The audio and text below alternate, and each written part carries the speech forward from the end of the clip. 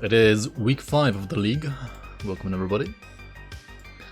And yeah, I'm just gonna continue speed leveling my water today. In ultimate it's level 70. Resistances should be decent enough for ultimate, right? Should be okay. Should be fine to just continue on here. So let's do that.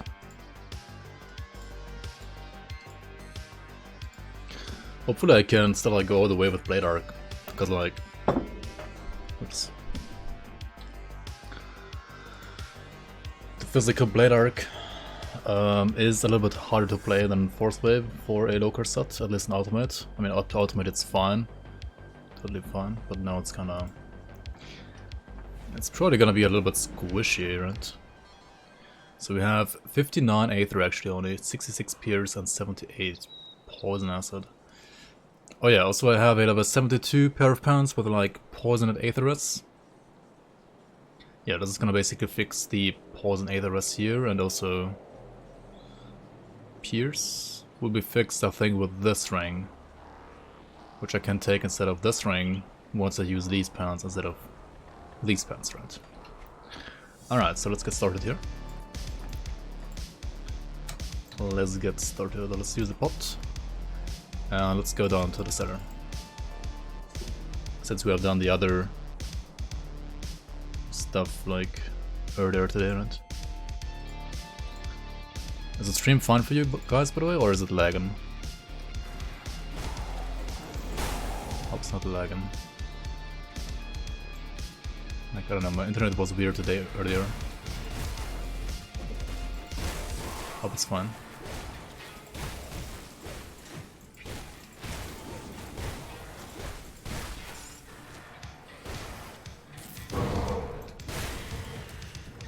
Looks good? Alright, thanks. Thank you for the feedback. And welcome on, Buju. How are you, man? Hope you're having a nice Monday.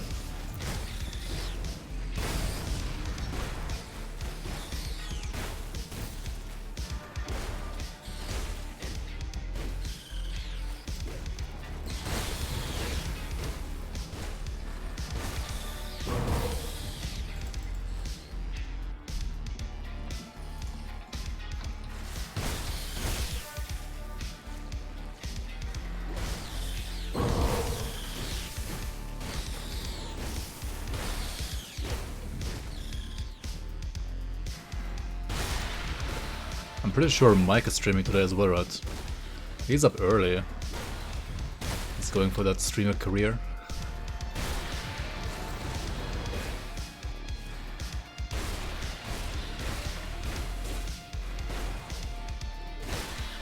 Yeah, Mike, Hypno, welcome on, man.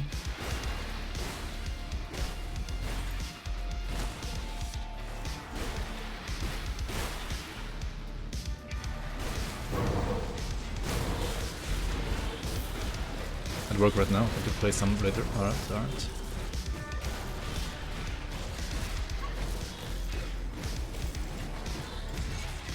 I'm pretty sure with this run, we're gonna have all 55 points, right?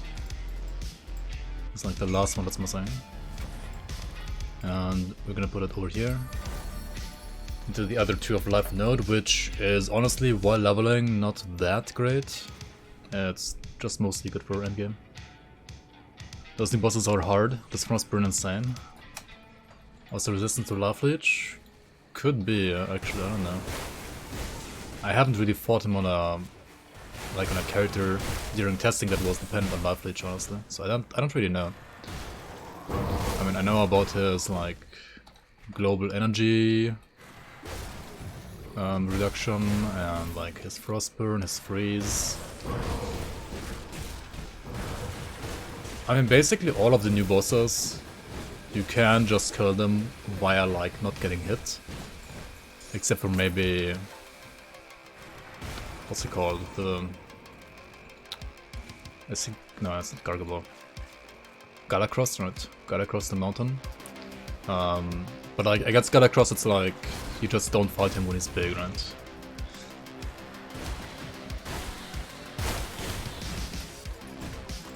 I mean, he probably has life leech resistance just like Ravager and Katagadra have as well, or like Mokjogan as well. Like all the super bosses have life leech resistance, right? Maybe Rodoratus has even more, I don't know. Not sure.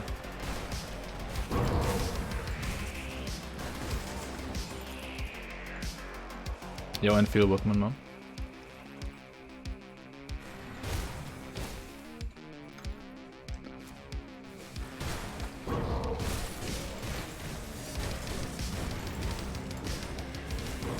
I see you have killed the Ravager as well, I think, like last week as well. Or was it Ravager? I don't know. I remember you having like 626 points, like 1 point more than me, like last week. And now you have, I think, 75 more points. I assume that's a Ravager kill.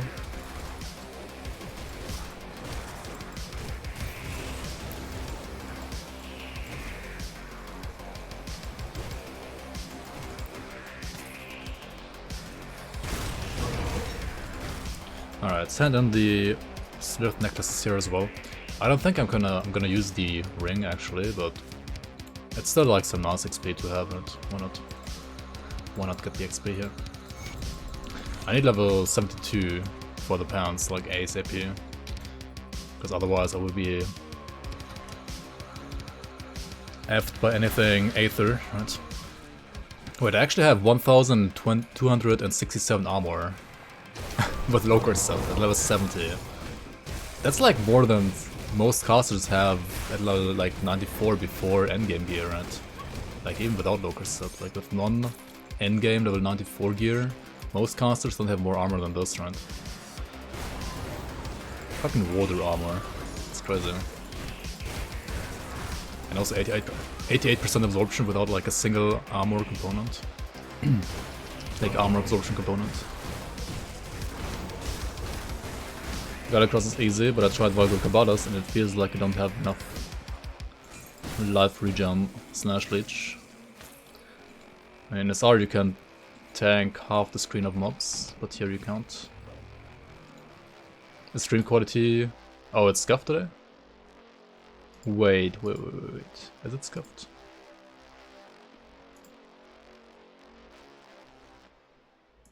Wait, what do you mean the quality is scuffed? Like, is everything scuffed, or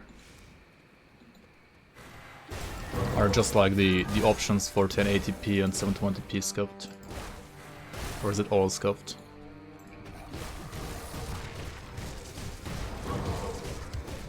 Just the visuals? That's weird.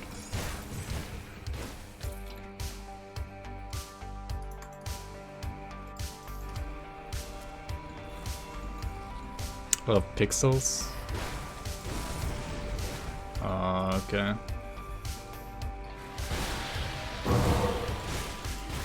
So it's like I'm not uploading enough pixels or something.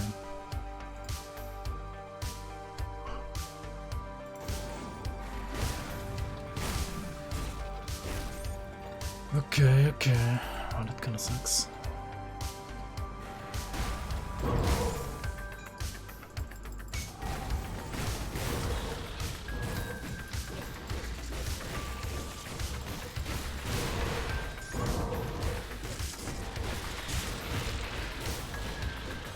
I'm gonna try something in a bit here.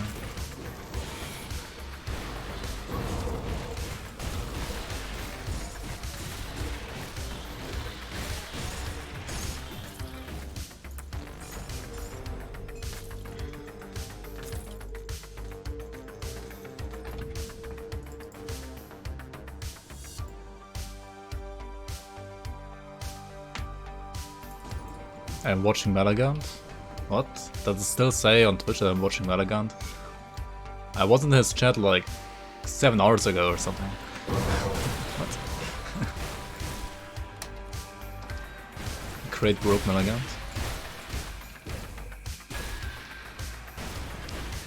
Perhaps. I mean, he's not like a big fan of his R either. Like, he pushed to 75 and then he was done, right? Which is also kind of understandable if you don't like the mode that much.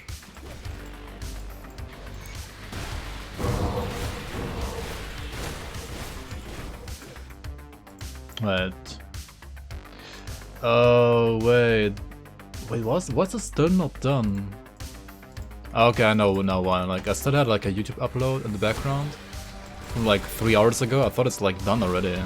It still said it needs like 5 more minutes. So, I don't know, I don't want to really like stop it right now because it needs like 5 more minutes. Okay, I mean, hopefully quality is gonna just improve in like 5 minutes from now. I mean, unless you guys say it's like completely unwatchable right now, then I guess I will just like delete the upload. And the things like you can't pause them either. Like YouTube is so scuffed sometimes. Like you can't pause them. It's if I stop it now, I will have to re-upload like 3 hours again. The voice is fine. The screen is not.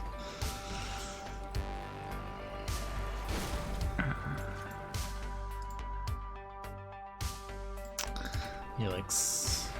I don't know. It's Force Wave? No, it's Blade Arc. I guess the visuals are pretty bad then, if you say it's Force Wave when it's not Force Wave. I'm playing Blade Arc, dude.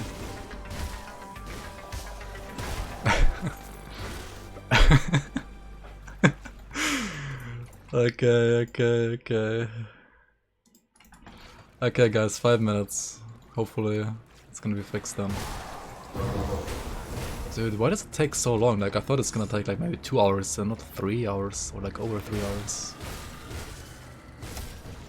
Like I thought it should be done with playing like usual stream time, like at around 5 PM. But it still wasn't done. Like right now, holy shit. Yeah, so I apologize for the quality right now. I hope it's gonna be better in like 4 to 5 minutes from now.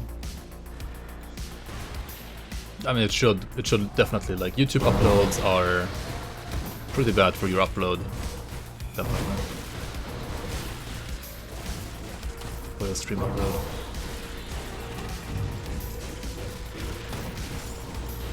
That's so scuffed. Yo, Cole, welcome on. I am Gabriel Angelos, Captain of the Blood Ravens. My chapter is in ruins. Chaos spirits consume us all. Where is that from? From the OG? From the vanilla game, or? I haven't played vanilla campaign in like a long time, dude. Yo, stand up Scott, welcome on. Down for 1, baby. Which one did you get, by the way? Did you just get the vanilla game, or did you get the expansions as well?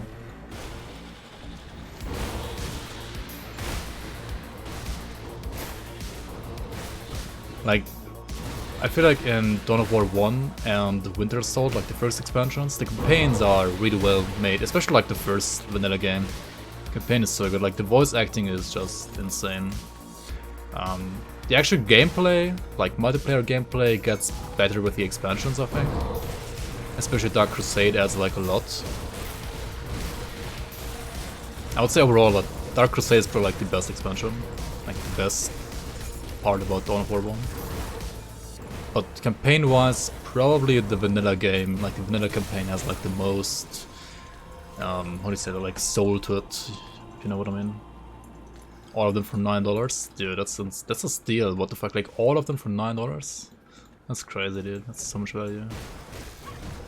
Like my dad is still playing Dark Crusade, like, like he's been playing Dark Crusade for like at least 10 years now already. He's still playing it, like. My dad doesn't play like that many video games, or like PC games. But he plays Dawn of War 1 as well.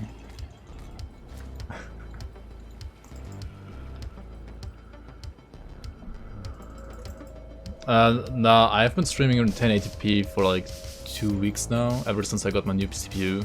I've been messing around with either like the weird 936p or whatever it's called and 1080p.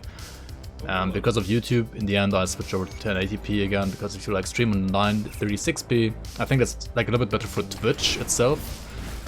But on YouTube, 936p will just be scaled down to 720p, and then it's like, yeah, okay. So I'd rather just stream at 1080p now. To have like better videos on YouTube at least as well. Also, I increased my, what do you say, like bit ratio. Bit ratio, like the upload speed on the stream, like it should It was like barely at the level to like stream 720 and 30 FPS.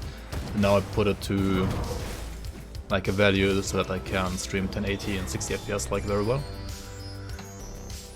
If not for the YouTube upload, which like apparently still takes 1 to 2 minutes it says. So yeah, 1 to 2 minutes more of pixelated mess and then quality should be fine hopefully. Which CPU did I get? I got the Ryzen 7 3700 now, which is like compared to my i5 4440, it's like a huge upgrade. That's what I had before. Like I bought a new CPU and obviously like a new mainboard as well. I still have the same GPU, which is still the, well, R9 280, which is like, it was better than my old CPU at least, but like by today's standards it's also like not that great. It's like okay for Grim Dawn, certainly still good enough for Grim Dawn and stuff like that. But I mean, on the other hand, like I don't want to buy a new GPU like right now. I don't know, the prices are still pretty ridiculous. So I'm gonna try to squeeze the most out of my R9 and try to like delay upgrading the GPU for as long as I can. Alright, 40 seconds it says, the upload. Alright, 40 more seconds.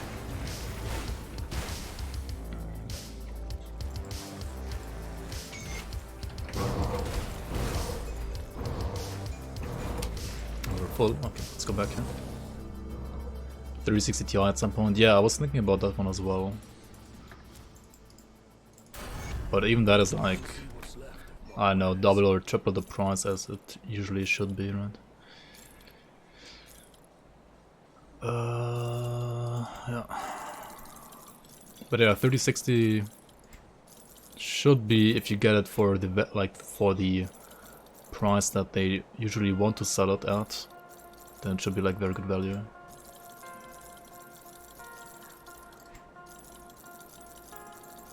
But yeah, right now it's it's weird value. Like it's not good value. Okay, let's just pump brute force, and then also I'm gonna do the switch here, right? We're gonna get these pants to like fix Aetherus and Poisonous, and then for Piercerous we need to, well, use this ring instead of that, right? And now I need to use my 6-push again to fix Bleed and Pierce, which I can't get unless I craft another one. I'll just craft another one then, it's fine. Okay, so I think stream quality should be fine now. Hopefully. Do you guys still see pixels? And if yes, maybe try refreshing and then check it again.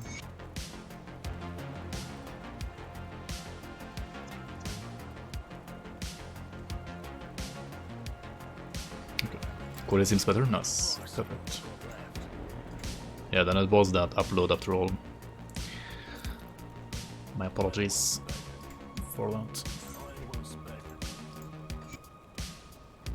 Oh, what do we even put here? I could probably like get rid of one of these later and get like, or I should like do it now, right? Get like the Aether overcap at least instead of Poison Bleed. A little bit of Aether here. And then we can go for like Vitality. Do I have some Corpse Dust? I should have some Corpse Dust, there it is. Like I don't need that much bitterness, so I might as well just use Corpse Dust instead of the Soul Shard. Right? I could have also like went for one Soul Shard and one like, I don't know, other thing. I guess. That would have been pretty good as well. Oh well. This is fine. Looking good now, still looks like Ramdon. What else do you want me to play?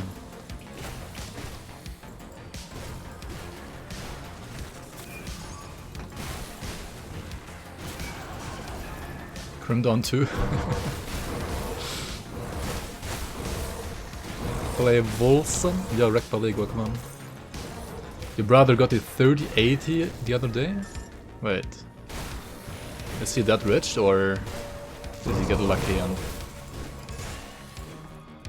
paid like a reasonable price for it?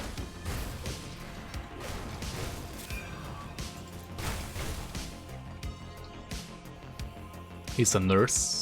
Well, then he can't be rich. Unless he has like money from somewhere else. You're gonna make a Bomberman Stork for crit? Nice, yeah, I mean, I can recommend, obviously.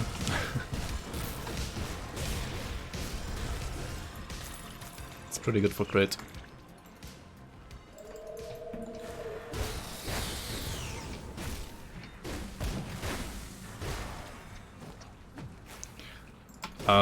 I think GPU is like the most overpriced because they have like the most. Apparently, both Nvidia and AMD have like issues like with production of GPUs, more so than of CPUs or other things. I mean, everything is a little bit more expensive right now, I feel like, but GPUs are even crazier than everything else, I think. Nursing's OP in the US. Wait, you get a lot as a nurse in the US, actually?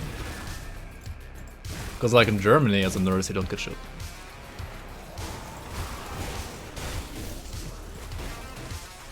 Yes, oh, okay. Wait, how much do you make if you don't mind me asking? Like how much a month or a year do you make as a nurse in the US? Like roughly. Yo, Tsubaki, welcome on. Well, I'll be a little.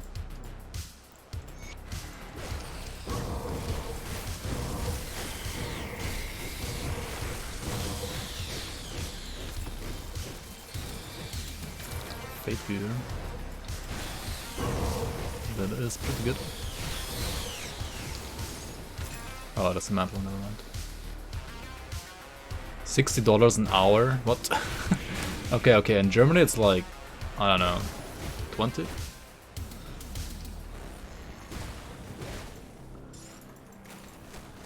Like around 20, I would say. Probably more like. It's like triple in the US, I don't know what the heck.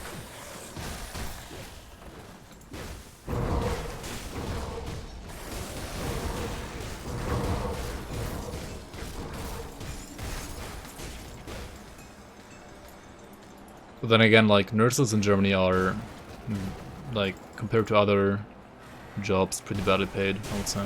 Like, very much underpaid.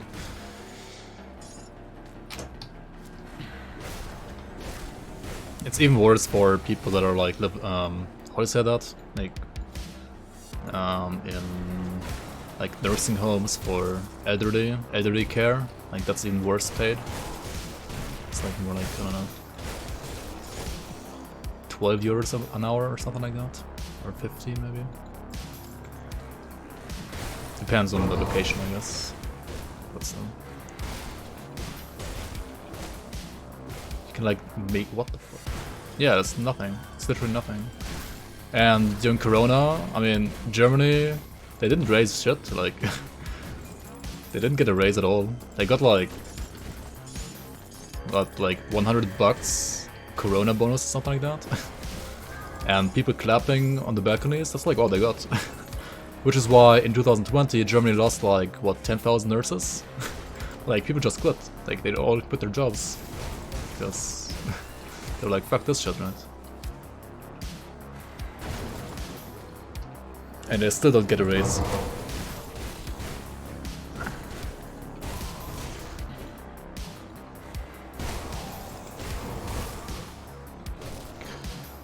And Slovakia make even less. I mean, it's probably true, but like, what is the average wage in Slovakia? I mean, in Germany, it's you can do like other jobs and make I don't know, like 100k a year easily. I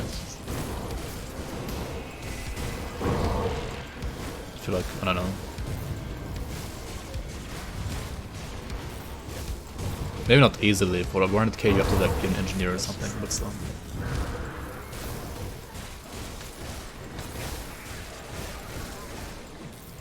I mean, depending on like where you work, you can get more than the average is 800 to 8050. Yeah, okay, like here in Germany, the average I think is like what 2.5k or something like that. Not really sure actually.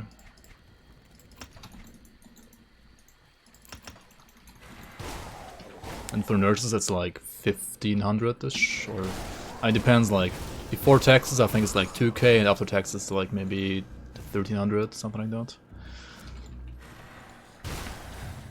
Yeah, nurses are like completely underpaid here. It's crazy.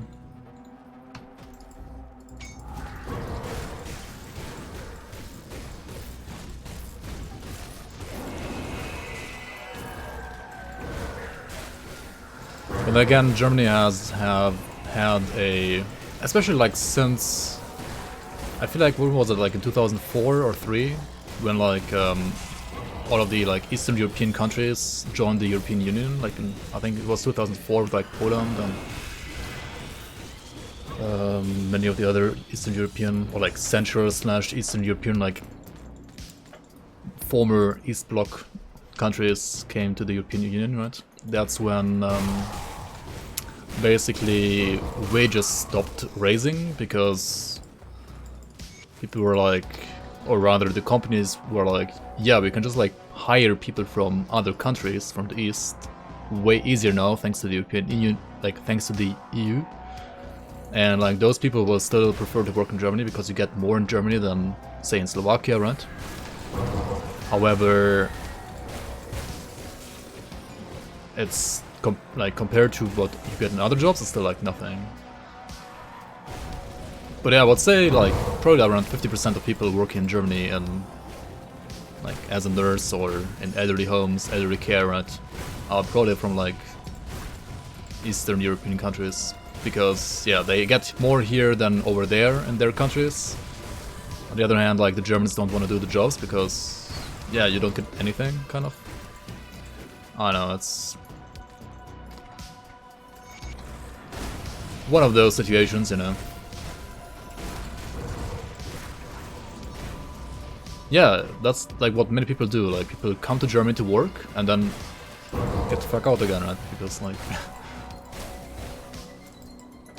living, like costs of living in Germany are way higher than in many other countries, of course, like in the European Union at least. Happened in Finland too. All construction workers here are Estonian. Yeah, I mean they're like literal buses of like Hungarians, for example, coming over to Germany all the time for construction work or all the stuff, because like in Germany you do get a little bit more, but it's still kind of not that well paid. I don't know. I mean, ideally everywhere in the European Union, if you have a union like that, you should get like the same or roughly about the same for like the same job, right? If you're doing the same job, that you should like get the same money, the same payment. But I mean, that's not how it works right now. This is not a cane, by the way. Like, I don't know. Just gonna throw it like right now or something. No. There it is. Okay.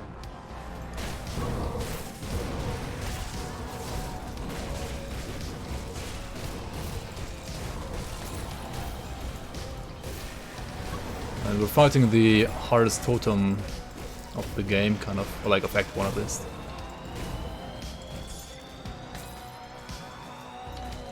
Considering we're still using local set, it's kind of fun. Let's go back and sell.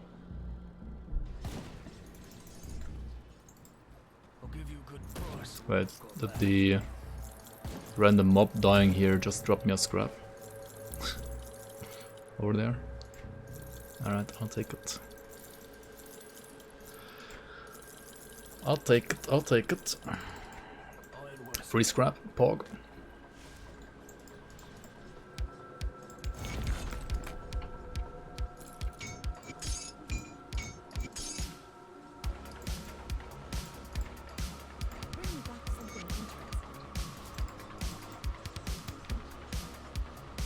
How much do you make as a bartender in Germany? Basically minimum wage, but then you get tips on top. But it depends where you work. Like minimum wage is like what, 10 euros an hour? And then you get tips on top. I mean, it's mostly about tips. I mean, the tip system is kind of scuffed as well. Honestly, because it's like...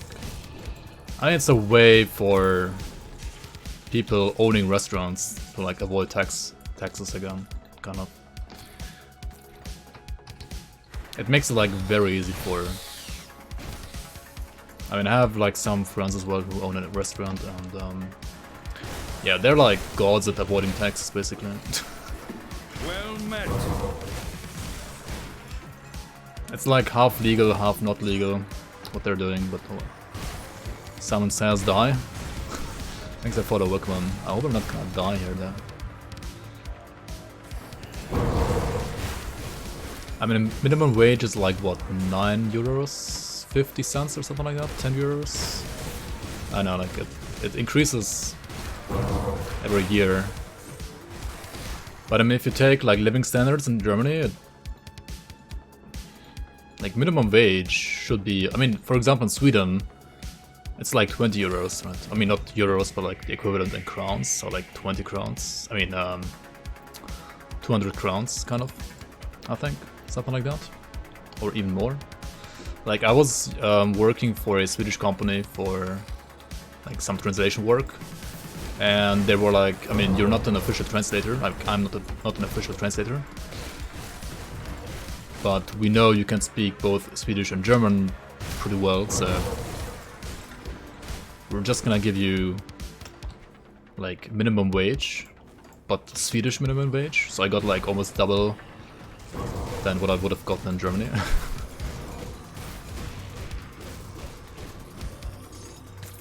That was pretty good actually.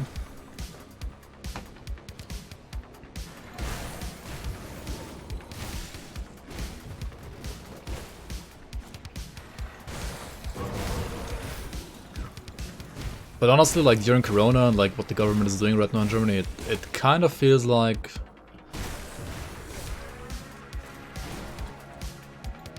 the system in Germany is starting to crumble a little bit, because I feel like politicians have tried to abuse the current system a little bit too much, like trying to squeeze too much out of, for example, nurses, etc.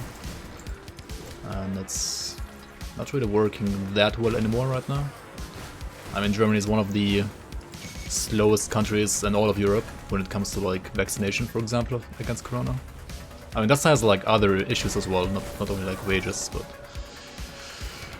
still, it's kind of scuffed right now, everything.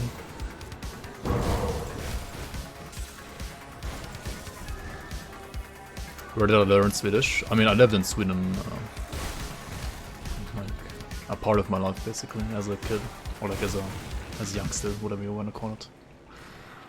As a kid, basically. And yeah, my mother was a teacher for Swedish as well. Like, she was German, but like taught Swedish.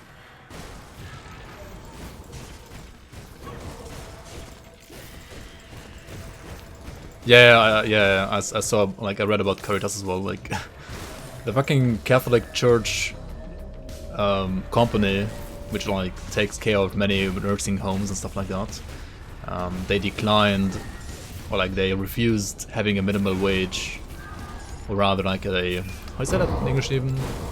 Tarifvertrag thingy, for people working in nursery homes, right?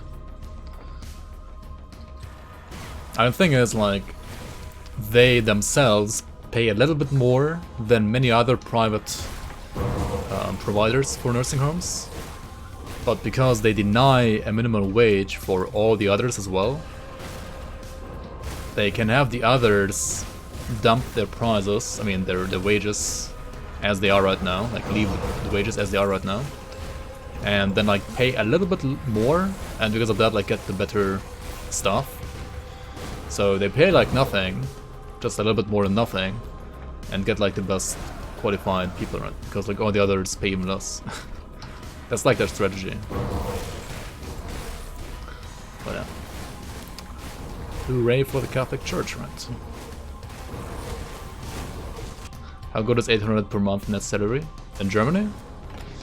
That's like, I mean, you pay rent like 500.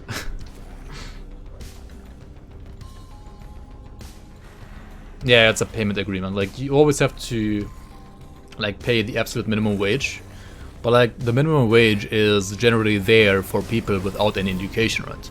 Like people in nursing homes or like people that take care of elderly, etc. They have like a proper education, right? So they should earn more than that.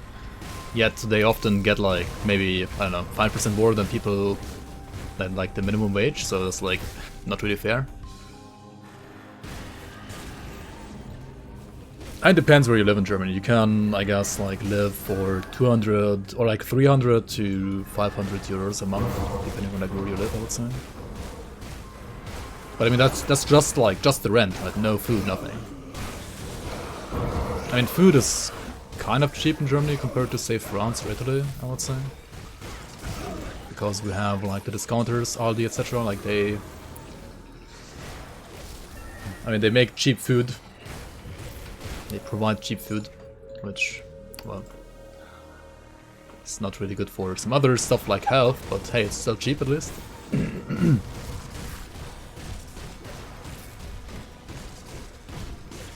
Yeah, France is like where, like, especially around Paris, like stuff is super expensive. I mean, London is probably even more expensive, but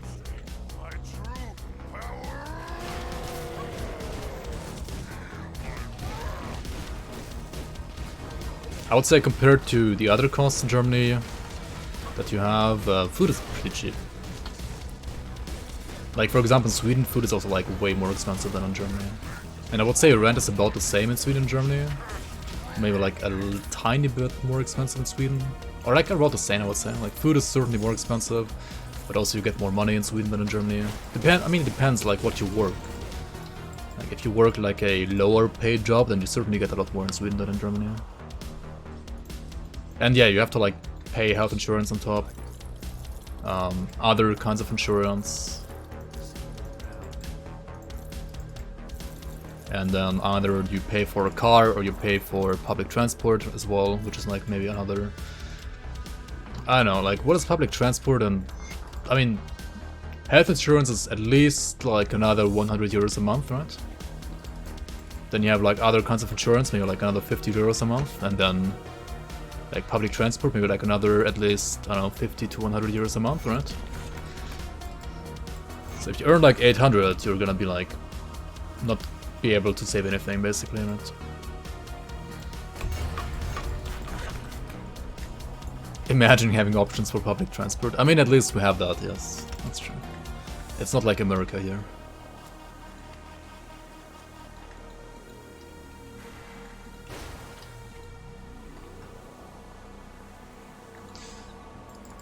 Which region are you from, Zero? Are you from France?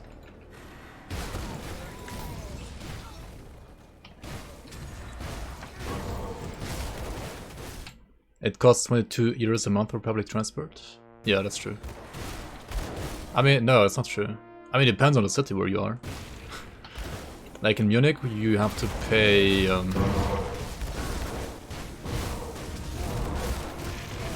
think like you pay like 120 to be able to like just like you pay 120 fee for university, and then you can also take the public transport on the weekends.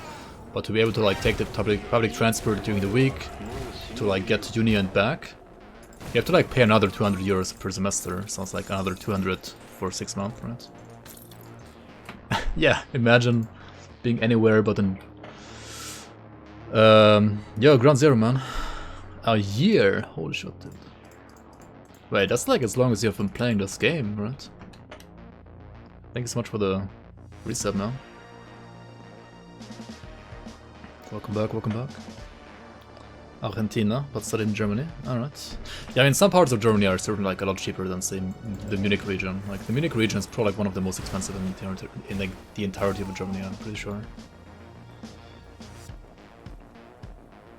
And also, yeah, I mean, if you, for example, study in Hamburg, you can, like, drive anywhere you want, basically, as well, with public transport, or... And, like, many places you can basically drive anywhere you want.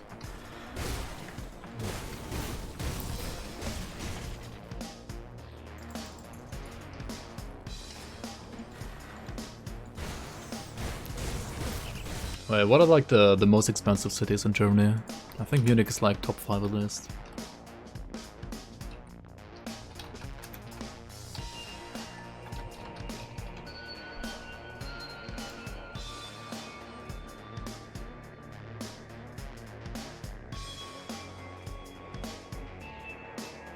The cost of living, you need like around 15 to 2k. Students can usually cover living costs for around 850 per month. Yeah, that's what like people say here. On like some international website, that's like not a German website. Okay, top 5 most expensive cities in Germany. Number 1 Munich, number 2 Hamburg, number 3 Frankfurt, number 4 Düsseldorf, and number 5 Bonn. That's what like another non-German site tells me here. Nah, Berlin is certainly not first. Berlin is cheap as fuck compared to other big cities in Germany. Berlin is super cheap. Like if you know like live in, I mean there are like some expensive parts of Berlin, but most of the parts are really cheap in Berlin. Like Berlin is super cheap.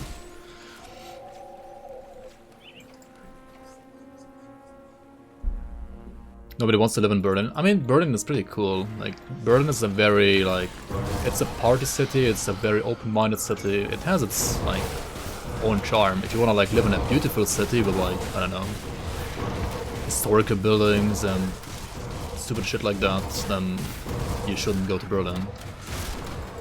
If you want to, like, live in a nice and clean city, you know, then you don't go to Berlin. But if you want to, like, party hard and you want to, like, meet open-minded people, then you go to Berlin, right? Like, Berlin is a pretty cool city for sure.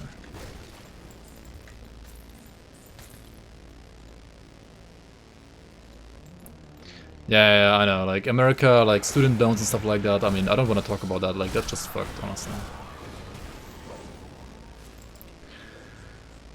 I know how it is in, like, at least most parts of America. I don't know. I mean, I guess it, like, depends on, like, which college you go to, like, which university you go to. Like, some are more expensive, some are cheaper, obviously, but the whole concept of, like, having to loan that much is like,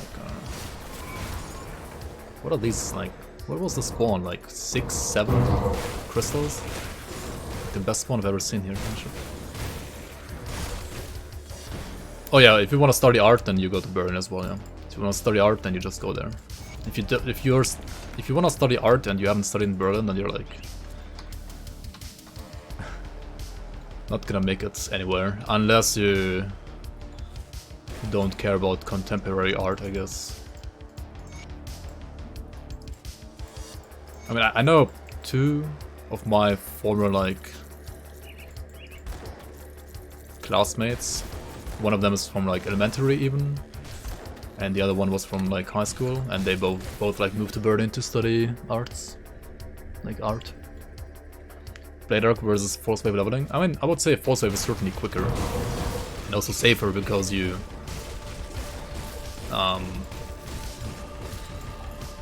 well, have more range. However, I've played Force Wave like so many times already, so I just want to play something different. And Blade Arc is not bad either. Like, you just need some certain, like, specific gear, right? You need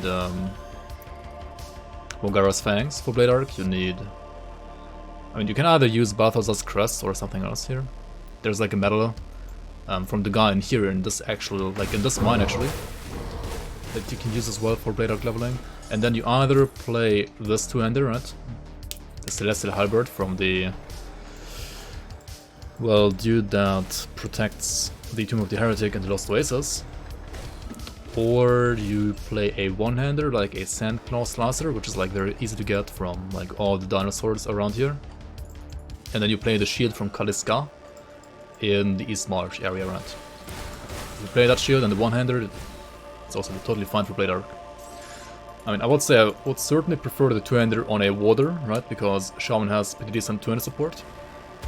And also on a Death Knight, because the weapon is like insanely good for Death Knights.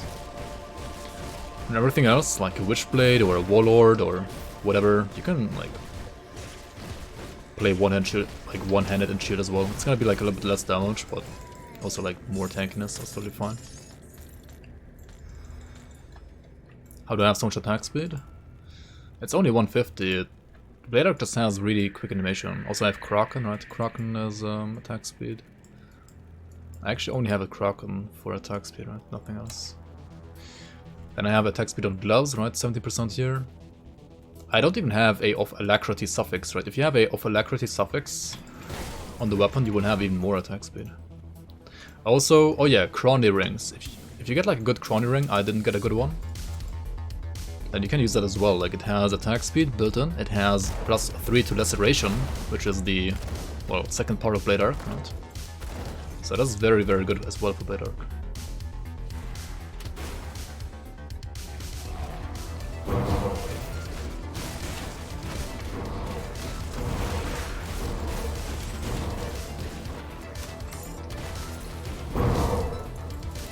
The reflective guy is kind of annoying here.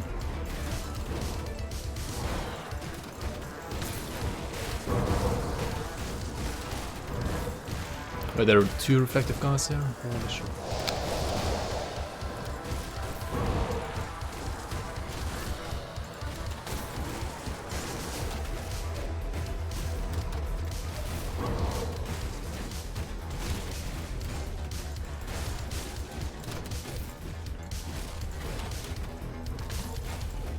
I mean, as I said, I would say this is still...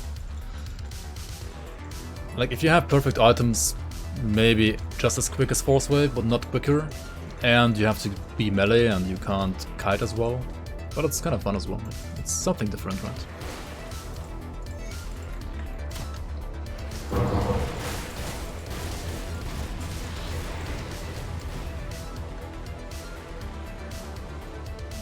You burn through your mana so quick on Witchblade with Blade Arc.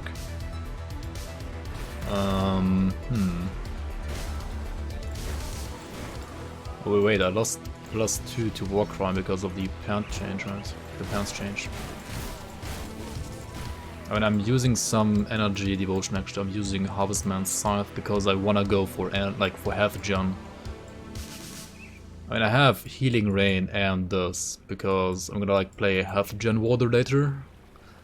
And both of those devotions actually also give me energy regen, right? So that does help quite a bit. You can also always like use a Arcane Spark for energy on your metal, like the Arcane Spark component, right? Or if you have even more energy issues, like try maybe, I don't know, Ectoplasm, right? Or maybe something like Focusing Prism on your amulet that like reduces skill energy cost, right?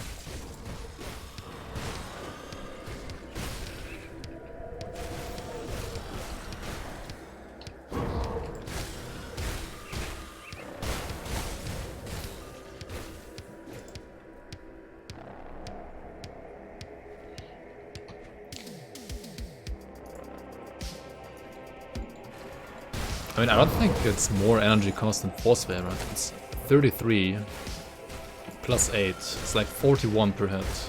I think Force Wave is probably even more than that. Or maybe the same, I don't know.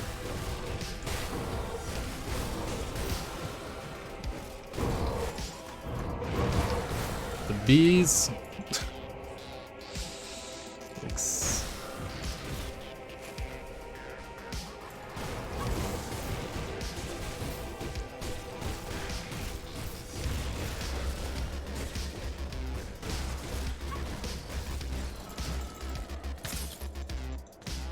Force Wave is 69 energy cost. Yeah, it's like certainly less than Force Wave then.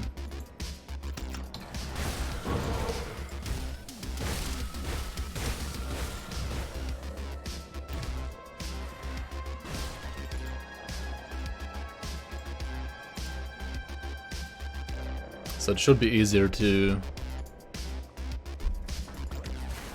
fix your energy regen on like Blade Arc than Force Wave even.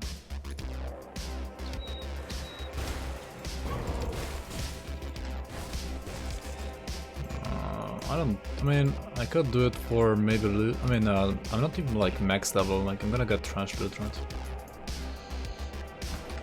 Probably not worth it.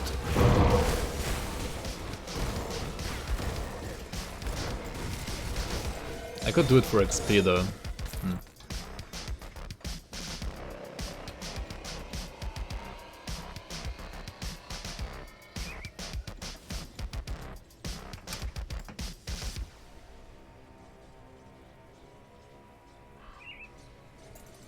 Honestly, if you have a class, like, I think on Witchblade, it's really good actually. Like, on Witchblade is probably the class where I would maybe consider Blade Arc being better than Forcewave even. Because Witchblade has built-in attack speed and like, I mean, Blade Arc scales with attack speed and Forcewave doesn't, so...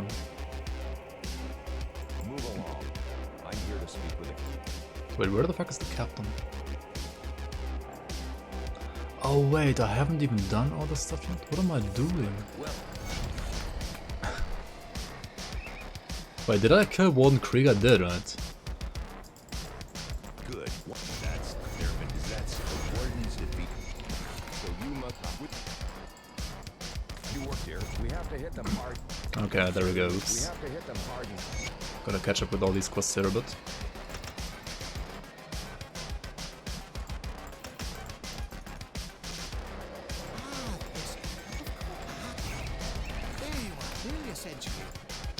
Will I do this quest? I mean, I guess at some point. 4k hours. Ah. Yep, yep. I can change out the medal. Got to levels 70, I mean 97. Alright. Yeah, Arcane Spark helps a lot. Like, Arcane Spark has energy leech whenever you have weapon dodge, and obviously Blade Arc has weapon dodge, so it should be very good for Blade Arc.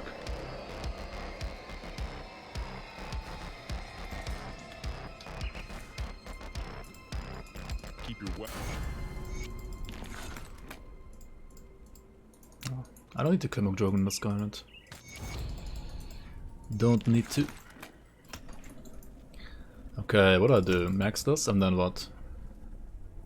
Max the Vinegar Totem? Or put more points into this? Probably.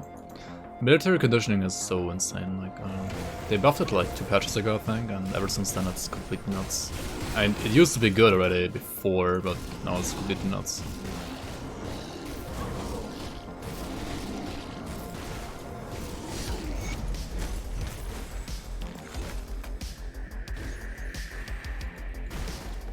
$16k health without even like maxing out the health passes yet. Just water things, right? Alright, let's not fight the pit bosses, let's just turn the camera like this.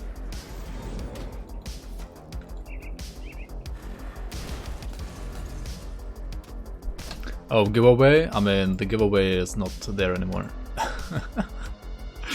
Giveaway already ended, Mike. Also welcome in.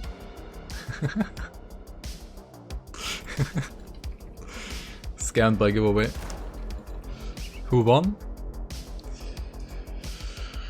Amun Kaidon won. Oh yeah, he did actually answer me yesterday. Or like today in the morning. It was at the end of last stream. I don't think you missed it, you were there.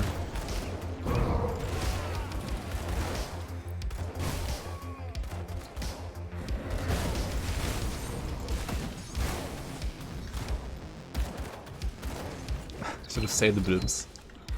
Never will. What are you eating right now, Mike?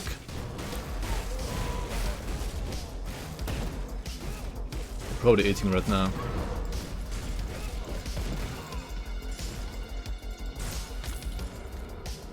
Either that or toilet break.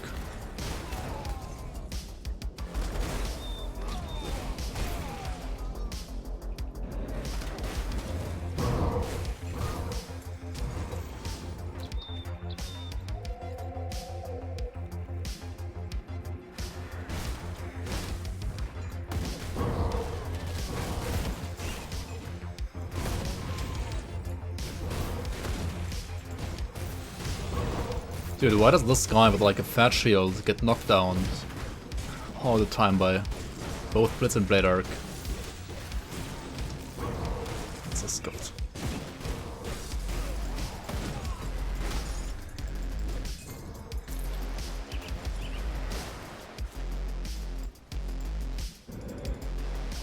Never VIP. Maybe next year. There's always hope, right?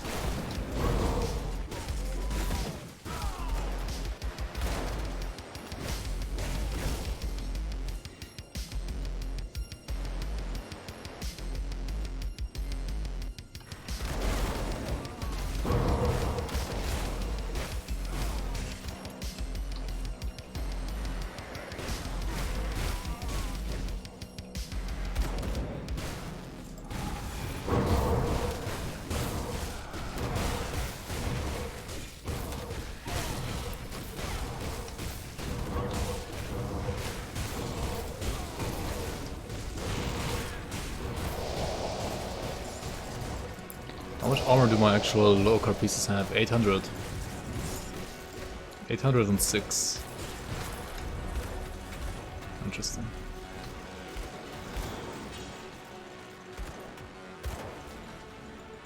She's bringing you lobster salad? What the fuck? Yo, enjoy that lobster salad. It sounds delicious.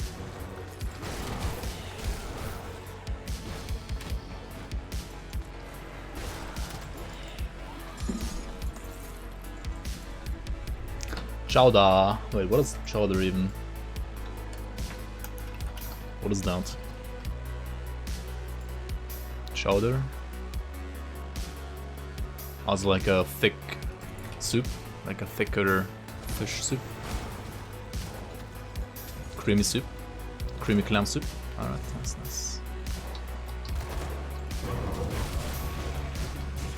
Clams or mussels?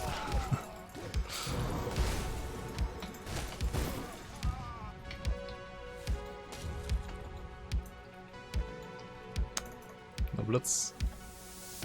He's bad now.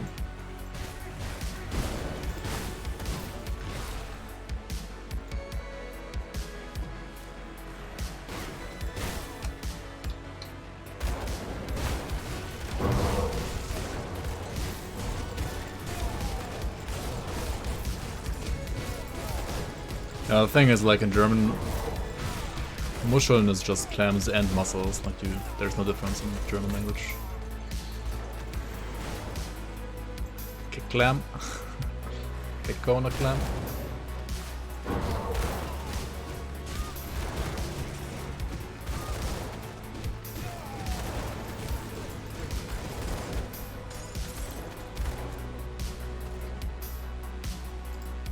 By the way, I'm not sure if there's like no enemy in this game that can knock down the player, right? I don't think I've ever been knocked down in this game. I wonder if you just as a player have 100% knockdown resistance, or if like just no enemy has knockdown as a like CC type. And if the latter, then it could be interesting to have like new bosses maybe have knockdowns as well, right?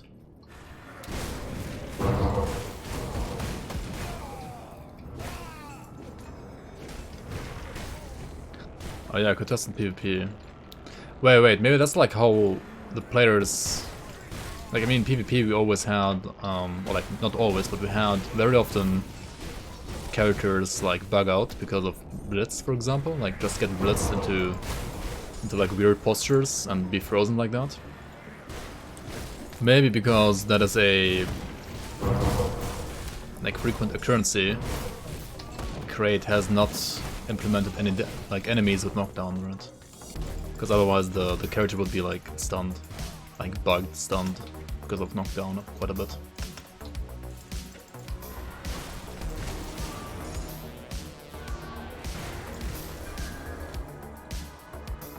Could be, right? Could be.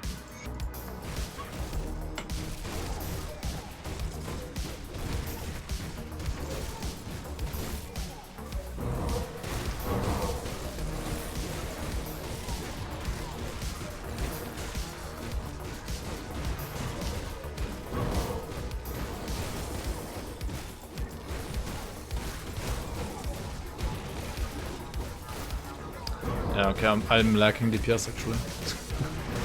It's not good damage against Crowley here. It's gonna like bubble up again. Ah, maybe not. No, never mind, you actually killed it before the second bubble. As long as you do that, that's at least not Omega bad DPS, right? It's not great, but it's not like super bad at least.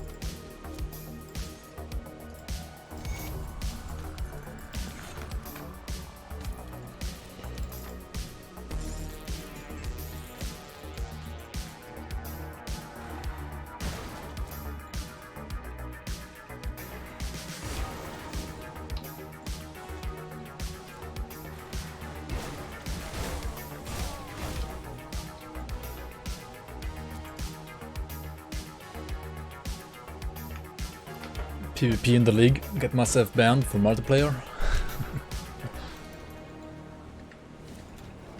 Cup.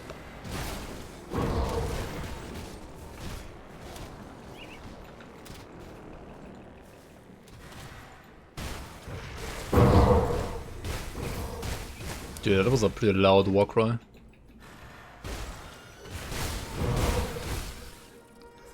Yo, Fever Spark and Imaginary, welcome guys. Love the tunes as always, nice. Can I fully convert fire to physical as a warlord? I mean, if you find the items, then yes. The conversion is gonna be item dependent though.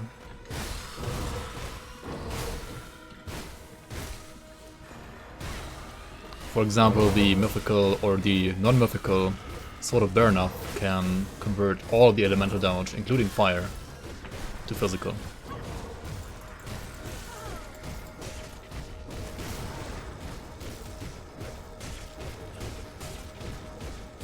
Do full 100% damage conversion, does it double dip? It doesn't. There is no double dipping in Grim Dawn ever.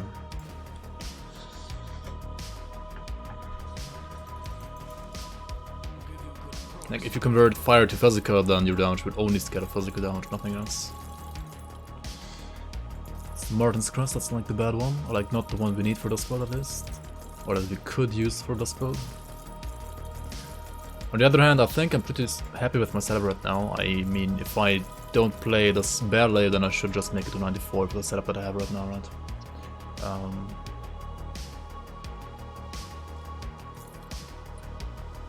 Because like this medal has attack speed and buff steal. That is pretty good as well for this build right now. I might run into damage problems though, maybe. After playing Rituals, nothing feels as good anymore for mid-game clear speed. Not even Black Water Cocktail, Canister Bomb, or Force Wave. Or Wire Smite? What about Wire Smite? Have you tried Wire Smite already? Like with the cooldown stuff? I mean, as Rituals you have, what, Devouring Swarm and Ravenous Earth? Mostly, probably. I mean, yeah, Ravenous Earth is a beast for like clear speed for sure.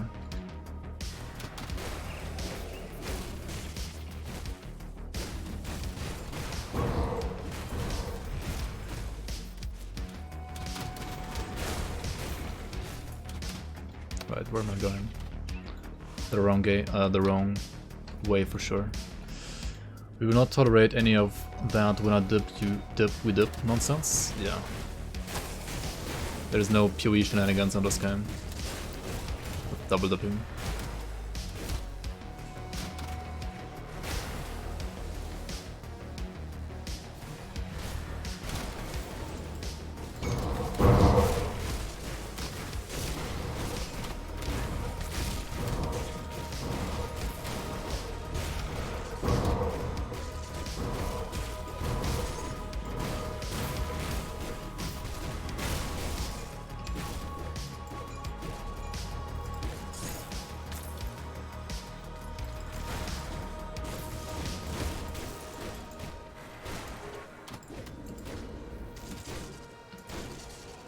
What I think about the crazy buffs to double rare drop rates?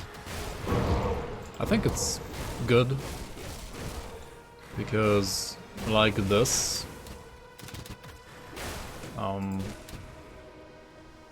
they become actually like playable or like also usable for guides, because you can get them in a reasonable time compared to before when it was Well, kind of not that easy to get them, right? I don't know, I feel like it opens up more build possibilities while leveling for endgame, for casual players, for making guides to follow than before, so I personally like it. If you're one of those people who like to grind more than I do, then maybe you don't like it as much.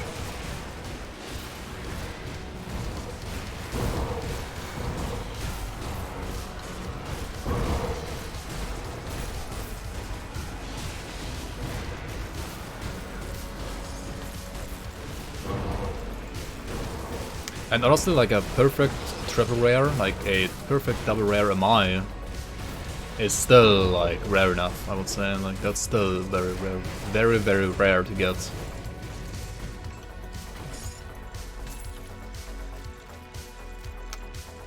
As, for example, Illuminator can confirm it. I'm sorry, didn't want to remind you.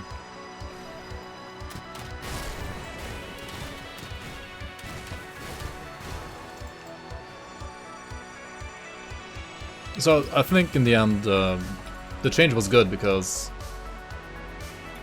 like you can get the single rare MIs or like double rare greens, like non-MIs, rather easily now and have like a decent green, like a very much usable green in like reasonable time now. But you could still like farm tons of hours if you wanted to, like for the perfect triple rare round. Compared to before when it was kind of, I don't know. I feel like only the latter part of people got what they wanted, like the grindy people before, and if you didn't want to like play for the perfect triple rare, but you just wanted to like have a very good usable single rare MI, then you still had to farm like a ridiculous amount of time before. And I think that, I don't know, at least like me personally, it just annoyed too much. So. I like how it is now.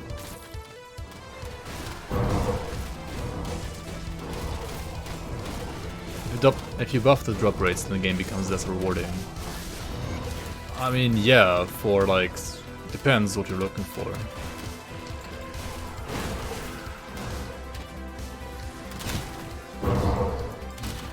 I mean, for example, I don't know, I think the game like still feels rewarding enough.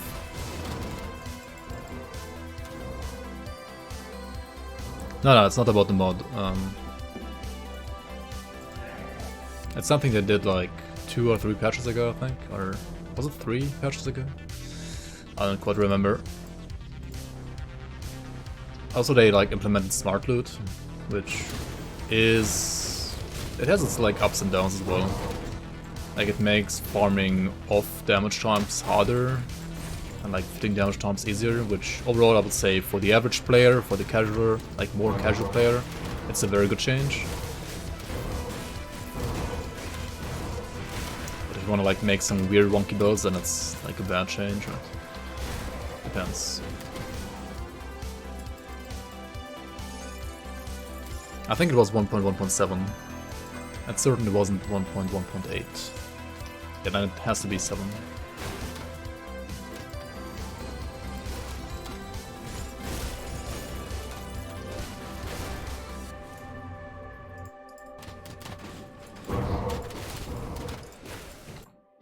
Your friend used my face to make this. Ayaya, champ.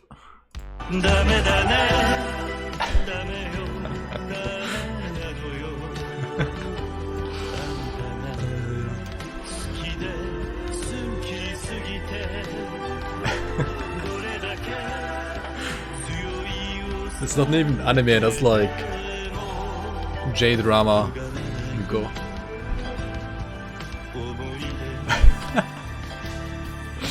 That's fucking disgusting.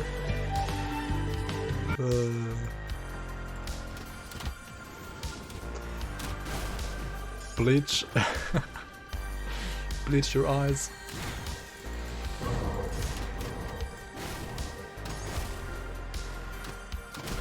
We're gonna farm Blood of Chthon. Blood of Chthon drops from Chthonians. Like, only the demons, right? Seas of Binding drop from the cultists, like Chthonian cultists.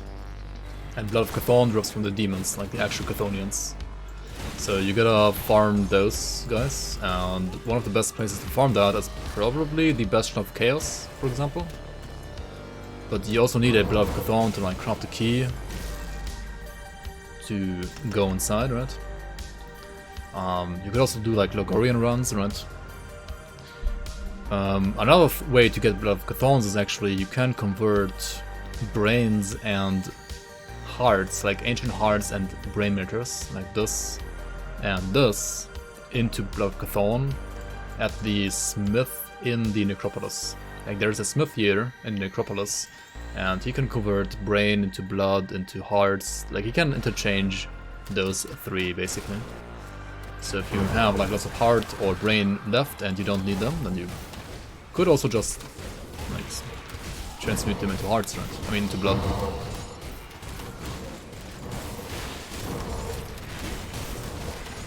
That would be like another way to get more blood.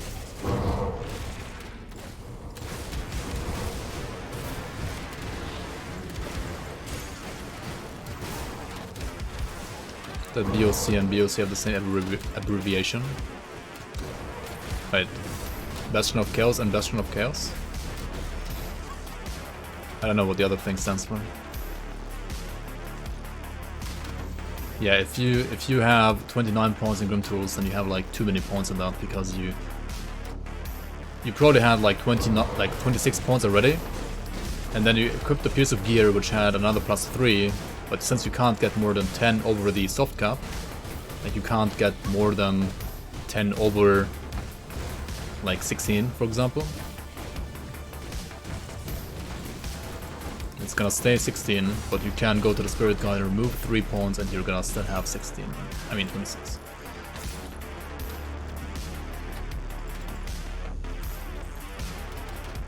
I've done 2 retaliation builds actually. I've done a 200 ranged paladin, which is not your standard retaliation build obviously, but it still worked.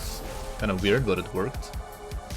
And I have done a retaliation, like acid retaliation Witchblade in the last league, which I just used to face tank Kalagadra and Ravager with, and killed them in like about 5 minutes each. So I think it was a pretty good build, I would say. It was kind of like cheap to put together as well.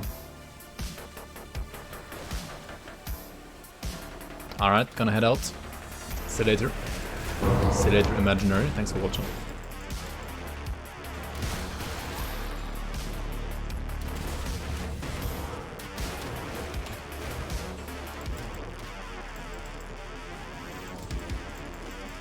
On Earth has Crate not implemented that? Yeah, like the Grim Tools showing you more points than you can have there. Yeah, I agree. Like it should show in the game as well. Like I don't know. It should show like I don't know. At least like a red exclamation mark or like a red number, telling you like how many points you have. Too many in there. Then again, like there could be so many quality of life things still for Grim Dawn. Especially for new players that aren't, they're just not there, right? They could be there, but they're just not there. I don't know.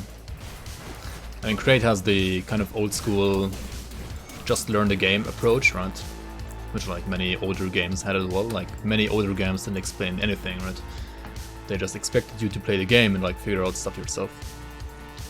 And yeah, Grim Dawn is kind of like that as well.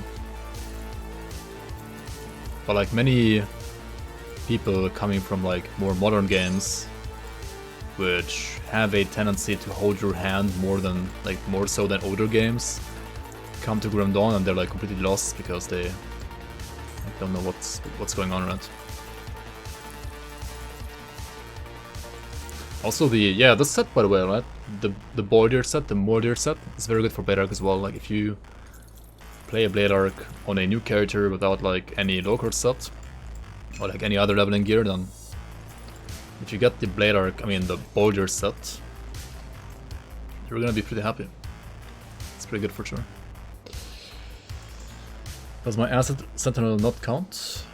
Oh wait, oh yeah, true. I played like a Poison Acid Sentinel as well. That was actually like one of the first spells I've made in Forgotten Gods. I just forgot about it, it's like super old. It's more poison than acid, honestly. It's not a face tank, rather, it's... It's kind of weird, it's like a non-retaliation slash retaliation, but both of them like on poison damage focused build. With which I also was able to kill Kadagaja, like kite her around. But yeah, you're right, Abujum, that one counts as well. That's like the third retaliation build I guess I've made. Rather the first that I've made.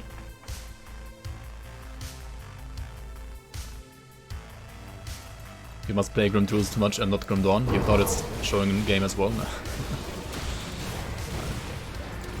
I know the feeling of like playing Grim Tools more than Grim Dawn.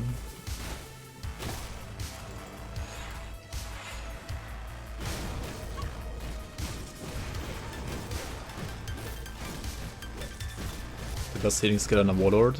Yeah, you gotta get it via devotions like Ground Zero said. And Ground Zero has played quite some Warlords, so you should know what he's saying. I mean, on my Warlord, I think I was using Dried and Ghoul, I think, as well. As long as you have % weapon damage on your main abilities, then you can always go for Ghoul, right? Speaking of Grim Tools 1,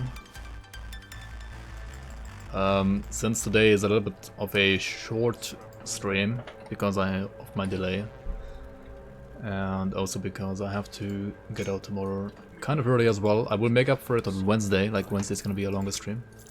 Today's gonna be kind of a short stream. I actually disabled Grim Tools today, like Doctoring today. Just so I can like make this character be pushed to 94 quicker. Doctoring will be back on Wednesday again. I apologize for the inconvenience of not being able to visit the doctor's office today.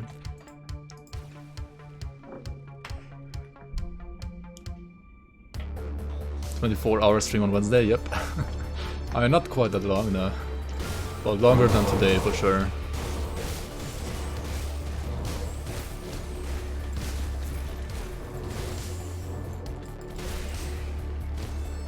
Still kitchen work?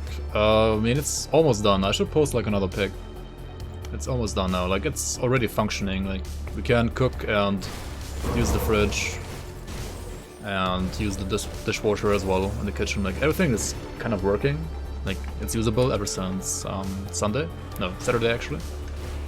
No, wait. Yeah, no, Sunday. Like Sunday morning. Ever since Sunday morning it's working, it's usable. But there's still like some fine tuning to be done, like for example I don't have I haven't made the, like I haven't put the, what is that in English? The handles, right? The handles, I haven't put the handles on the doors yet. That still needs to be done.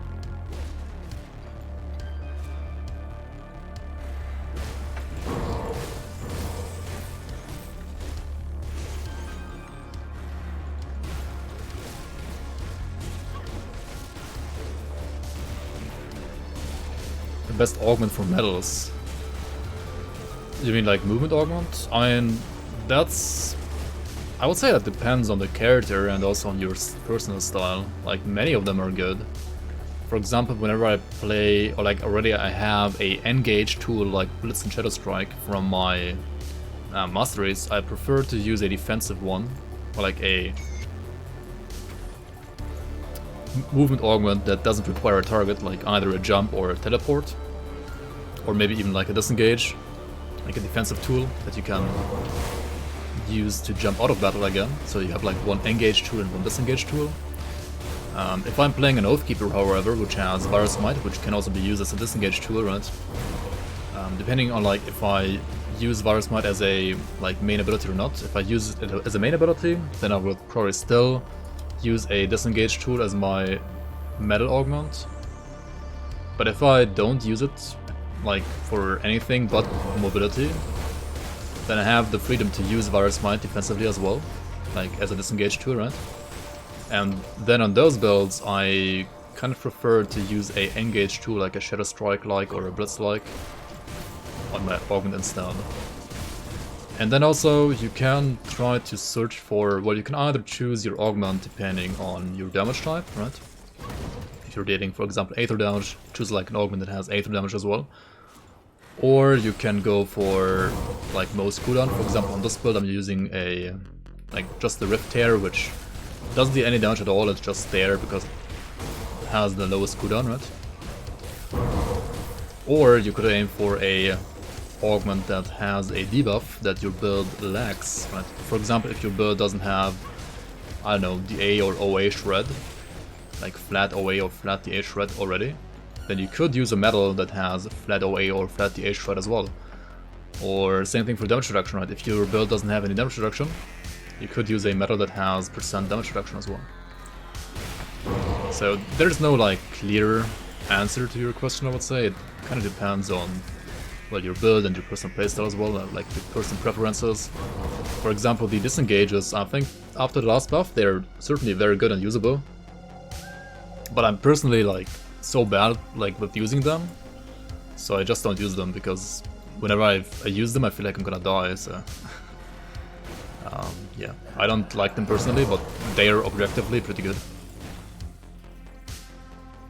Is it possible to make Ring of Frost spammable with cooldown reduction? Like the Ring of Steel with the Transmuter? Unfortunately not. I mean, you can take the cooldown lower, but you can never put it to 0, I think. You can put Emeras's Blade Burst to 0 cooldown. That is possible. But it's not possible with the Ring of Steel. Or like Ring of Frost. The first 15 steps of Torment, you got 2 rings and 5 Sorens. Holy shit. That's... I mean, you spent all your luck there. For sure. I think on average you get like a Soren, like 1 Soren every, what, 20 runs? And you get like 1 ring every around 100 runs, right? Like a purple ring at least. The blue ones are more common.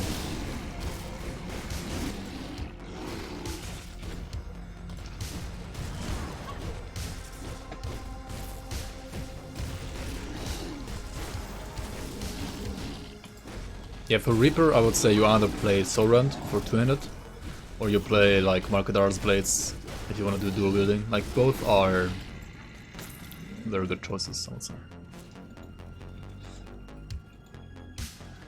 Yeah, you can try some like shenanigans like Star Pact, Global CDR from Arcanist, Eternity Relic, and like Hourglass Devotion, right, to reduce it as low as possible. Right? Are there any decent builds that use Bane of the Winter King's sword? Yes. Pretty much all 200 code tricksters use that sword because it's like very good for tricksters.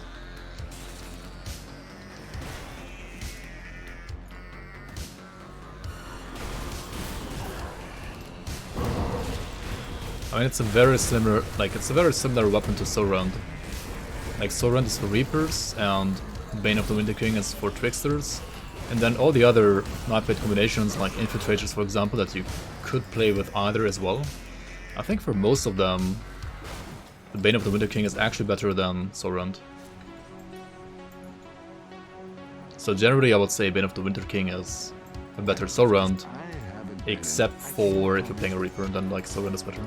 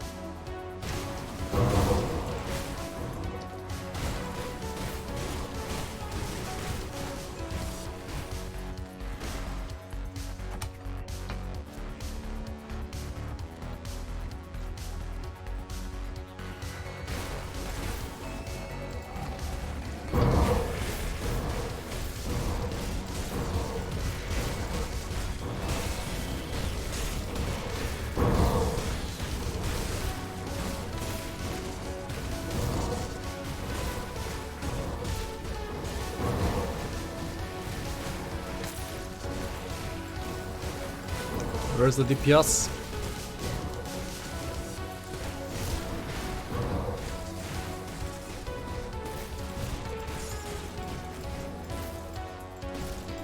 I mean, this is when you would like to have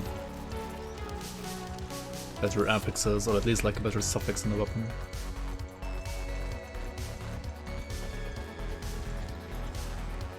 At least the build is tanky enough, but damage is kinda not that great.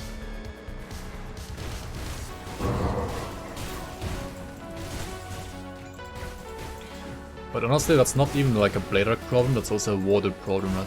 Like if I was playing Force Wave water also doesn't have the same damage as like a Death Knight or a Battle Mage or a Witchblade, right?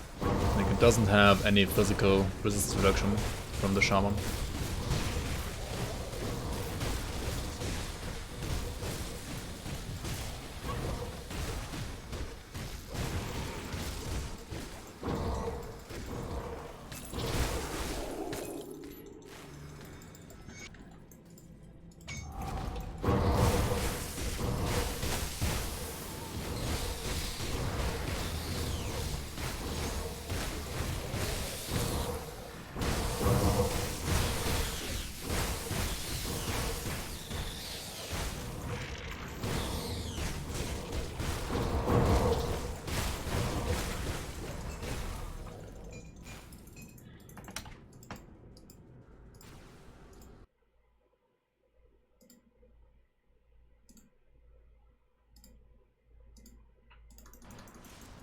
See anything you like?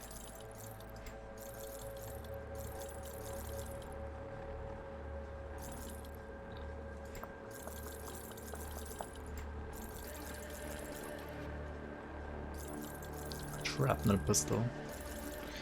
Wait, what about the Ikrik scale? Is it good or no? Not really.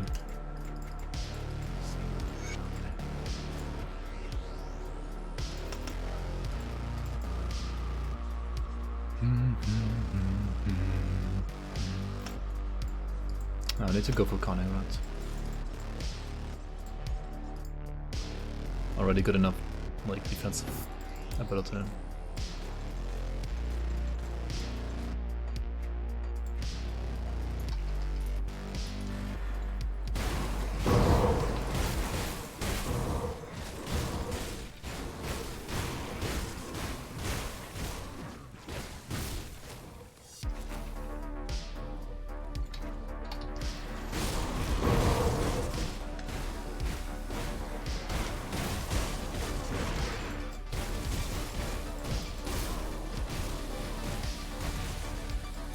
What time with the character now?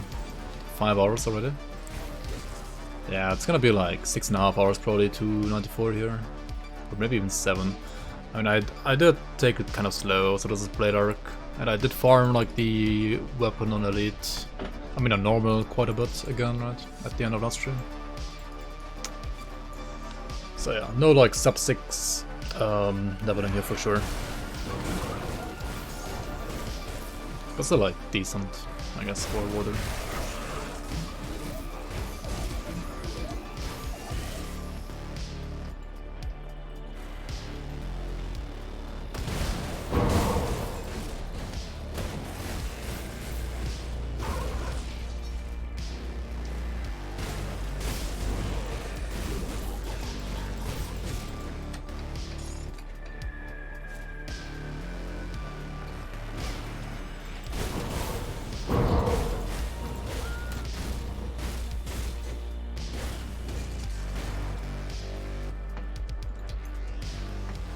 Let's drop a portal here, go to Homestead, clear the rift, port back, do Prime Barrens, go to Gulch, and so on and so on.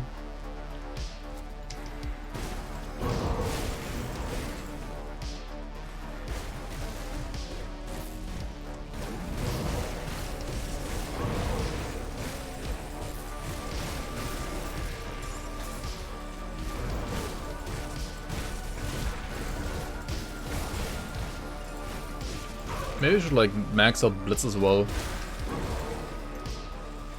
For like more bursts. I don't know, I like Blindside for the H-Red to get better crits. Like, Blade Arc has a lot of crit damage on Laceration.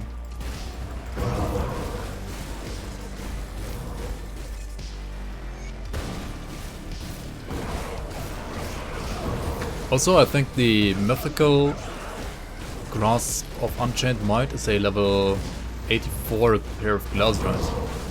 And that will give me more weapon damage to Blade Arc. That should be a pretty decent upgrade at level 84 actually.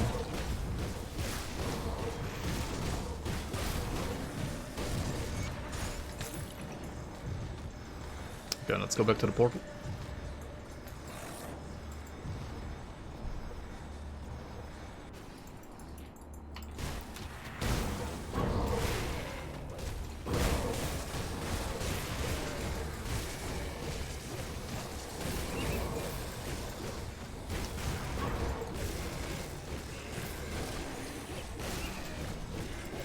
.3 hunger. I mean, I would if it procced, but Blade Arc is not a default attack replacer, so... Oh, you mean later, for endgame?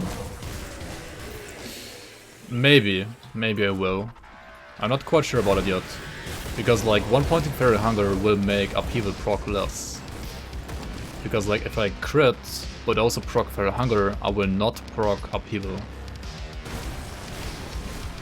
But yeah, you could go for a Fairy Hunger for like more sustain, right? Like Fairy Hunger, like 1-pointing Fairy Hunger is basically more sustain. Not using it is more upheaval and should be more damage. Unique Char? Yeah, it's gonna be a Warder. I have the full Avenger set. I mean, I have like 6 or 7 pieces of Avenger. So, and I've never played an Avenger build either yet, so... Let's hope it will fare better than my Clairvoyant Bounder. But yeah, it's certainly like debatable, Hypno, like, you could take it, or you could not take it.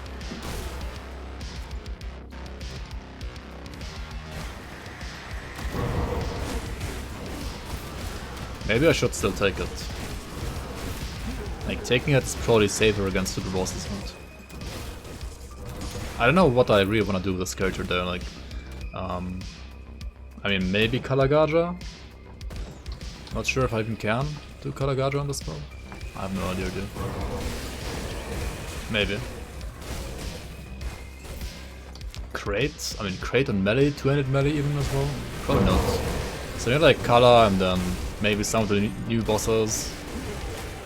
And then probably SR push, right? And like rip the character in SR.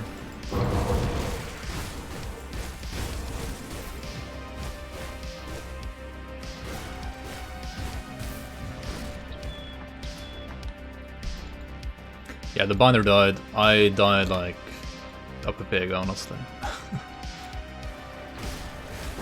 And I fucked up my rotation, I didn't modify myself, and then I got the H-Red, and I had Cruel Mutator, and I got crit, and with a bonus crit damage from Cruel Mutator, I just died, like instantly. Not quite instantly, but pretty quick.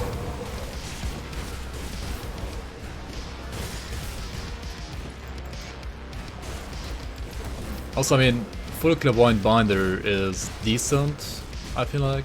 Like, it's a decent start for 8th Array. But if you wanna, like, play a good 8th Array build, then you don't play the full Clairvoyant set, right? You only play the Bond, maybe, and then you play some other stuff. And I knew that, and I was gonna maybe even play SR set on it. Which is why I wanted to push SR60 on the build. And I thought it should be easy on the build. I mean, it was okay, like in the boss rooms I had no problems at all. But that elite pack, I don't know, man. I just misplayed and then I died. Sad. Is Mage Hunter best for AR? Depends. I mean, Mage Hunter is certainly best for Lightning. For Aether, I think Binder is a little bit better. But if you can't play Binder like me, then I guess Mage Hunter would have been the safer option there.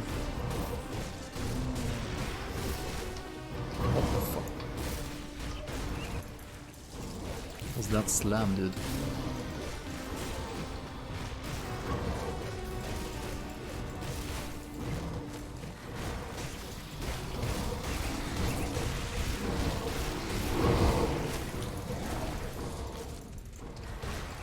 Also, who's healing here even?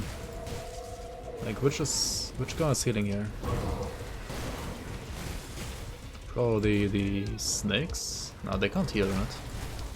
Wait, I just don't deal damage, I guess. I think nobody's healing here. Oh, Vampiric, never mind, this guy's healing.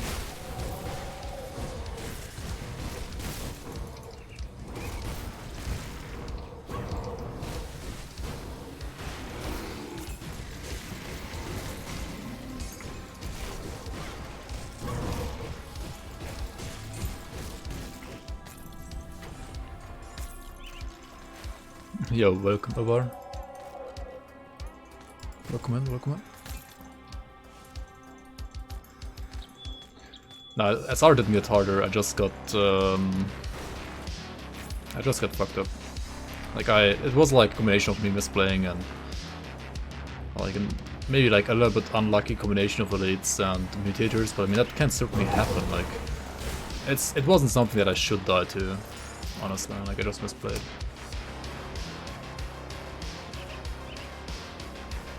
It's just me that got nerfed, I guess. Yeah, exactly.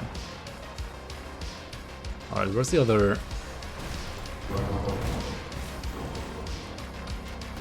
thing here? There it is. The other cave. So what killed me there? Okay, let's check it out again. Right? So what I think killed me there is, like, you see this flash arc? He's gonna stun me, right? He's gonna stun me. Like right here, right? He does the slam. The Aether Wave stuns me. Then I'm stunned. Then you can see one of the Gryphons debuffing me, and I think the other Gryphon doing like a flappy flap attack, right? And the flappy flap attack has like lots of physical damage in quick succession. And the other like the A-Shred puts me to a like point where I can get crit apparently. Like it's a 300 DA shred or something like that. Or 250. And yeah, then I just like get crit in quick succession by the flappy flap attacks. And those are mostly physical, and physical res kinda wasn't that great on this character, so I just died. Like I died in, I don't know, like below a second, right? I think that's what happened there. I mean, I'm not 100% sure, but I think that's what happened there.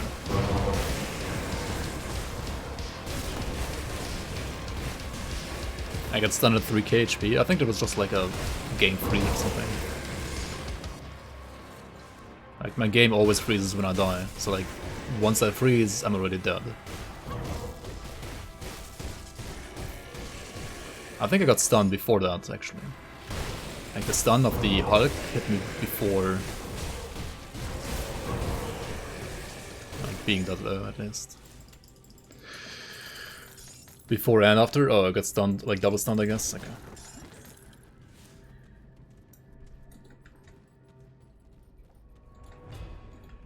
Hey, it's Mr. Giveaway winner, Rotman.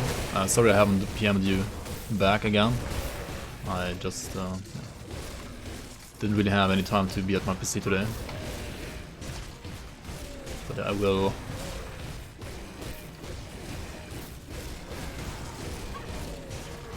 hopefully be able to... I mean, I will also probably need... I mean, initially the giveaway was gonna be like an Amazon gift card, right? But I think those are region locked, and I also haven't bought it yet, so if you want me to like get you a gift card for something else than Amazon, then feel free to like PM me that. But I mean, if you are fine with an Amazon gift card, then I think you also have to like PM me your region or country or whatever, because some of them are region locked. Like, honestly, I don't even know how it exactly works. I just realized that like another one that I gave away was like region locked, and it was kind of scuffed.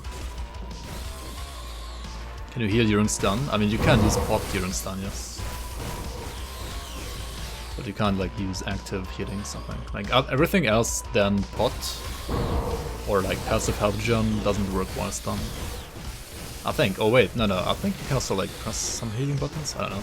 I mean, Spellbinder doesn't really have any healing buttons anyway. But I'm pretty sure you can't press Mirror or you can't press Mark of Torment. At least you can't press Mark of Torment. Maybe you can even like press Mirror, I don't know. How do I like not know these things? I don't know. I haven't played Binder enough, you can tell. It was like my second Binder ever. Kind of, so. Any safe builds for SR up to 76 in my opinion? Honestly, SR can always be ruthless. And we've got a Demons of Alacrity for level 84. That should certainly be more damage than the Preserving of Many that I have, right?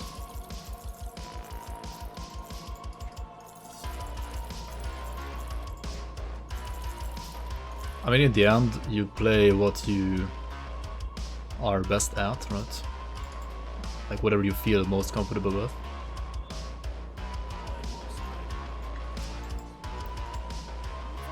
I would say like many of the kiting casters are very safe, like the sorcerers that played last time, like last league, was pretty safe as well for the highest R rank. What did I use here again? The Venom, right? I mean the Poisonous.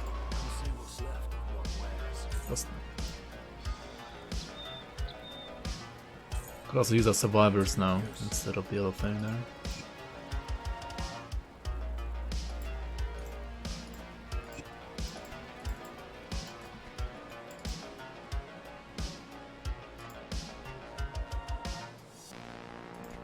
Also, I should probably pull some points into from Decorated Soldier now, because I don't need the areas anymore. Like it's only 1%. Per point anyway there. Yeah, they put us to 9 and us to 15. Get some damage back there. Or maybe just like max out Break Morale, right? It's probably even better.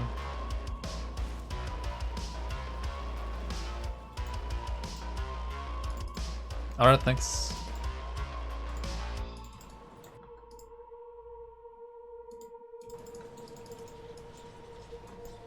I'll check out your PM later. Okay. We're gonna do all the quests here in Ultimate. They get pretty good XP now, so we're gonna kill Bloodfeast as well.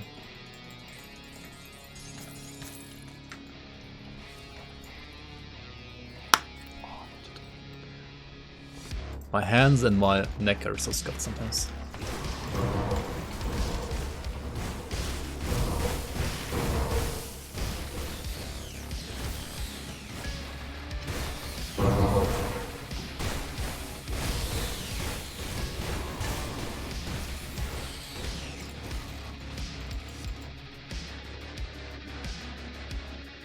Oh yeah, you did the sword through.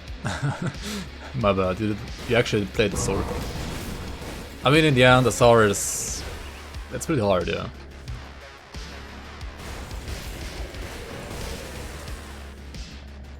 I would say everything above SR 60 is already pretty hard.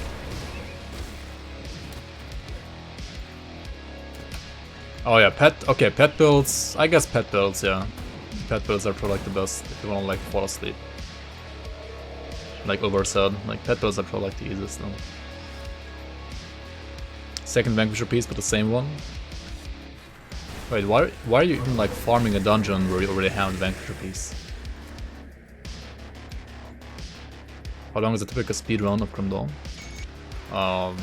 Depends what you like, which category you're talking about. Well met. Also, welcome on. Thanks for the follow, Wizard City. If you're talking about like level 1 to 94, like speed leveling, that can be done in like below 5 hours if you're like really quick. I'm at like at 5:30 at level 83 now, so I'm like not that quick obviously right now, but I'm not really like trying to be super quick either. If you're talking about like a speedrun in the like in terms of, for example, killing Logarian as soon as possible, or like killing Theoden as soon as possible, like the AOM speedrun is what I did 2 years ago, for example, which was basically like killing Theoden on normal ASAP. That was like a, I don't know, like a 1.5 hour thing, I think. Like, what was it actually? Yeah, 1 hour 48 minutes was my time, for example. But I'm not the quickest guy to ever have done it.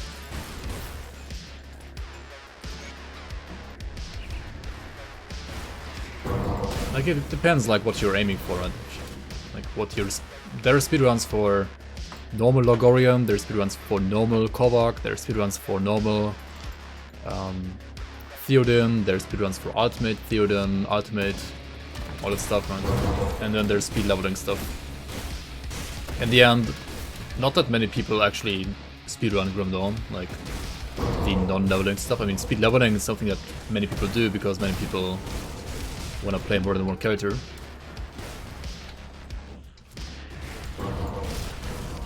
But the actual speedruns are like a rarity, I would say, in Grim Dawn. And even less respectable than the Dark Souls ones, I mean.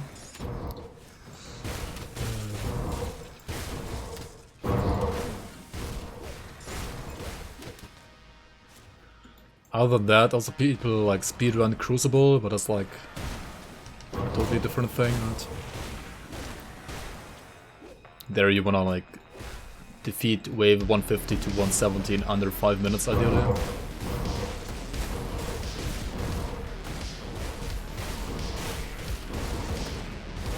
To have like a good standing on the imaginary ladder.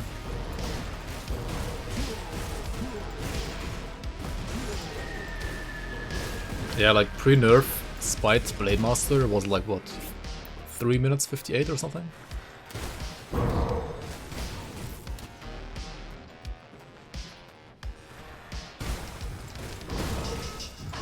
That was like a couple of patches ago though, that obviously got nerfed.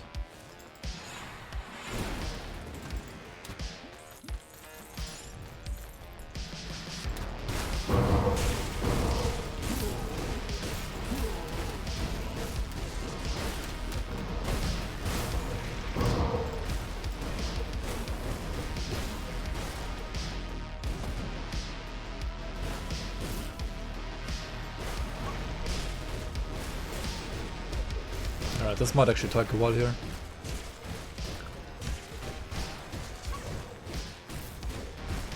Wait, did I like lose HP or something? I thought I had more than 169 HP. 16900. Curious question, what happened to VTK if it converted 100% Vit to Elemental? Yeah, it's gonna be split between Burn, Electrocute and Frostburn. Like 33% each, right? But hey, it's a face tanker.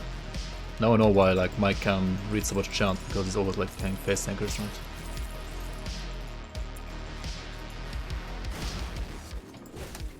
Alright, let's go back to the Time Barons.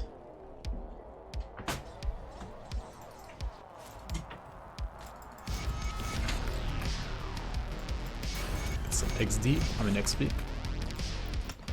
We're level 84, so let's go on fetch Argon as well.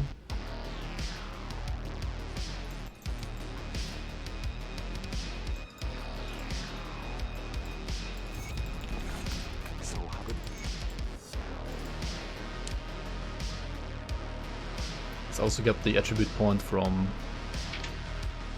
the ghost here at Minova.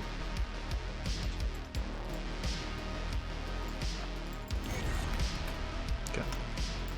More cunning, yep. And now I want to use the other gloves, right? I want to try using the mythical version of the same gloves, basically, right? Let's see if I have those. Grasp of Unchained Might, I do obviously have them. 60% attack speed on this one, 30% on this one, and 15 on this one. So I guess we're just playing this one, which like has the highest attack speed, right? And this will give me more weapon damage to Blade Arc, and also internal trauma to Blade Arc. However, I will lose the Unchained Fury proc. But also I will gain more armor, so I guess overall it's fine to use this, right? Certainly fine. How much lifesteal do I have? I have 4%. And I have 1300 health regen right now without procs. With procs it's gonna be like a lot more.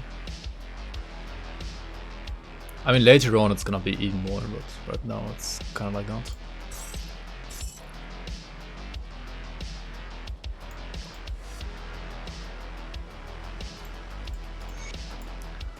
Okay, let me get another vicious jawbone here, and then we're gonna put another of those Devil's Crossing augments there as well.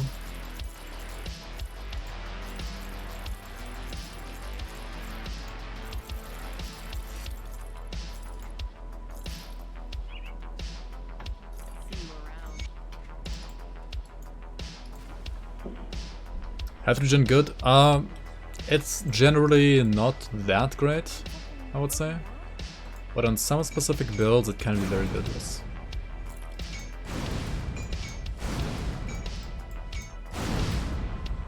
Also, I think while leveling it's better than in endgame. Like endgame it usually falls off for most classes.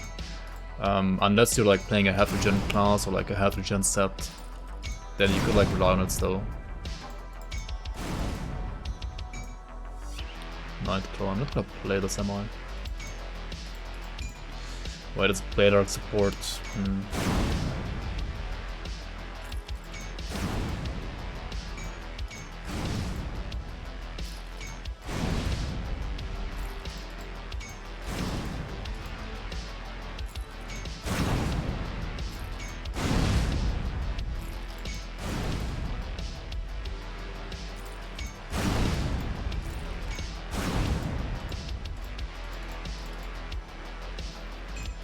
Level 50, Christian Moon, bye bye. Level 58, Zealand Juggernaut, bye bye. Level 75, bye bye. Alright. I'm not gonna play this there. 65, 50.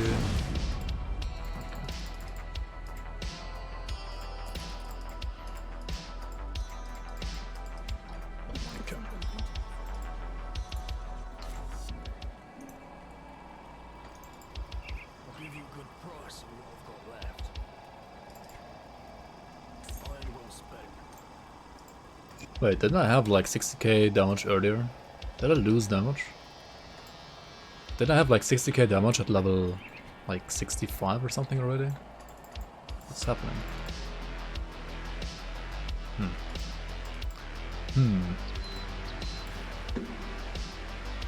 Time to reset the vendor again. Ben, you're like way more resilient to grinding than I am. I wouldn't be able to grind as much as you are. Find someone else to restore McDogan. Wow. There we go. Finally, the right answer. Finally.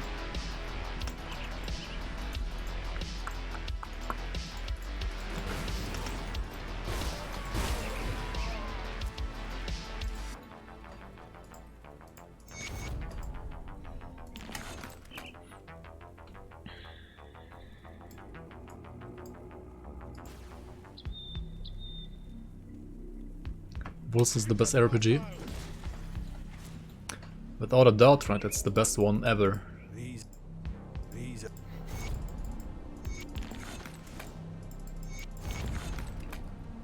Also bouncing Dandy, welcome in, man. Good morning to you.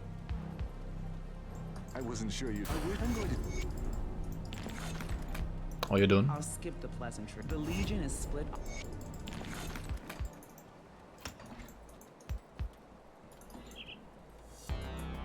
Okay, what do I even go for now? I could put this to 15. Or just 18 actually. Interesting. I have 2.5k health gen with my procs up actually. And then we have the Wendigo totem hitting me for 5% plus 500. 5% of 17k is what? like 850, right? So it heals me for another 1.350 per tick.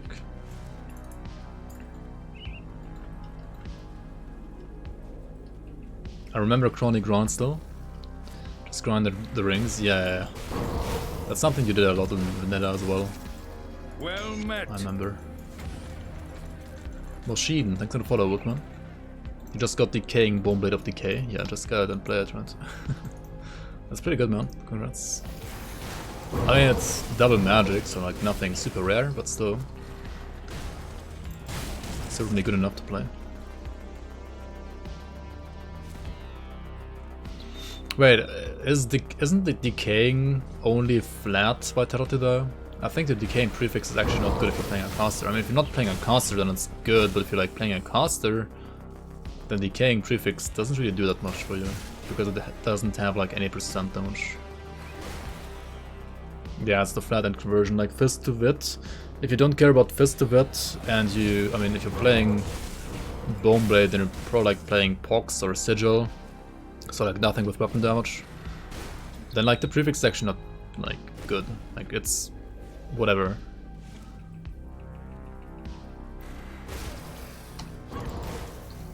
Like you basically want a rare prefix, but like good stats, whatever that is for you, and then like of decay on the suffix.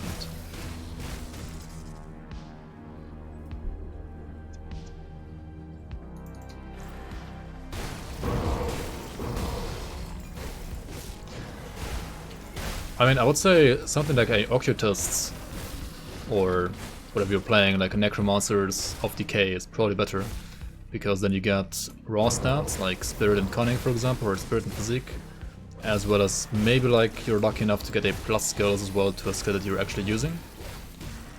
So that of Decay, like one of the class, like Mastery's prefix of Decay, is probably like the best you can get on a caster, when it comes to like double magic affixes at least.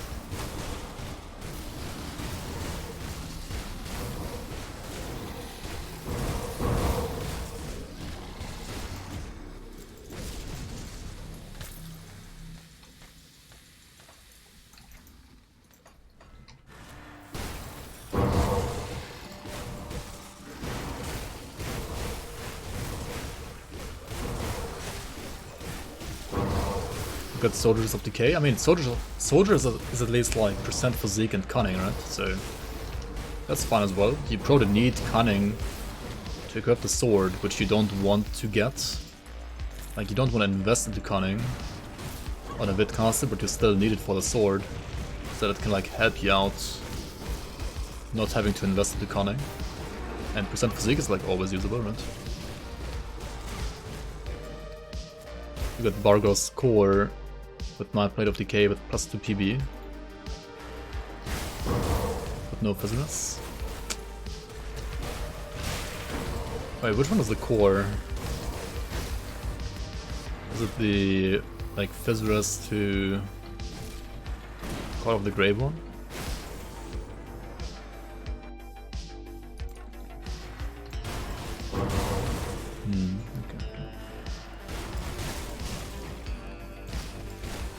Yeah, it has Wit damage base, and then you wanna stack Fizziness, right?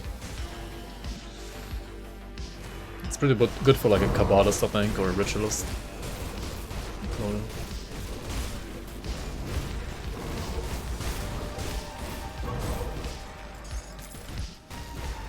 Or maybe even Oppressor.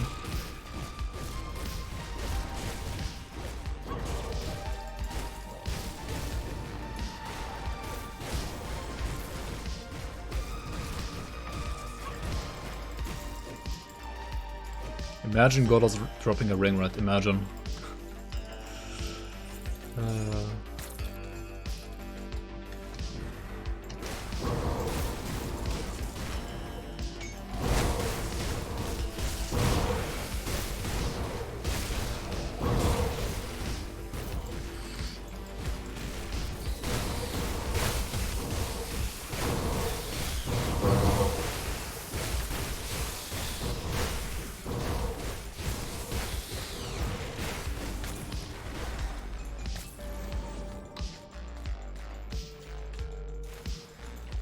Polar on stream, yep. Welcome in, Abuscus, welcome in. The problem with Grim Dawn is trying to save all the items too much, or you're saving too many. Yeah.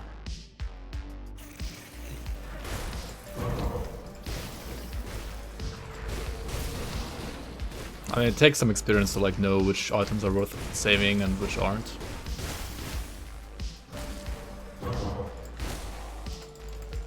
And then like blue items are pretty hard as well. Like obviously the purples you could like save just all of them. Greens you could like save certain monster frequents with either crazy resistances or like fitting affixes for the damage type of the weapon or offhand, or everything that has like physical resistance wrote in it, or I mean yeah, that's like how you approach greens. And then for blues, yeah, like you have to know which blues are good for some builds and which aren't. And I feel like blues are pretty hard to judge as well, because many of them are so bad, but many of them are also very good and potentially better than purples.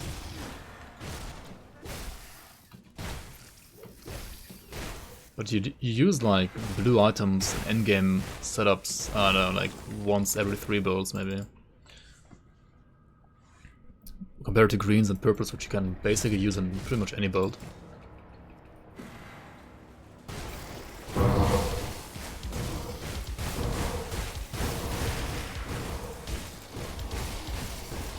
You get another Destroyer of Scorching Virus Metal Hand. Yeah, me too actually. Like, I have like, I think 2 or 3 Destroyers now. But all of them were like worse than the first one. So I just sold the other ones.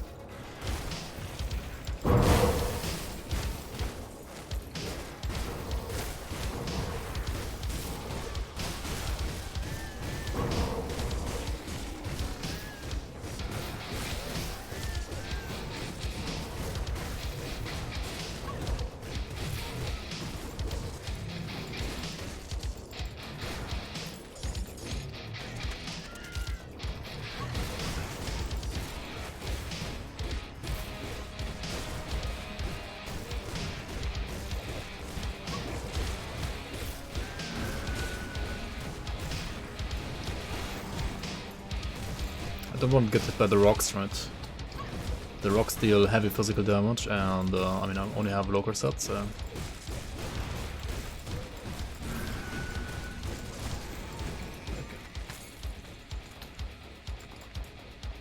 I mean, other than that, this was probably like one of my easiest Ravna kills with local set actually. Like usually, not only the rocks, but also her herself are kind of scary because she deals like heavy physical damage as well.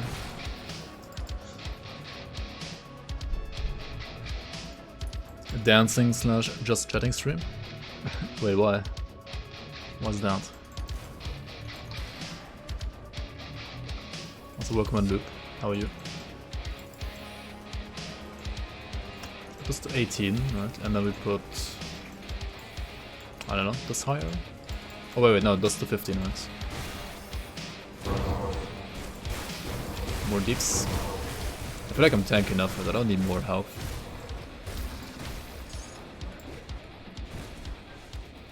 No boop cam, unfollowed. Sad.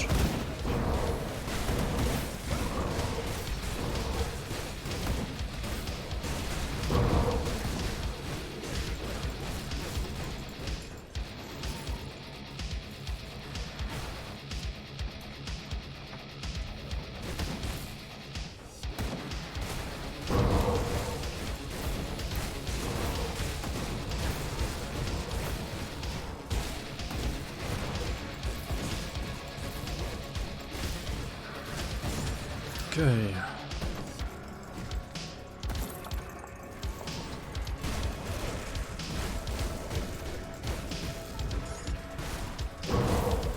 But I should have actually like put more points to the blind side than this, I think. I mean, if I put 13, I should put 15 now as well. But probably boosting blind side would have been better. For like higher crit chance. And also like cemetery trauma. Vigorous Slav Zar Trans of Good Arcanum. I mean, that's not even bad, right? And Vigorous is only HP, but still, like, that's always not bad.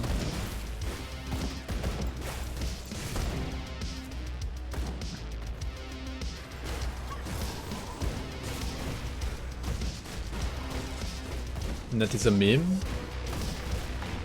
Oh my god, I mean, it kind of is, but...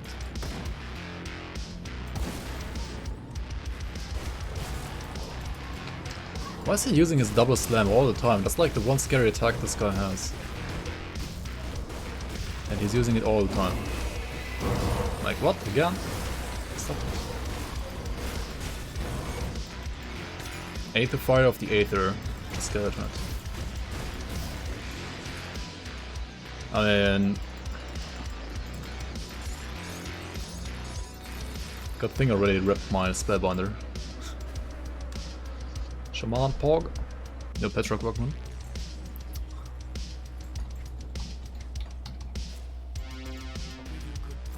Wait, did I miss eggs again? How do I do this? Like, how do I miss the eggs?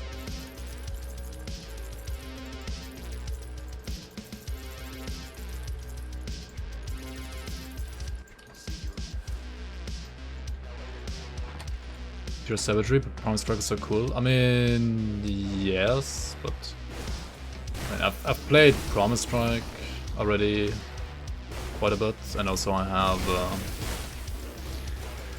I mean, I'm playing the season, right? The season's all about tryhard builds, and I have full Avenger set, so... You can't play like... I mean, you could play Promise Strike Avenger as well, but... I don't know, Savagery is just better, right? Also, I'm leveling with Blade Arc right now. I'm leveling Blade Arc and not Promise Strike because I don't want to level Force Wave because it's, like, everybody does it all the time, right? And Blade Arc isn't that much worse actually. It's kind of the same speed, but it has like less range. There was much ice my scouts had. Just look, where are 2 others? And what else? What was I gonna say? I have come to Oh yeah, I'm also playing, well, not Promise Strike because I want to level my physical devotions, right? And you can't play Promise Strike while leveling as physical, so that's why I'm playing this.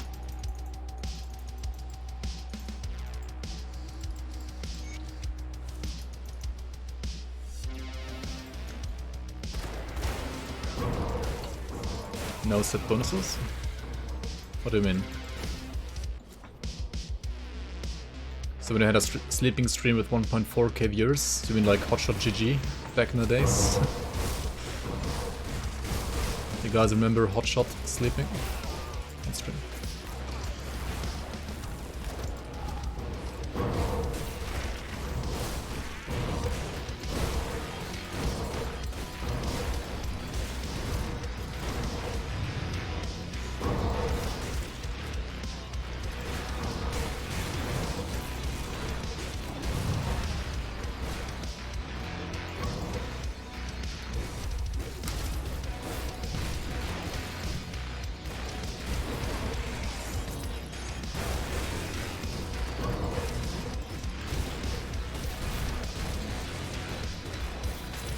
If this spawns oppressors, right, I'm so dead. Like, I'm so lucky actually this thing didn't spawn oppressors here. Like, fuck oppressors.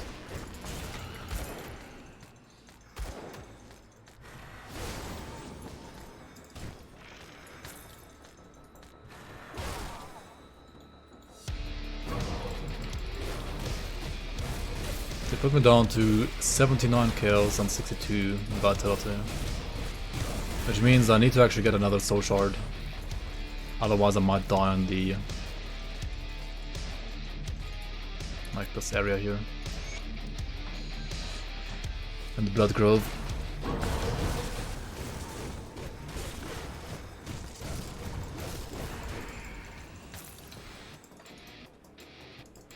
Like their RR is just completely nuts.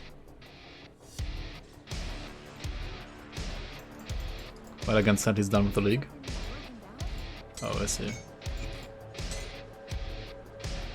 Wait, why? Like, completely done? He's not gonna play anymore? I mean, I thought he, like, needs maybe, like, a break for now, and then we'll continue later or something. I just used the wrong one here, right? Yo, Floxy Tech, thank you so much for the prime. Welcome, welcome. Oops.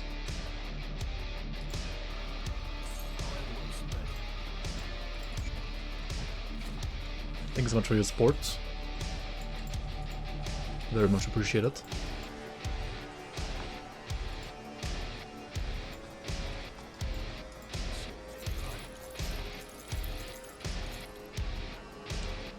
%2% Fizz, that's pretty bad. He's gonna play regular Grandonis at the league, really? Wait, why? He can't use GI? Wait, what do you mean? He was using it. I mean, he can use it in this league. Like, people were just talking about feedback for the next league. Like, he can still use it right now. I don't know.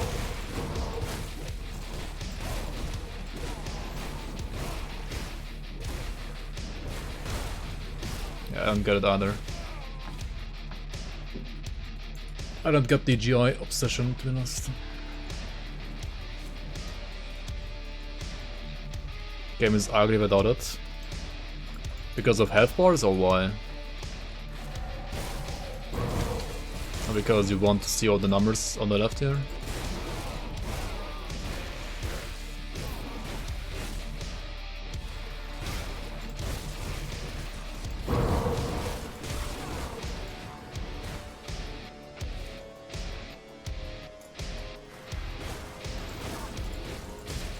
HP bars are super ugly? What? In my opinion, Grim Dawn, like, item resistance health bars are like 10 times more ugly than the standard ones from the game. But that's just like my opinion.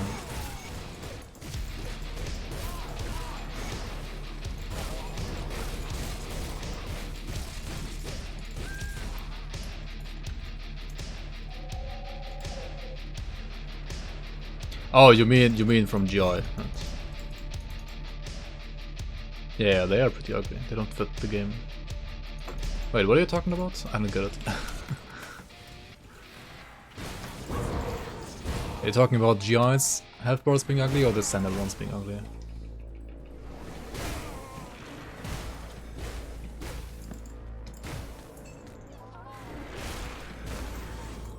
Normal ones being ugly? Wait, how are they uglier than GIs? I mean, I wouldn't say they're perfect, but they're way better than GIs. Like, they fit the game way better than GIs.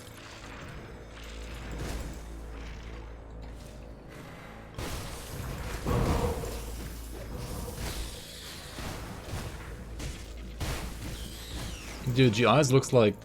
they look like from Paint or something. They're super duper basic. I don't have Dynamite anymore. They're just bigger, like they're just fat in your face. I don't like it. I mean, it can help you play better because you see like the health bars more clearly, I guess. But it doesn't look good at all. I think like the base ones look way better. But the thing is, like, that's not even like banned. Like, you can just use that. Like, that's not the thing that's considered not used for the league, like not usable for the league, right? That's totally fine. The red color of the base one triggers you? Wait, GIs are red as well, right? Like the tone of the red, like the tint. How do you say that? The tint? I have no idea.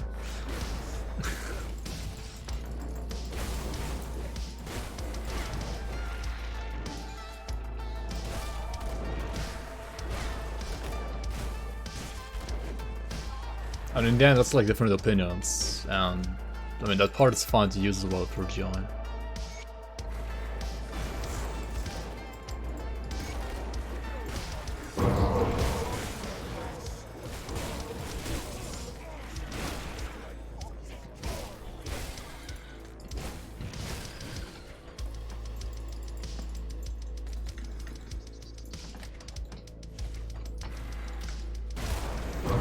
I mean, yeah, that's his opinion, and the other thing is my opinion. Like, it's two opinions. Like, nobody's like in the right or in the wrong here. It's totally fine.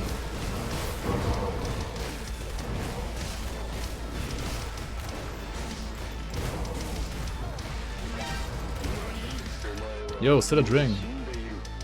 Thank you so much for the tier 2 sub. Hog.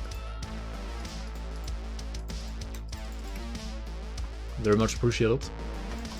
Enjoy the cocktails.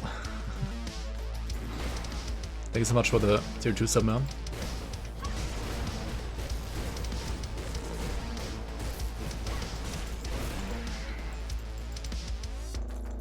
There's no desk slapping here, but I still appreciate your sub very much. No fab claps, no desk claps. Tomorrow CL. CL monkas? Yeah, what is CL? No foot cam either? Yeah, not even a foot cam, dude. Scuffed streamer, right?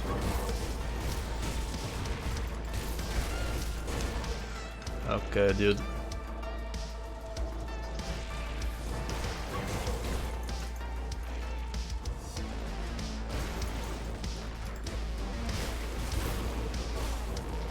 Wanna press her down.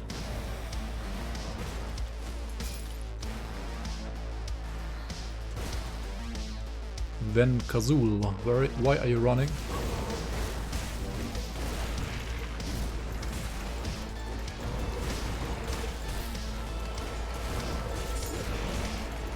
Oh, what am I pressing, dude? I press plus, oops. Might as well face tank now.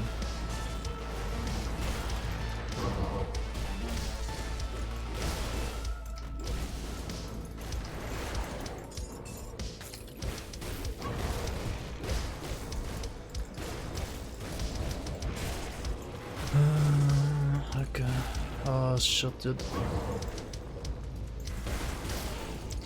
It's certainly not the worst idea to press a cluster against these guns, but I don't think it was needed there. Okay. Chthonian totems, monkas. Yeah, don't do this at home, guys. Don't do this at home. Especially not when you're playing Blade Arc. Like, if you're playing a caster, it's way easier to do this. But if you're playing a Blade Arc build with local sets. Yeah, I mean, I do have 1.3k armor almost with dried up as well. Like, it's not even that bad. It's like 1.4 almost with dried actually. And I have 88% armor absorbed down, that's like not maxed out.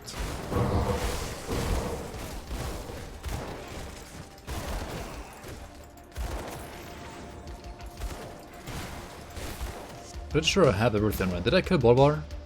I don't remember if I killed Bolvar or not. I did find the farmers and I do have 5 insignias right.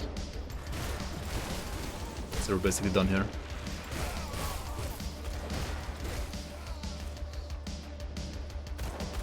I don't know what slots, that's true. I have like 800 on the local pieces.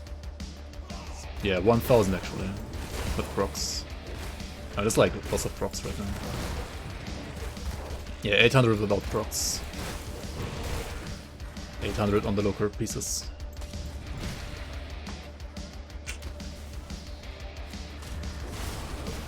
Which, like, for local set is still not bad. Like, local has what?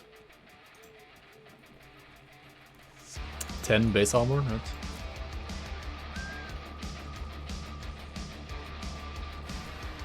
Yo, name copy workman.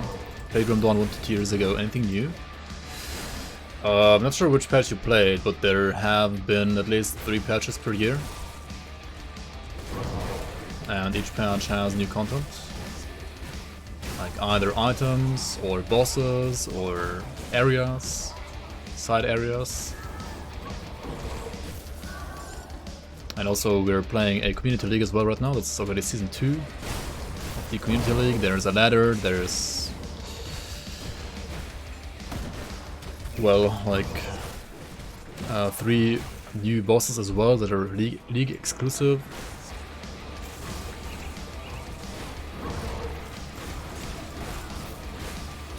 So there's like some new stuff. I mean, the core of the game is still the same. Like, the game doesn't change as much as PoE does with every like season or with every patch, but there is new stuff to explore for sure if you haven't played the game in like 2 years.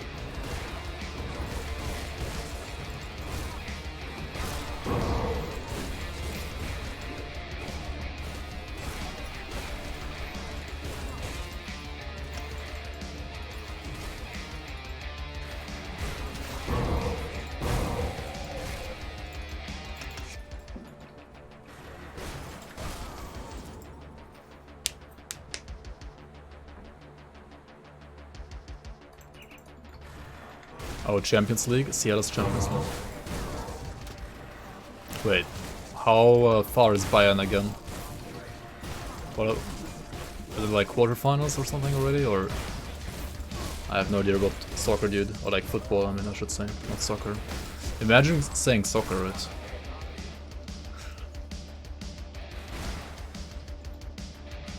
Quarter pretty much, alright. Who are they playing against?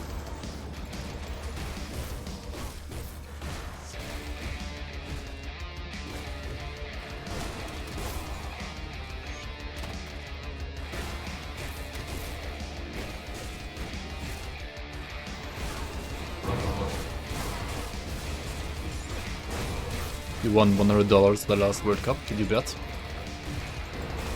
And you probably did.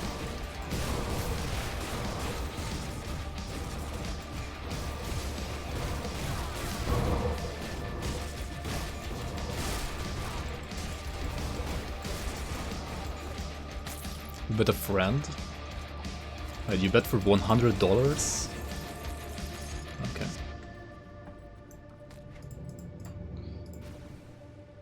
Yo, Crab Turtle, welcome in, man. Lazio Rome. They have 4-1. Okay. I mean, I have no idea what that means. Relatively speaking, to us. Like, I don't know how Bayern's standings are right now. Like, I don't follow football, to be honest. I just follow the Grim Dawn League. That's like the only competitive scene I'm like following. Following the Grim League website, right? The Grim League ladder.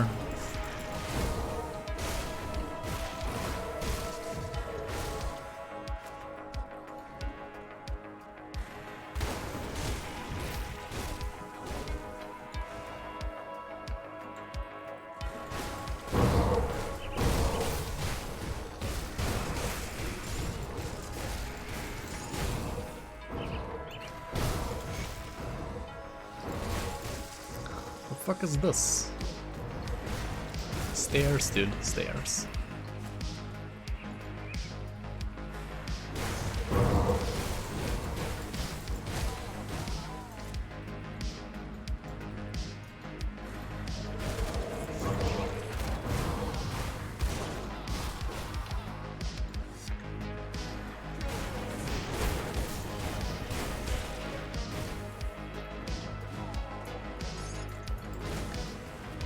So they're not playing against Rome tomorrow.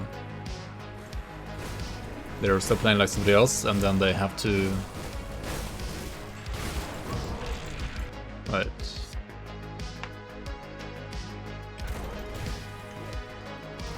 Or am I missing something? Oh, no, okay. So the first game was against Lazio. Okay. I see. Yeah, it's always like best of 2, right? And like whoever has better score across both games wins, basically. And then like they play once in Munich and once in Rome. Something like that, right? And I think goals that you score like not on your home turf are worth more or something. I think that's how it was. Like if Bayern scores goals in Rome, that's like worth more than goals in Munich or something like that. At least when it comes to like a tiebreaker situation, I think.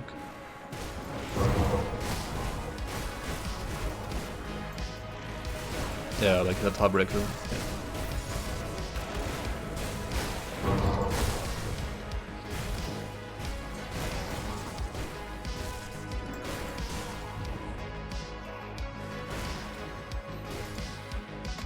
I mean, Rome, like Lazio, Rome should be easy clap for Bayern, right? As far as I know. Like, I don't remember when Rome was like good the last time. Like really good. At least I haven't heard of them being like omega good in recent years.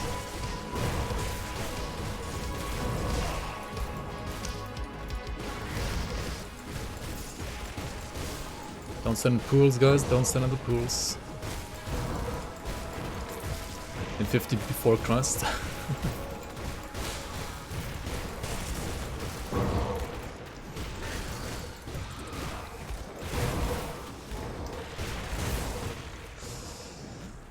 Oh my god.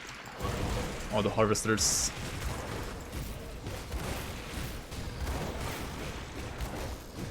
Maga Lugal. The Maga Cathonian mob? What? Make America Great Again, Lugal. Maga mob.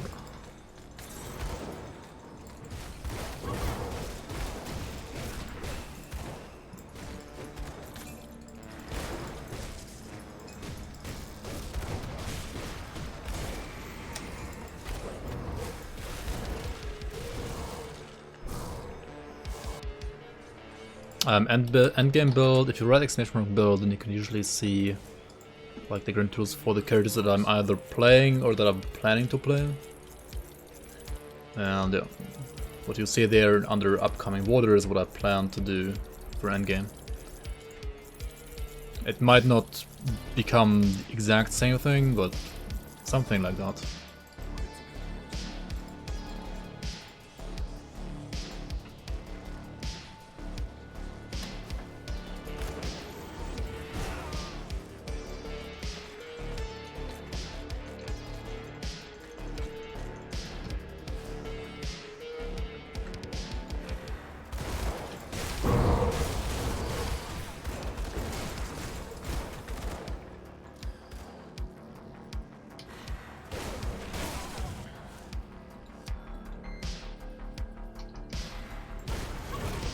Just kill Zarya first, so that like she can't get to me while the totems are up.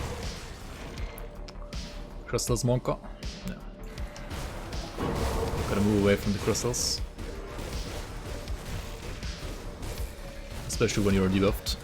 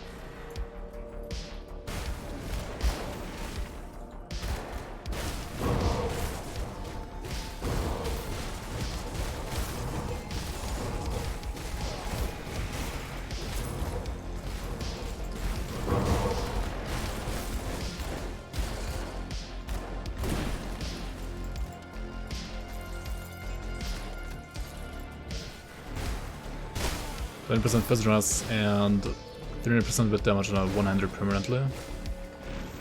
Wait, do you have that much CDR for Call of the Grave? That's pretty crazy. If you can have full up time. Hourglass? Okay.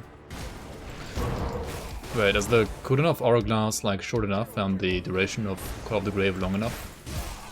So that you can have like a perfect cycle.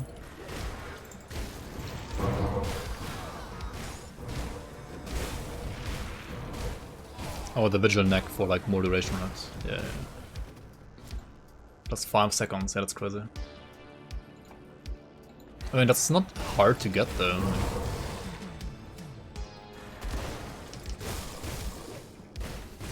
And then what do you play? Like, do you play Dark Ones?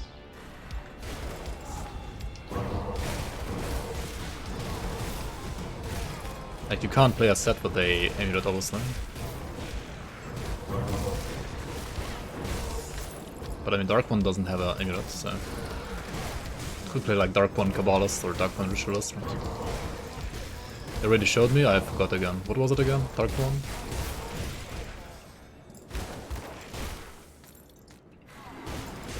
Reaper. Oh yeah, we're going Reaper. Ah. Interesting.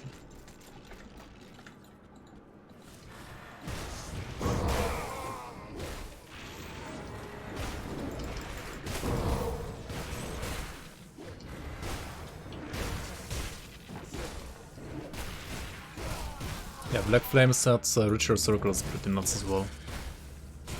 Indeed, indeed. But do you have it permanently up? I mean, you can reset it. Wait, can you reset the... I mean, yeah, you can, right? It is an active ability, so you can reset it with Hourglass. Yeah, of course you can.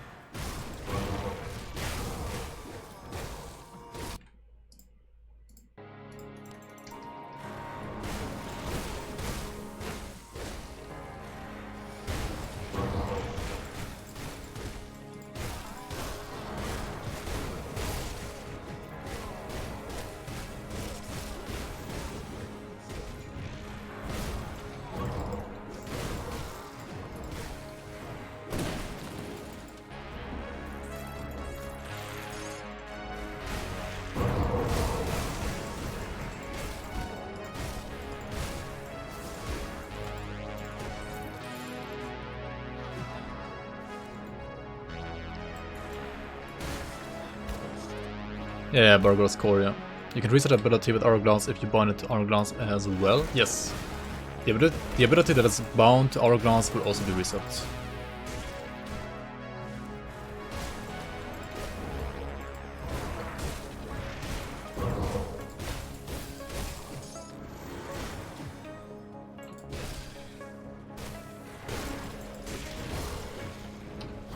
Yeah, Bargo's Core is a very nice and interesting one-hander for like melee vitality.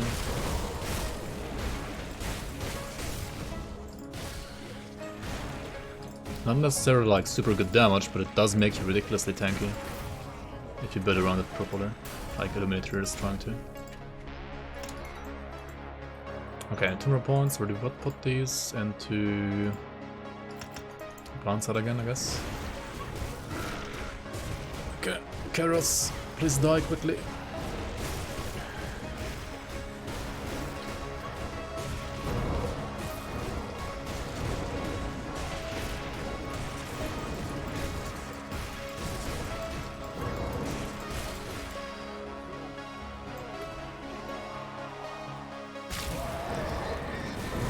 Just spam Call of the Grave. I mean, yeah, if you have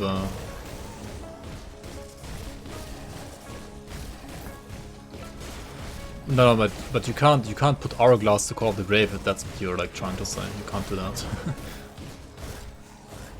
Oh, I thought he's gonna do the pools, not the crystals. What the fuck? Why is he doing the crystals instead of the pools?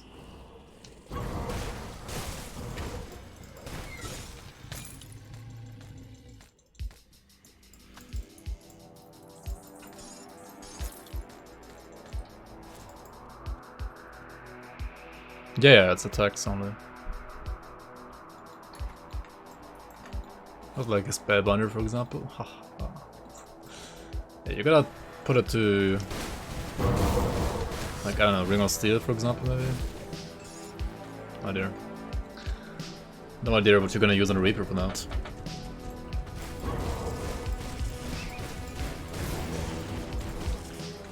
Like, you don't want it to reset before you use Call of the Grave, right?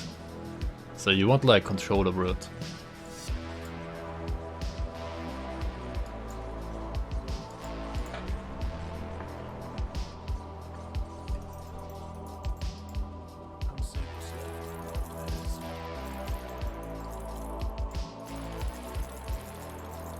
And ideally you want a cooldown skill, right? That also has 100% chance to proc it. Like Cadros Tempest with the Transmitter, for example, always has 100% chance to proc it. Which is why it's like so perfect for Hourglass. I'm not sure if Ring of Steel has 1% as well, or if it's like lower.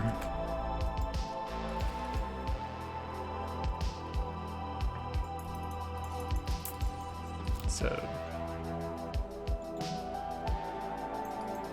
I am told that when the Legion was forced to a blitz, I've already. I heard about this. This isn't the you're here. how am I only level 90, dude? Did I like miss some quests or what?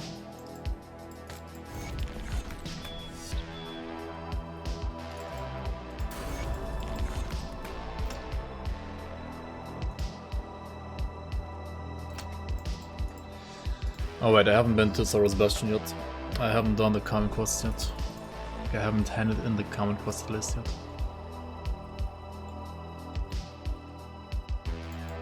You have to hit.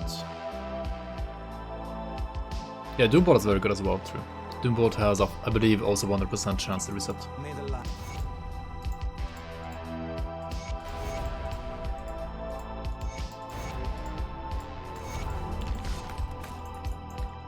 Not even 92.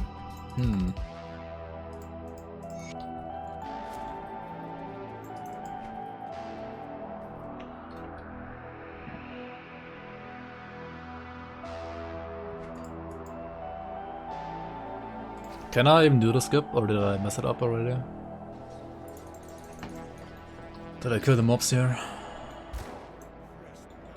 I killed them, right? Oh my god, let's reset them. I mean, I have like enough pots anyway, doesn't matter.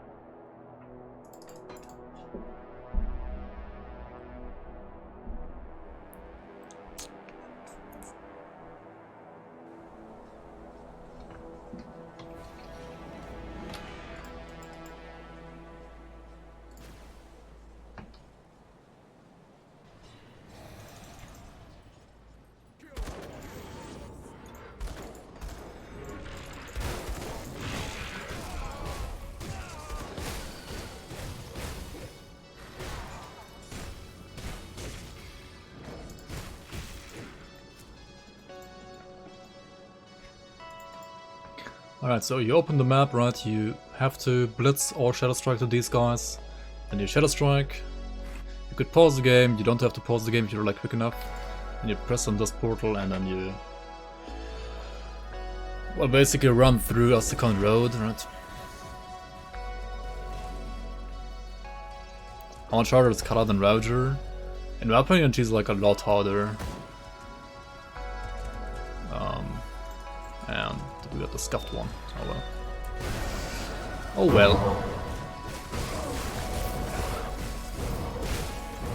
You can, like, go even further if you do it properly, not like I did, I guess.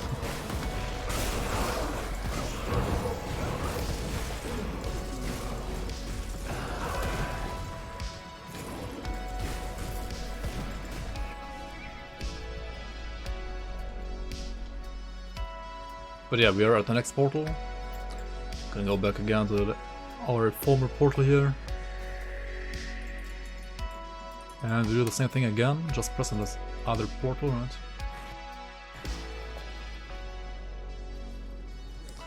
She isn't harder, but the sandstorms are. I mean, yeah, that's pretty much true.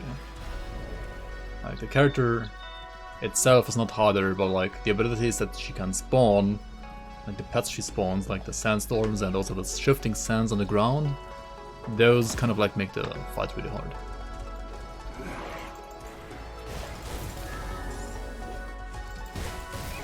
You are a Lulu main now? A Lulu?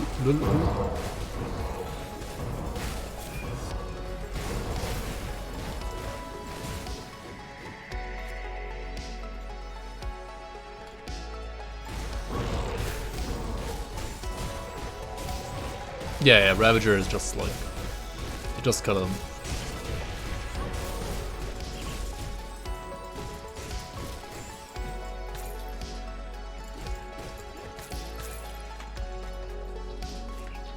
And Ravager is certainly like amazing.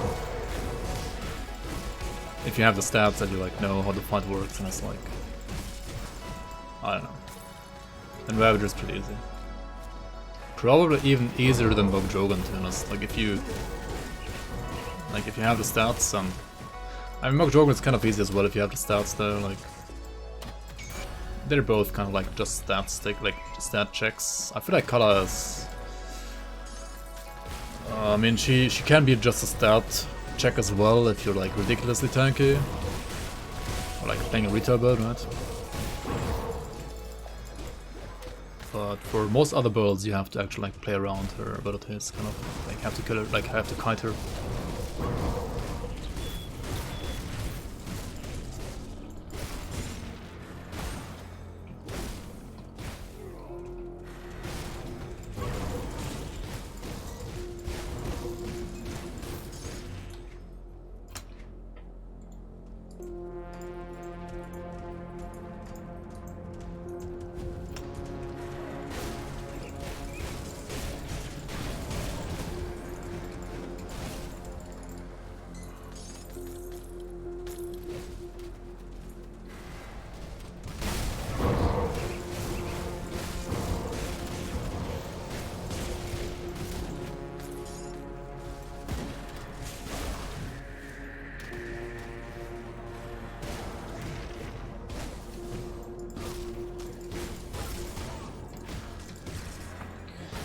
Let's drop a port here as well.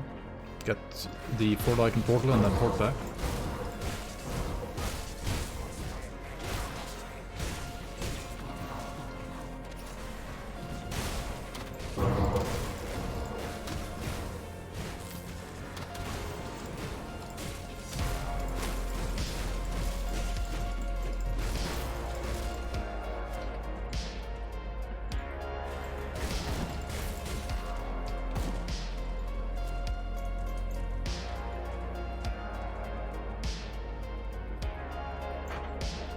Yeah, you can get up to 100% dodge chance temporarily. I mean, not permanent, but you can get like very high if you stack like all the dodge gear and also like play a dodge class like Nightblade. I mean, I think Nightblade is like the only dodge class, right?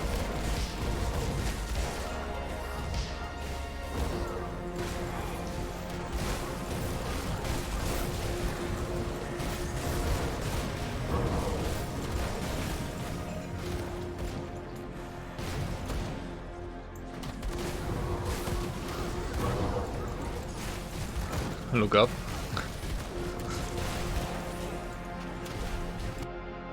What is this? Just like wave to your left? Oh my god, this is gonna be another stupid clip. Here we go, guys.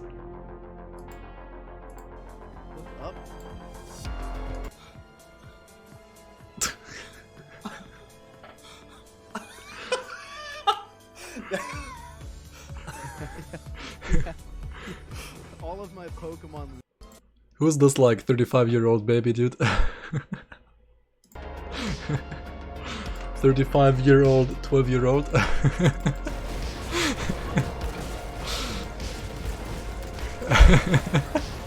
It's still really funny though, not gonna lie.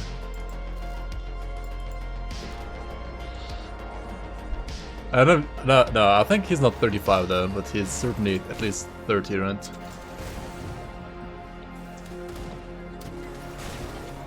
I don't actually know how old Kerplunk is.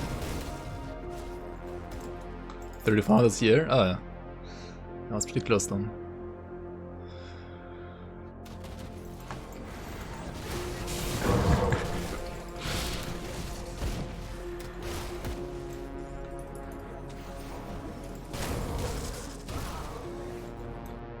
Right, the wavy clip is the one with me last time, right? What was the XD one?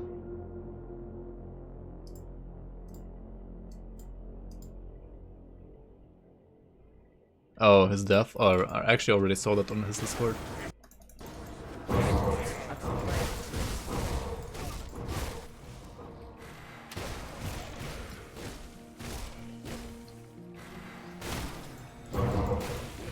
Harmonious Ghost Rings? That seems good. Of spines? Yikes.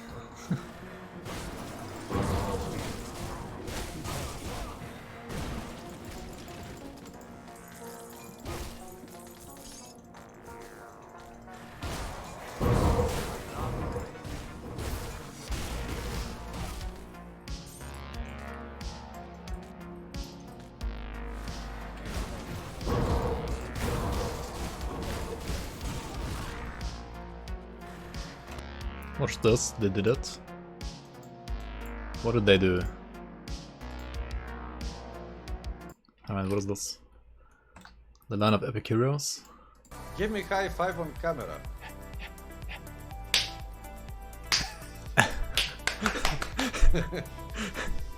This is a self out. This is a solo. Is this like mastery. what he's doing all the time now? Or what? We did it, boys. We did it, boys. Streaming in 2K21, right? It has evolved.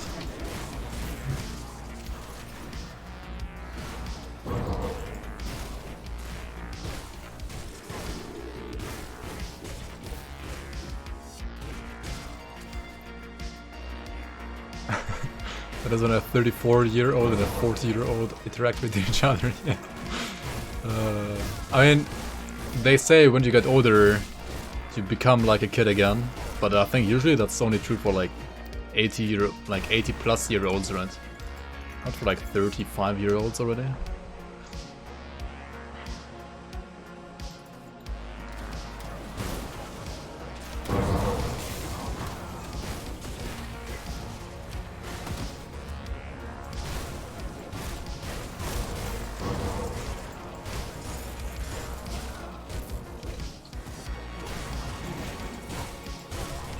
The door hack? And you just click the door, right? Just stay close to the wall and click the door. The doors have like a... well, kind of like a... they just like check how far you are away from the door. Like they don't care about the walls. And if you're like close enough to the door, because like the other... you can like be close to the door from the other side of the wall, then you can like still click it. And like still enter it even though you're like... even though technically there is a wall in between you and the door, you can still just click it and go there.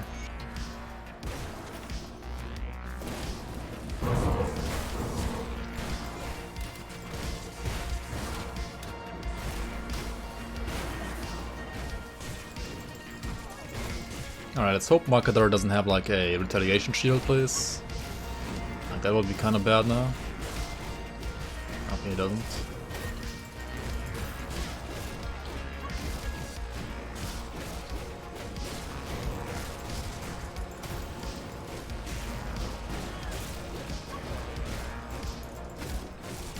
It's kind of fun how you can like loot his stuff while he's not there, right?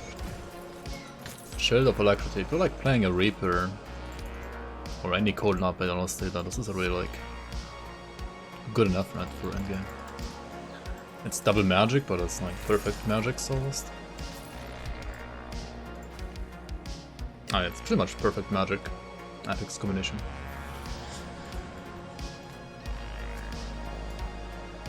Like flat code and prefix, attack speed and a suffix. I mean, what more do you need, right?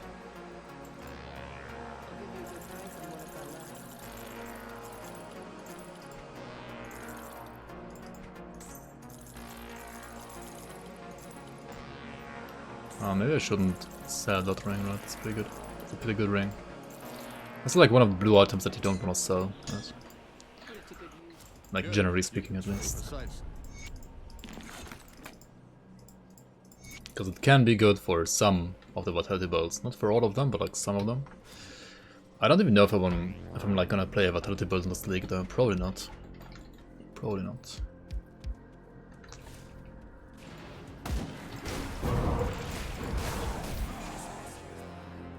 Yeah, it basically works with all the doors, what Audio said. But like most of the time there is not a wall where you can be on the other side as close to the wall. I mean as close to the door as in that case.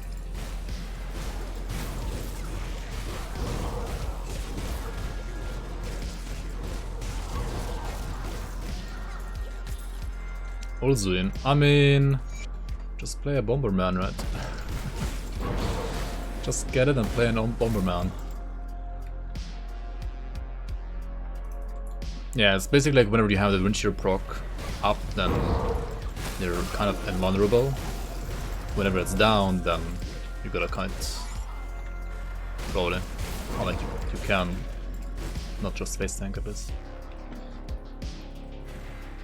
Like wind shear boots are insane. How much health regen right now? I mean, probably not more than before, so like 1 point, maybe like 1.3 without procs and like 2.6 with procs. This is 2.2 now, but that's only healing rain. No, it's actually healing rain and unstoppable. Without these procs, it's yeah 1.1 only. And I thought I had more before. Maybe not. 1.8 with only healing rain.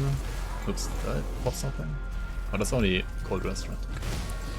And 3.9k with unstoppable, healing rain, and giant blood, I guess. Yeah, these are like all 3 procs that I have right now. I'm gonna get the Avenger proc on top.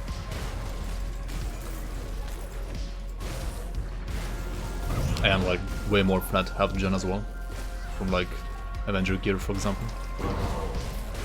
I have some left still, yeah. Most of my left is from the totem there. Like the Blood Pact gives me 5%, right? So with the Blood Pact I have 9%, so I have like 4% from like other stuff, I don't know, gear. Oh yeah, from my metal, right? The metal has 4%.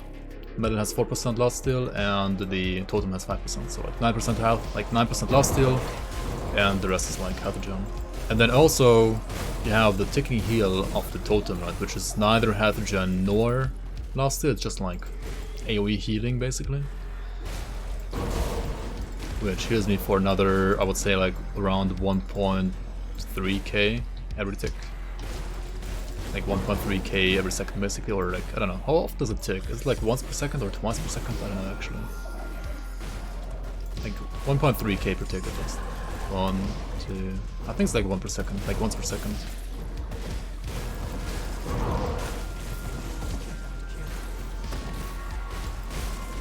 Yeah. So you have this, which is like per second, I think.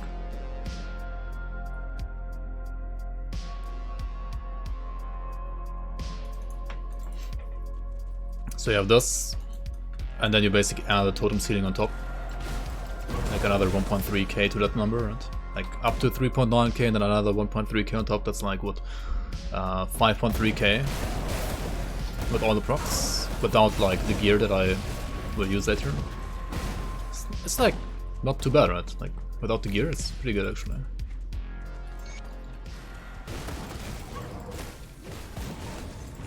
And also, I only have a 1-pointer here and a 1-pointer here. Like I could get more health regen, like more flat regen, like more flat health regen from Ogun's Pact and Veteran Sea if I wanted to. Right? So there is certainly like a lot more potential for health regen here.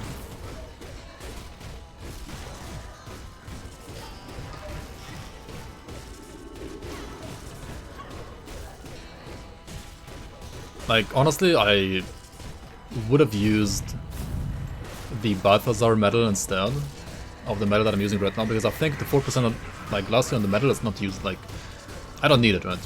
It's not needed. The 5% from totem is, like, enough, combined with, like, all the other healing that I have. Certainly, like, that's enough. But this one has also very good Chaos and Vitras, which is why I'm using it. And also attack speed, like, I would say the last steal is like the worst part about it right now for me, except for the Chaos damage obviously. Windshear's purpose is to buy you time between circuit breakers, 7.7 second cooldown automatic burst, heal, barrier, health points. Perfect rotation, yeah. Sounds good.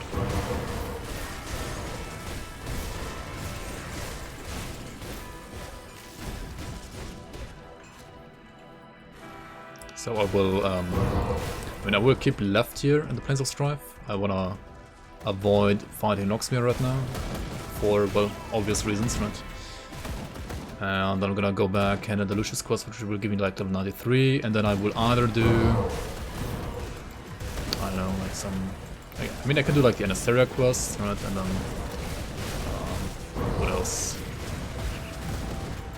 Do the other Tomb of Korvac quest as well.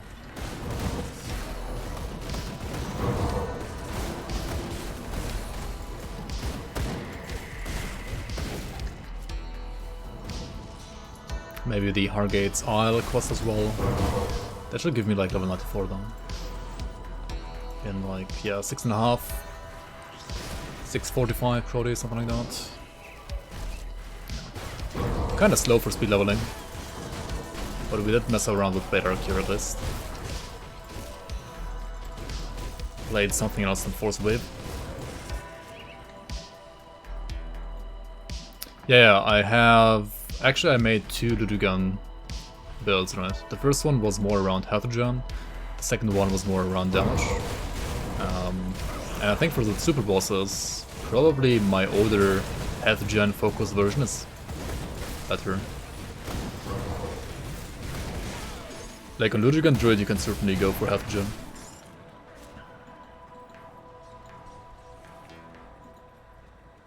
I think it should be good. And you're not gonna get the same insane values that you get on like a Water, like Avenger Water or a Elementalist with like Pyron stat. But you should still get like decent numbers for sure. And also like you don't have to face tank like this guy, like you can just like kite around and like let health regen do its thing while you're kiting. Another way to play Ludogans would be that, and then like use the Vitality to Rotten Conversion belt. But once you like face an enemy that has high life leech resistance, like most super bosses, then you're not gonna get healed from the bat anymore, right? So health regen is, I would say, better like against super bosses at least.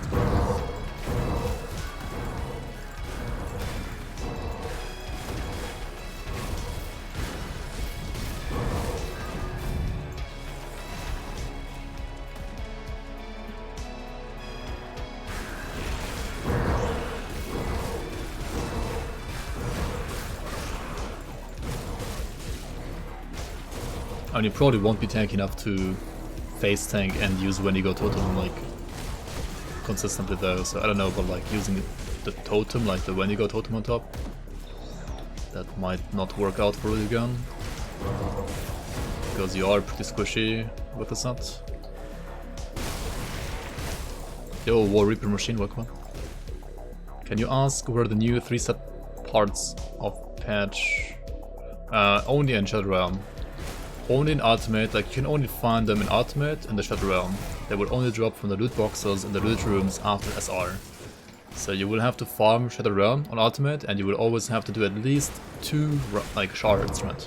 For example, 60 to 61, or 65 to 66, or 75 to 76, are like pretty good farming routes, like pretty good farming shards, I would say. That's like the best. I mean, rather, yeah, the only way how you can get the 3 new sets.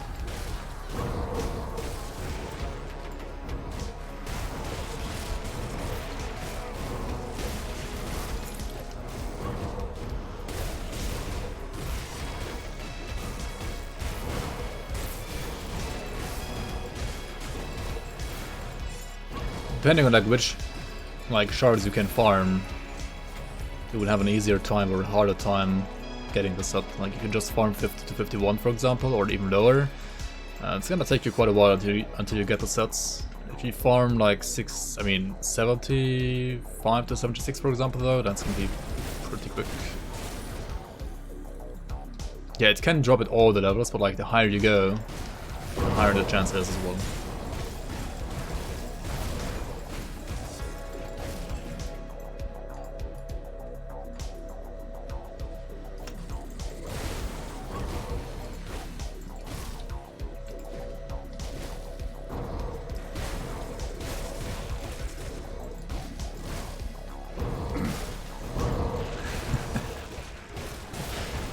To 110 easy full set, he says.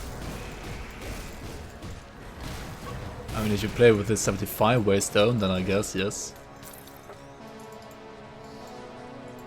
If you play with the 80 waystone, then obviously not. I mean, you can't do 100 to 110 with the 75 waystone though, you would have to like do 75 to 110, right? Yeah, good luck with that.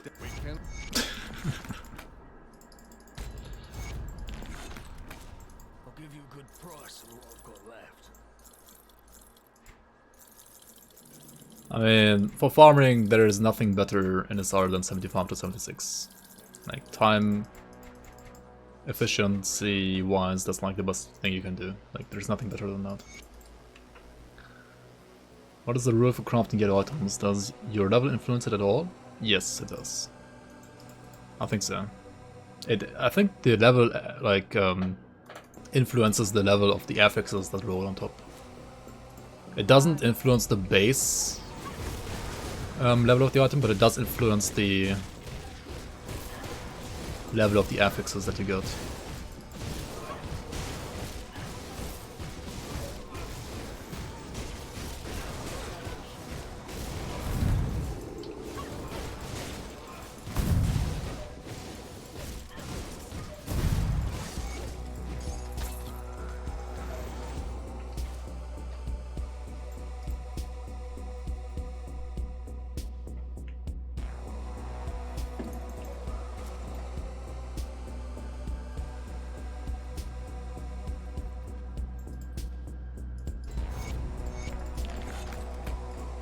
Okay, let's do a quick Astacron beta here as well, and then we should be done with level 94. Which means we can then use the full set, the full Avenger set. Probably I won't have all the blooms for all the components though, so I will have to like farm some more blooms after this.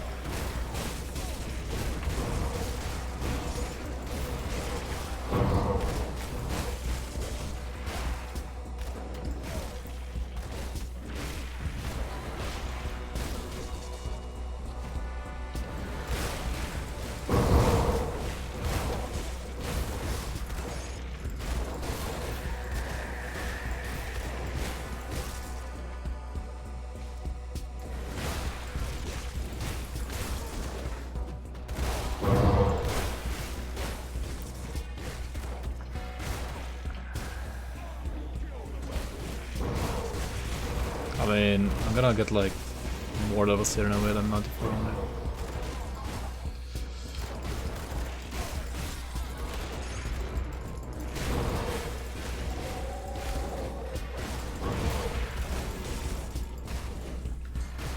'94, yep. I might as well go to like 95 or something. I got some easier quests that I can still hand in as well. Wait, I should go to Common right now, like what am I doing? There's a Common quest that is also assigned to this place, right? That I get after handing in the Sacred Ashes. I should go like here right now in this very moment. Yo, Total Insanity, how you man? Welcome on.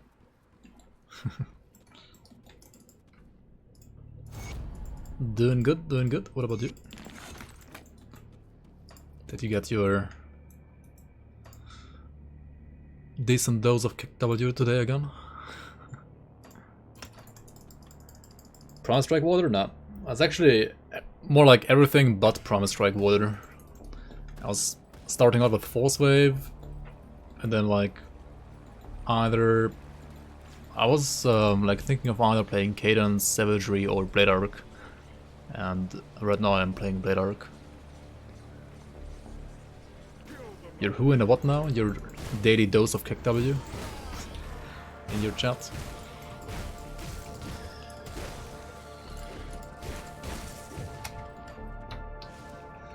And I mean, yeah, the reason why I'm not playing Promise Strike is that you can basically only level Promise Strike as Lightning, and I want to play this as a physical Avenger set water later, like right now.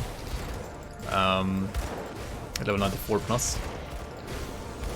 And well, because of that I do want to like level physical devotions as well, and thus I like can't really level as Promise Strike. So I have to go with either Cadence, Blade Arc, or Force Wave, or Savagery.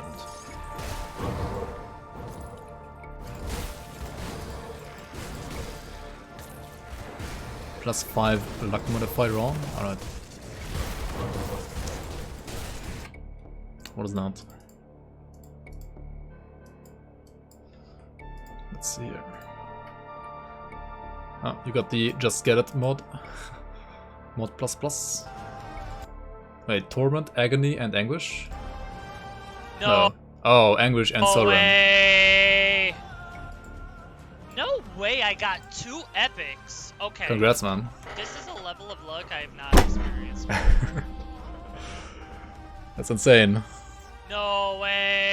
That's really insane, man. Like, I almost was gonna say I've never seen that before, but I actually have. It happened to me as well in the season 1, on literally my first run ever. On the first character that I played in the season 1, I got the exact same items. That was so crazy. But yeah, it's like ridiculous RNG, man. Like the ring is what, 0.5-ish or like 0.8-ish% chance to drop? And Sovereign is like what, a 5% chance? So yeah, it's a pretty low chance to get both of them at the same run for sure. Anybody that knows where I can farm Haggaradian Enforcer? It's a random drop, as far as I know, so... yeah, just random. Yeah, it's like absolutely crazy, man. Alright, can I even play this without augments, or do I need like augments first? Let me check my build again here. Oh, check the flashbang. Sorry for that. Because like if I can't play it without augments, I might just like continue. I mean, nah, like continuing playing with local set is kind of, I don't know, kind of a bad idea there. Alright, we have Poison Aether, Aether Chaos, Aether Chaos, Aether Chaos, Elemental, Elemental, Elemental. I'm pretty sure I can like get all of those except for the Poison Aether rather easily. I could like use Lightning Fire instead of the elemental stuff, right? Yo, why is fire so bad? What the heck? It's like ridiculously bad.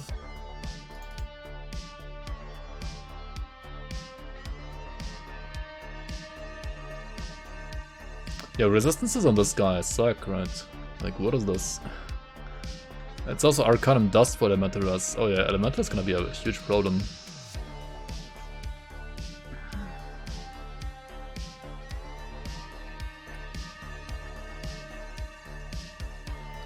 Yeah, I usually always level 1 to 94 with low crits. It's not necessarily what I would suggest everybody to do, but it's just what I do because, I don't know, I'm too lazy to switch. And especially in Ultimate, like at level 70 plus in Ultimate, it gets kind of spicy when you play local sets, so it's kind of fun to play like that as well. Maybe I just like craft other gloves, right? Like these gloves are not needed. +2 when you go to Totem. I can like live without that, like pull 2 points somewhere else and like put them here instead. Like pull one here or something, right? Or even like pull up here with a bit. I don't know.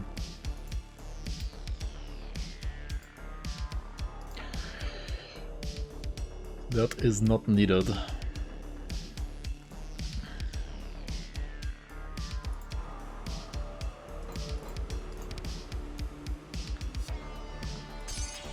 Also I have 9 blooms, wow. 9 blooms. That is not a lot, right? That is certainly not a lot. Okay, let's get naked first though.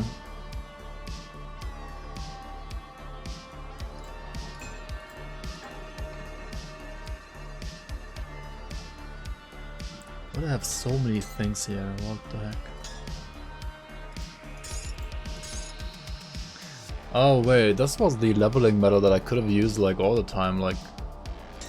Well, I'm blind. I'm like very blind.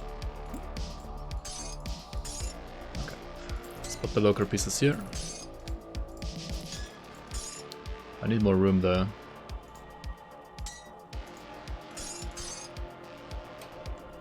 Dude, where did I even put this stuff?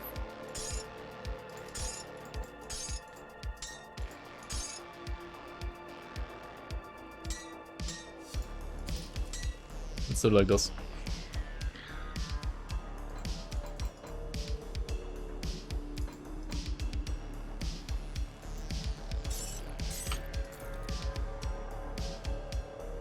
Okay, which one do I use here?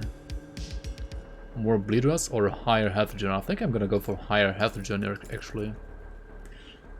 This one has more attack speed. Both have 4% fizz rust. This one has 10% more chaos rust though. The other one has 3 more flat health regen. I think we're gonna have to go for the... It also has less attack speed though. But it's 10% more chaos rust. Like that's a lot. Yo, Real Sore V Baroda, welcome on. Last time I played Grimdawn about a year ago. What is new in this game? I think there have been 3 or 4 patches. Like within the last year. So there are new sets to get in Shadow Realm.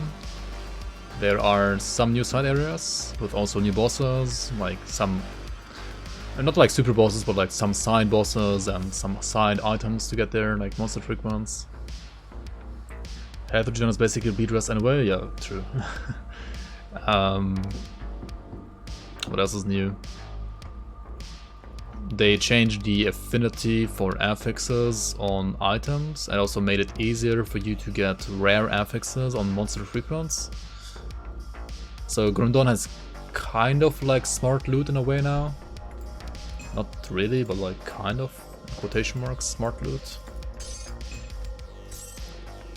For monster frequency at least.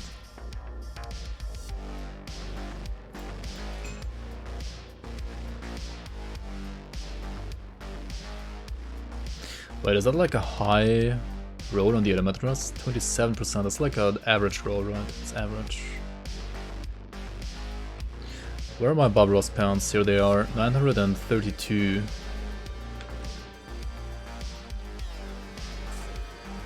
So I need more physique or what?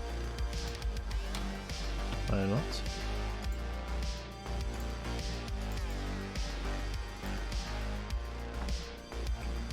How do I have more physique with only 17 points there? Huh?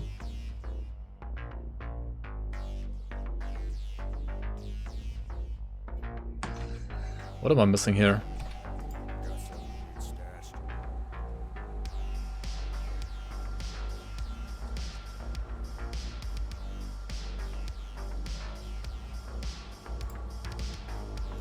How much areas is good on this? Oh, I have like the lowest roll, dude. 20% on each of these. That's... oh, okay, this one has 30%, never mind. Never mind, I got a max roll as well. Just get it.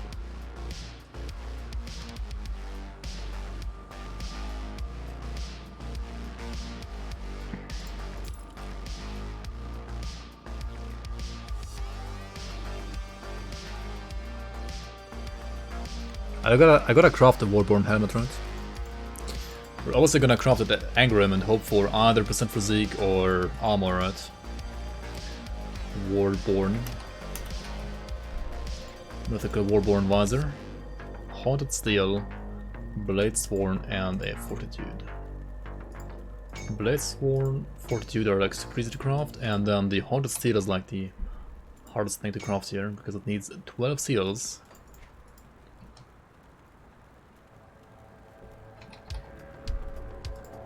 Alright, let's hope for... what do we need here? High attack speed, high away, high percent physical damage, high vitality resistance, we don't care about the pierce rust, and also I want physique or armor bonus here, right? I think we got pierce rust on the armor, like on the crafting bonus, right? Which makes this pretty fucking bad, right?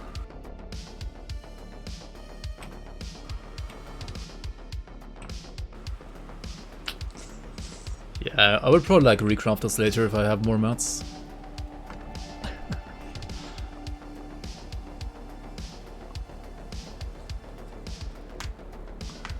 Also, yeah, like some people in the last patch said pets are dead. And pets are so dead that they're stronger than before. You were wondering when it was gonna become this kind of stream, like a crafting stream.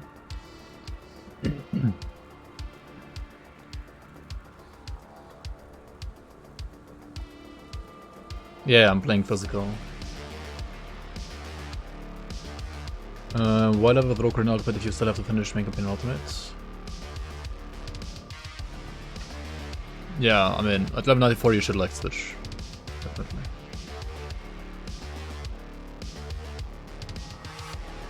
Don't think you need to max total, by the way. On this build, I think soft cap is very good.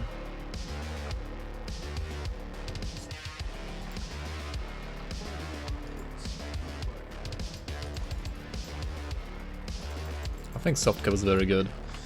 I know some builds on the forum that play Avenger don't max it out, but those also have like more damage and like rely more on lifesteal. This is more about health regen, and I think because I don't have the same damage, like I would have less damage. I think I will have to put more points here to have like sustain, like more sustain, right? Maybe, I don't know. Maybe I'm wrong about that. We'll see.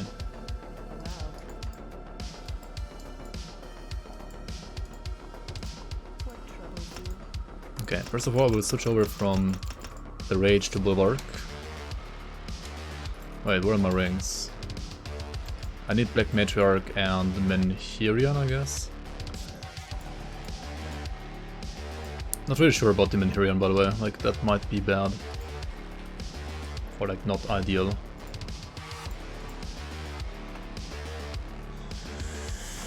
Okay, what can be the roles here?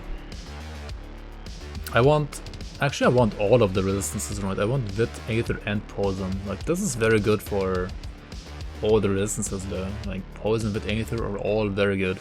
So it's like, what, 30, 14, 22, and 10% armor. 30, I mean, that's already max Poisonous. It's bad Aetherous, it's kinda bad Vit, but it's also 9% armor. It's only 7% armor. Didn't I have like another one on top? I guess I blew up like one or two of these already. Oh well.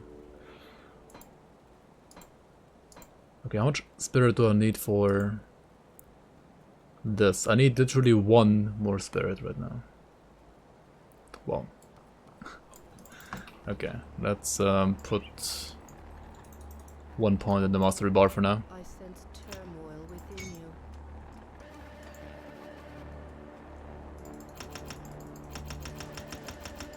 Stay strong. I sense turmoil within you. Safe journey. I think you put us to 6 for physique reduction. And then we obviously pump this to 16 at least for the charge levels. And then max this out, right? I can also like pull 3 points here. I sense turmoil within How many can we pull from Scars of Battle? 3 as well. you. Safe. Okay. We also have to pull the points here again, apparently. I'll put 1 point here. Max out of Warcry, because why not? It is pretty good damage reduction after all. And I like to put 10 points here. And then, yeah. I might have to like put more points into physique or something as well. No, actually I don't have to. Okay, wait, I do have to. Wait, these had physique or what?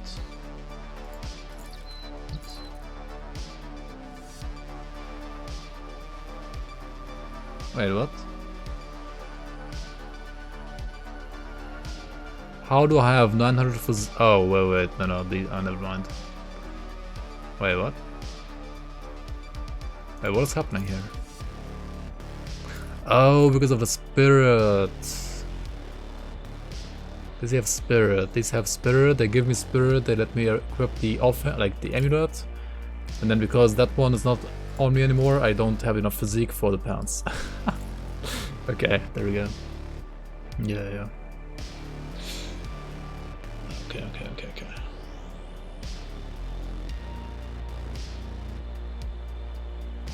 More points in the magic find. Just get it. By the way, I also have the one medal that Nydia was talking about earlier when we theory crafted this build, right? Or did I not save it? Am I retarded? Did I not save it?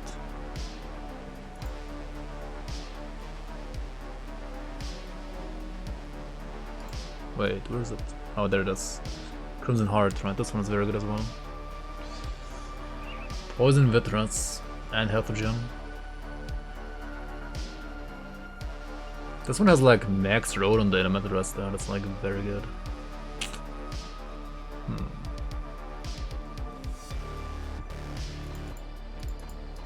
Wait, how much spirit does Black Matriarch have? Oh no, rather it has cunning.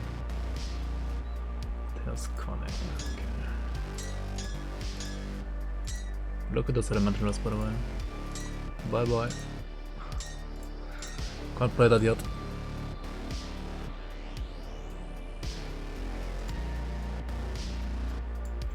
So why the fuck can I not play Bobby Ross Pants now?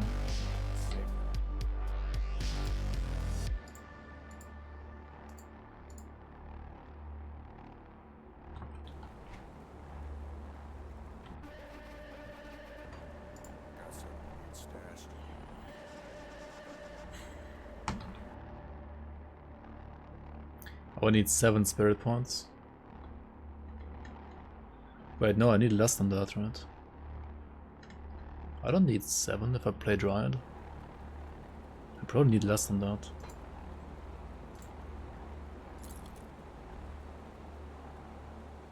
But also I need the Seal of Annihilation first before I can do other stuff. And we're gonna like farm mats anyway.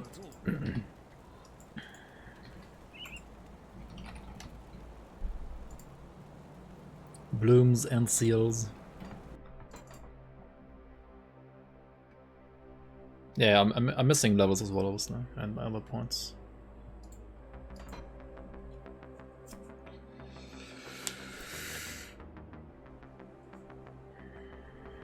Just use English keyboard instead. Lol.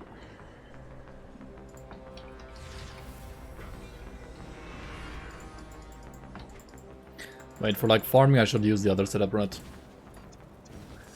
I have like 2 setups on this character now that I can play. I can play the like super boss setup like this, and I can play the like zooming setup like this.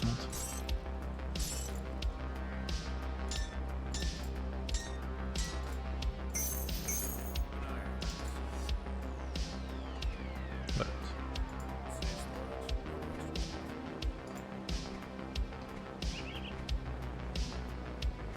Was it like this? Ah, maybe not. I mean, I also would have to like switch around skills then. I guess I'm too lazy to do that right now for this farming.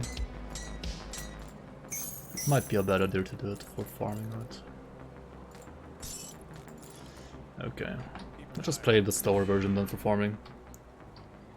It's fine. Imagine reading chat.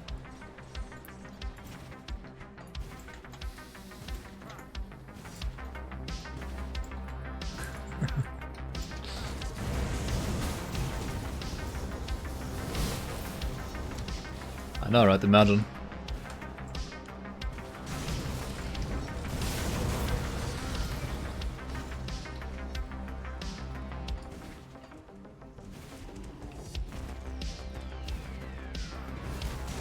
No, thanks.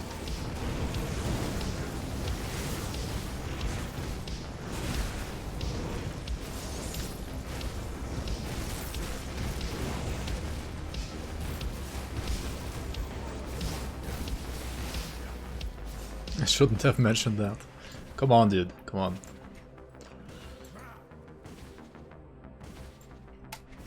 Time to kill the Kraken for you. Wait, you haven't killed the Kraken yet? When will those characters be Celestial tier? I mean, I already killed Lokar, Bourbon Clones, Mojogan and Ravager on this character. But yeah, I haven't killed Crate and Kala yet, which are like the hardest too.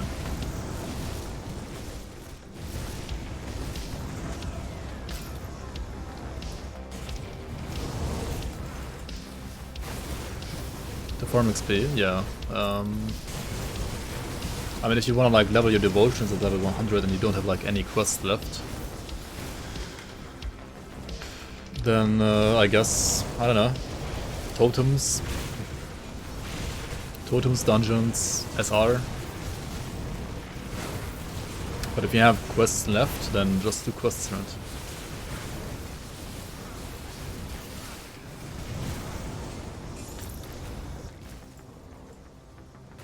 Squid devotion? What the fuck is squid devotion?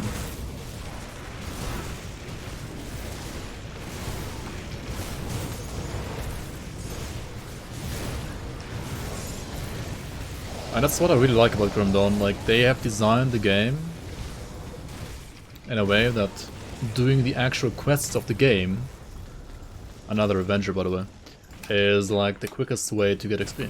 So you're not punished for doing the quests. We're actually rewarded for doing quests.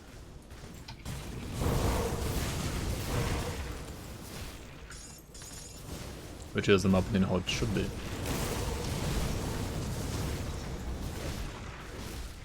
I mean, I know there's like no devotion called Squid, but I thought you were like maybe referring to something else as Squid devotion. Yeah. Debated.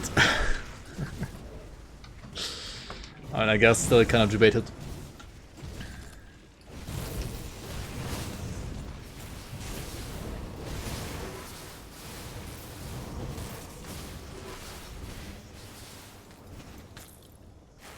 Let's go for frog. Or frog and mouse. Always take frog and mouse, right? And the goose devotion. You silly goose.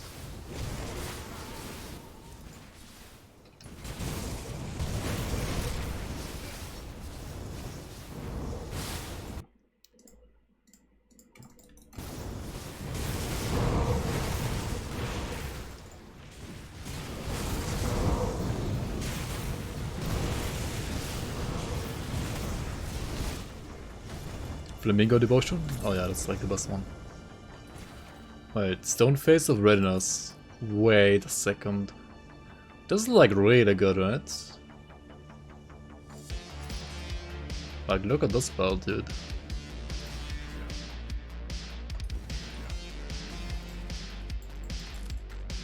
And call Crane Pelican. Not even triple rare? Oh my god, you're so picky, dude, it's insane. How are you so picky in a game like Grim Dawn?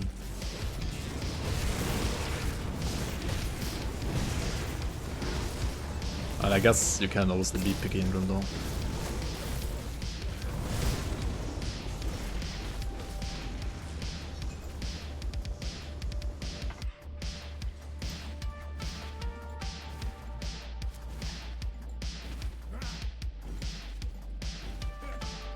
The rats have arrived. Mouse jam.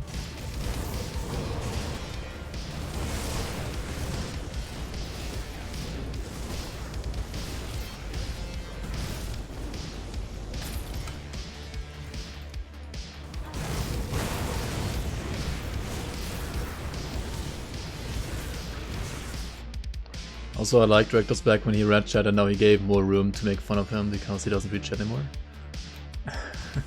Yeah, Adios is one of the OGs here. I mean, yeah, not necessarily like OG, but like pretty OG, yeah. He was here when I was like, I don't know, like a 20 viewer Andy or something.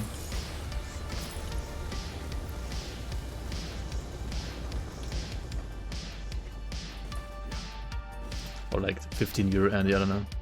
I had like 9 years when you joined. Oh, yeah. Might be true as well, yeah.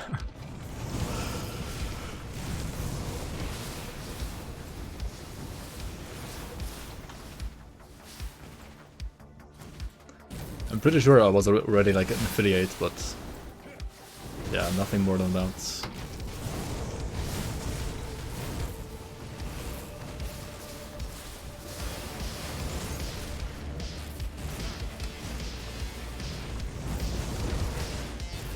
I wasn't even, I think when you joined I was, wait, when did you join? Like April 2019? Something like that? And it could be that I wasn't even affiliate. Maybe. How did I miss Savaria's Dam? Oh, there's one more spawn minute. You're up, our welcome. I mean, I know, for example, Plasma Strike, he was like one of the OGs, like he was watching me or like Illuminate, I mean, not Illuminator, no, Manual and Plasma Strike. Like back in 2018 even.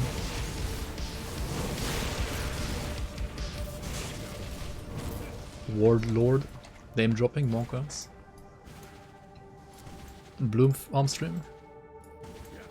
Yeah. Exactly. I mean, Crate is gonna increase drop rates for blooms apparently next hotfix. Which isn't even that hot because like the patch already dropped like what, 2 months ago? Like how's that a hotfix? But yeah, the patch 1.1.9.1 or hotfix, whatever you wanna call it, is gonna have an increased bloom rate, like drop rate for blooms. So remember my first sub.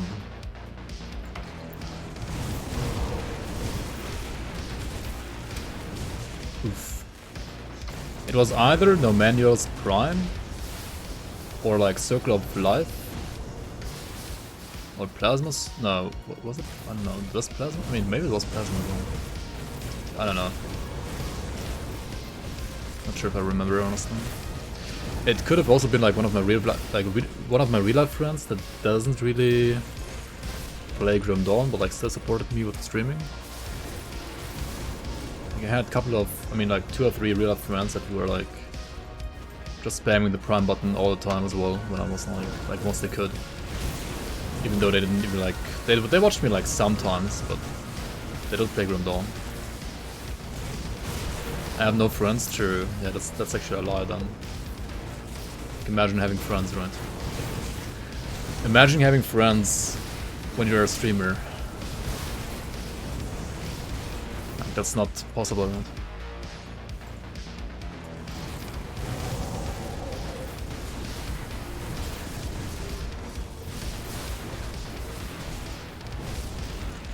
Why not reduce bloom cost components? They already did that. They already did that once like a year ago. Like before that, it was even more expensive to craft stuff. Like craft components.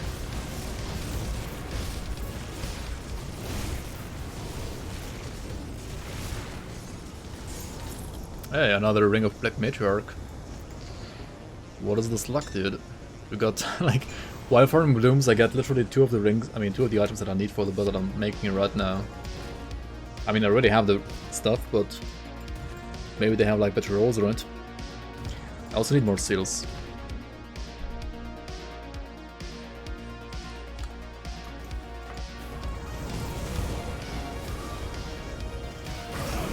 Have imagining streamer have friends when you kick W. What?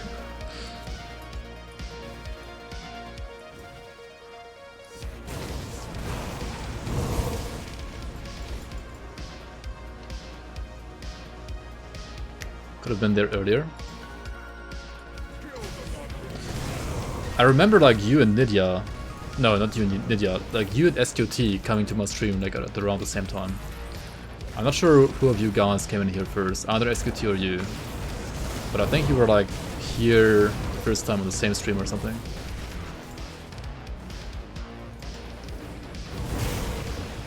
You were here earlier? Oh, okay. came first, Illuminator or SQT? The egg or the chick, right? The egg or, how does they say that?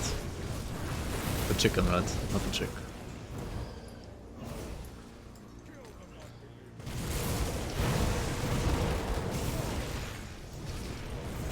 Chicken or the egg, yeah, there we go. English is hard, dude.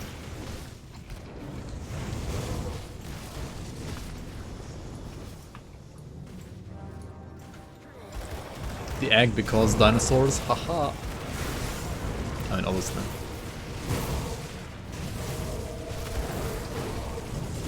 Oh, yeah, that could be actually true. I think, yeah, like Baker, when Baker was playing Grim Dawn, he did raid me. I think I raided him and he raided me. Something like that. Like yeah, like when he was streaming Grim Dawn, I'd like hang out in his stream, like checked how like a PoE player handles Grim Dawn, you know? And I think I also like raided him once or something. Or like he raided me because I helped him out in stream with some stuff. Yeah, something like that.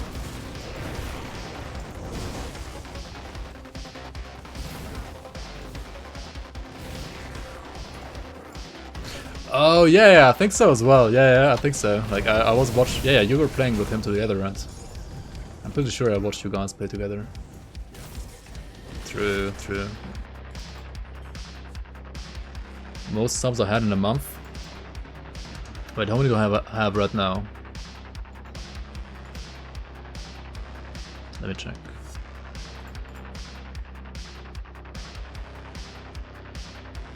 I have 85 right now. Or what is this? Wait. I think I have 85 right now. Or something like that. Most subs I had in November 2020, I had like 120 back then. Like when season... Basically I think around when season 1 started, I had the most subs. Half of my average viewer count for most streamers? It depends. I had like more subs than average viewers in November, actually.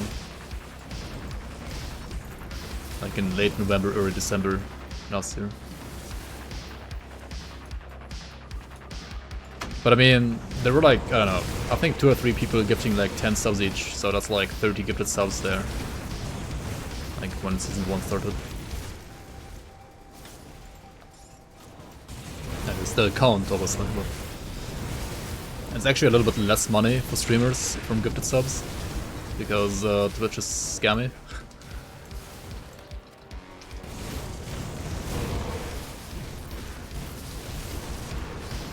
Thank you for the support, you simp.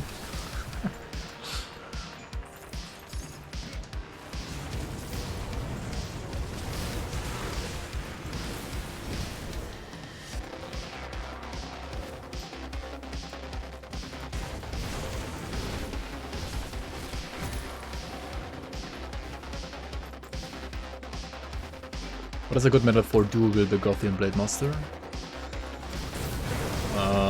Probably the Gutworm's medal. It's the best. I mean, not Gutworm, no, what's it called? Not Gutworm, the other one. No, it is Gutworm, right? Yeah, it is actually Gutworm. Gutworm has like +3 to deadly momentum. It's a green medal. If you get like crazy affixes on that medal, that's like the best in slot, I would say. Other than that, you can always use Direwolf Crust, right?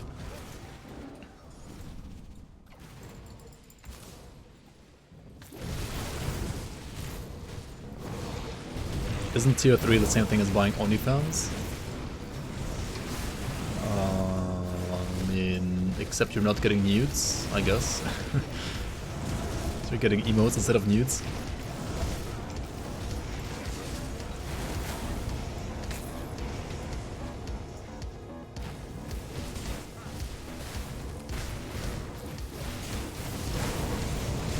+4 to Blind Fiend.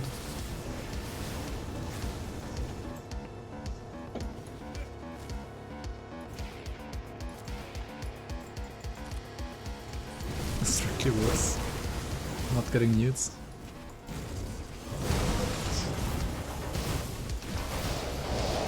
I don't know, man. The internet is like full of nudes. Is the internet full of scrapped emotes? Or something like that? Probably not.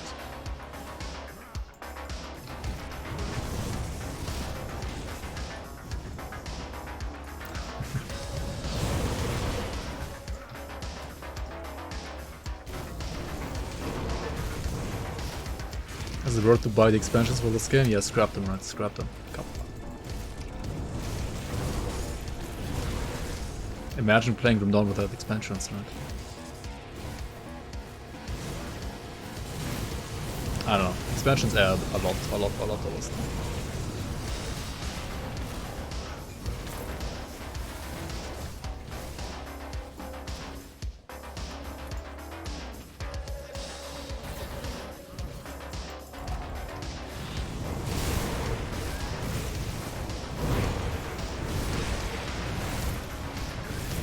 I mean, certainly the step from vanilla to AOM was a huge step, like an insanely huge step.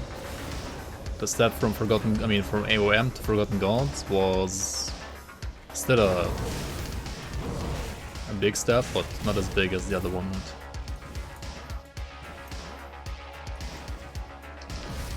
On the other hand, the game became like a lot faster with Forgotten Gods because of like movement abilities, right?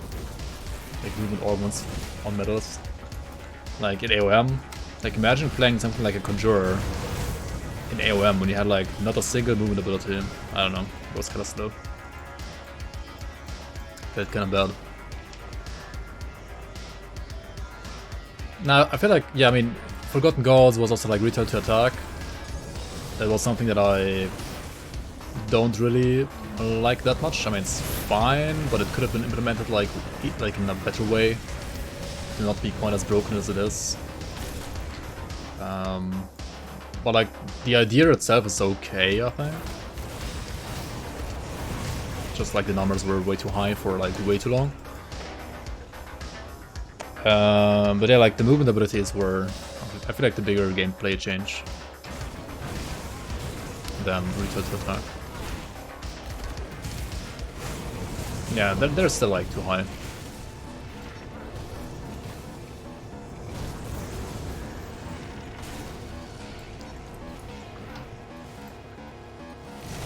Oh yeah, merits. Yeah, like Speedleveling became a lot quicker as well with AOM, I mean with Forgotten Gods. True. Like merits and movement abilities are like, movement augments rather, are like the biggest change for the positive that Forgotten Gods brought to the game compared to AOM.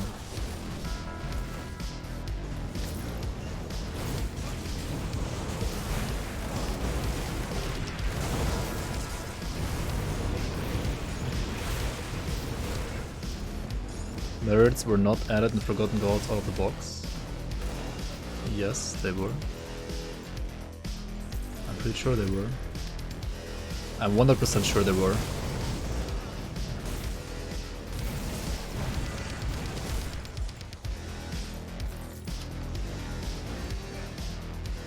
They have added the quest to buy the merit later to like make people be more aware of merits existence, like the existence of merits. They've added that one later. But I think the merits actually were part of Forgotten Gods already. I'm pretty sure about that. Like 100%.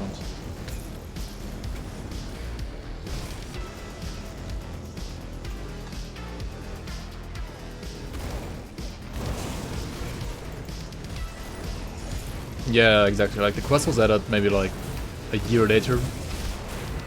Like half a year later or something like that. But the merits have always been there. It's just like people didn't know where to buy them. At least like people that didn't watch the developer streams, and also people that didn't like check out the vendors properly, right? I mean, I'm 100% sure I remember finding merits like on day one when I was playing with like a manual.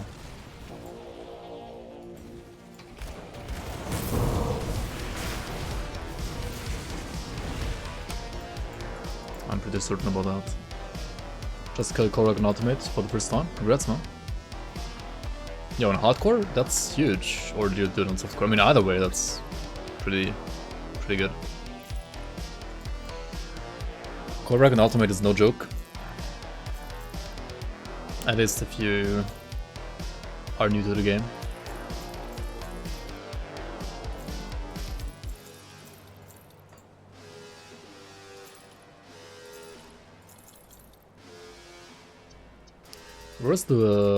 Where's like the sick belt that I had earlier?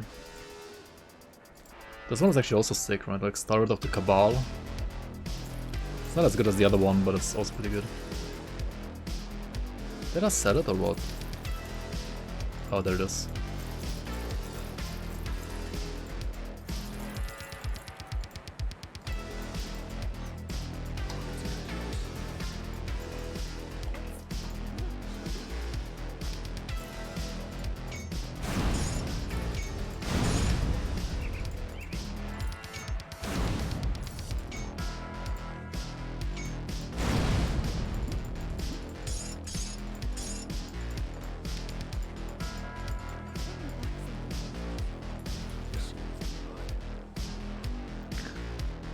I don't save this one, though, right? I have this one. Started of the Cabal. The Ridge Cathedral is a decent farming spot for seals. That's actually a good question. I've never really tried farming the plates for seals. It could be a decent spot, actually, yeah. Let's compare these as well later on the other guy. Well met. I have enough blooms at least for the seal and like another. Okay, like the seal and like another bloom item, like the seal of annihilation and a seal of might, for example. I don't have any.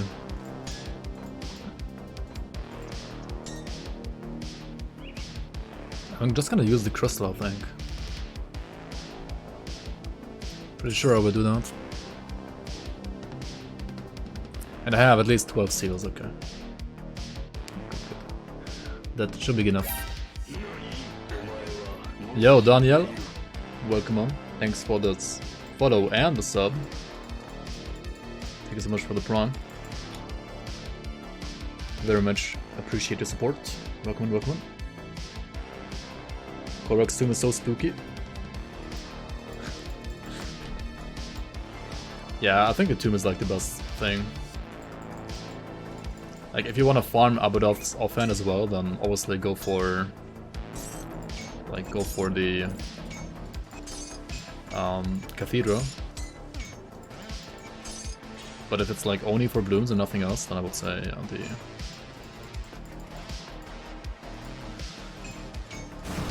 what's it called again?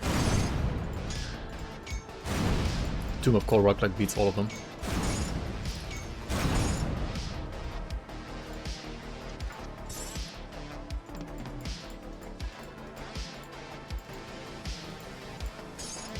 What the fuck? Thanks for the content being enjoyed on YouTube. Nice. Thanks for watching, man. And yeah, welcome on and thank you for your support. Glad my guides on YouTube could be helpful.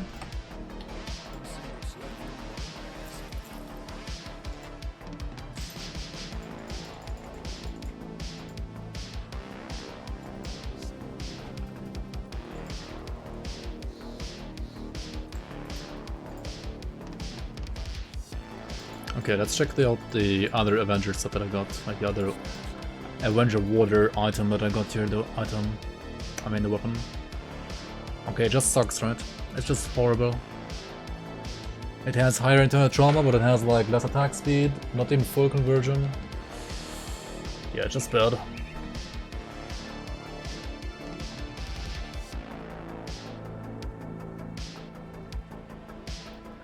The Matriarch ring, I mean, I got the lower one from the Gambler, which is why it has like bonus health regen.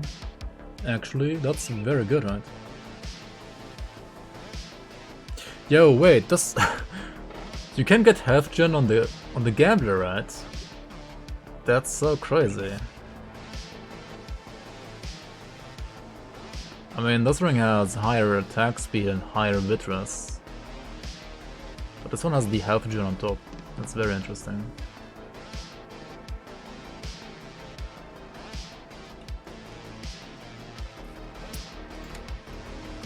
Hey, super cutie, how are you? Weapon damage, AR, content, crap or bad?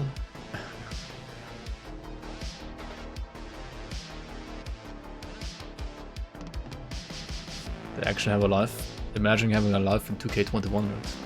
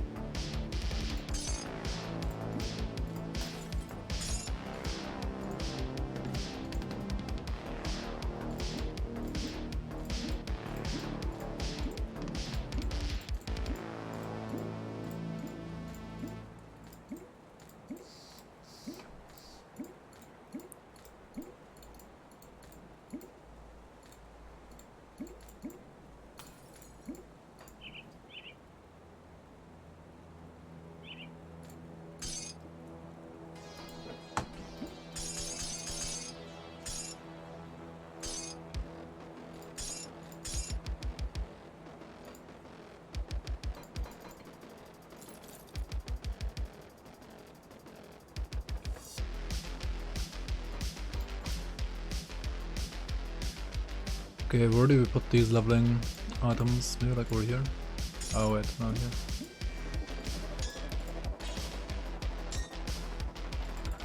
It's left of anime. Will I judge your build? Usually I have the Grim tools, like check out, I mean usually I will properly check out builds via like a channel point reward. I disabled it today because I don't really have time for a long stream today. However, if you like, just feel free to link your build anyway. We got a couple of people in here to judge builds, not only me. I will give it a quick look as well, for sure.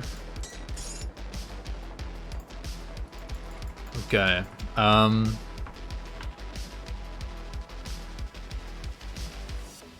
What's the leaf? Oh, this one? That is the, like, season 2 item. Like, you need this, it's like a placeholder token. You need this in your inventory to gain, like, point tokens, like, to get all these tokens here. Which are like the, like, point awarding items in the league, right?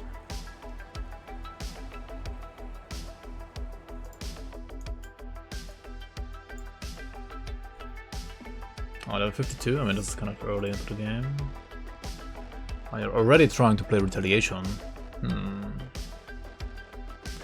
I'm personally not a fan of already trying to play Retaliation while leveling, because it's kind of slow and tedious. But if you want to play that, then sure, you could play that. You're a normal pro there. We'll eventually have to try to max out all of the resistances, like max out all of them, right?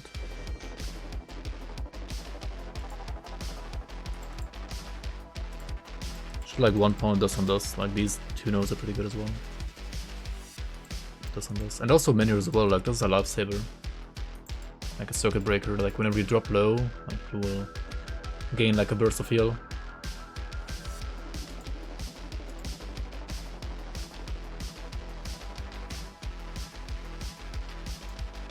This is kind of fine for now, but you also want Assassin's Blade. I mean, Bull Rush, like early on, is better, probably actually for damage, but eventually you want Assassin's Blade instead of Bull Rush. Because resistance reduction is king in this game. Like, you want minus physical resistance if you're like playing a physical build, right? This is like absolutely mandatory for playing physical. There is no viable endgame physical build that doesn't have Assassin's Mark, basically.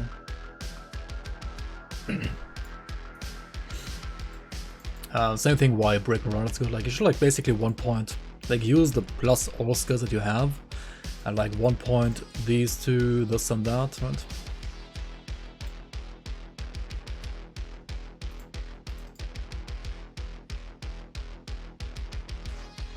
And yeah, that's also why you should 1 point this, and then max this out next, right? I would probably like just leave this as a 1-pointer. I don't need more than that. And this at 5 is pretty good. But yeah, you only have Counter-Strike like as your main damage right now, and this is a filler. If you want this to be your main damage, then like just max it out, right?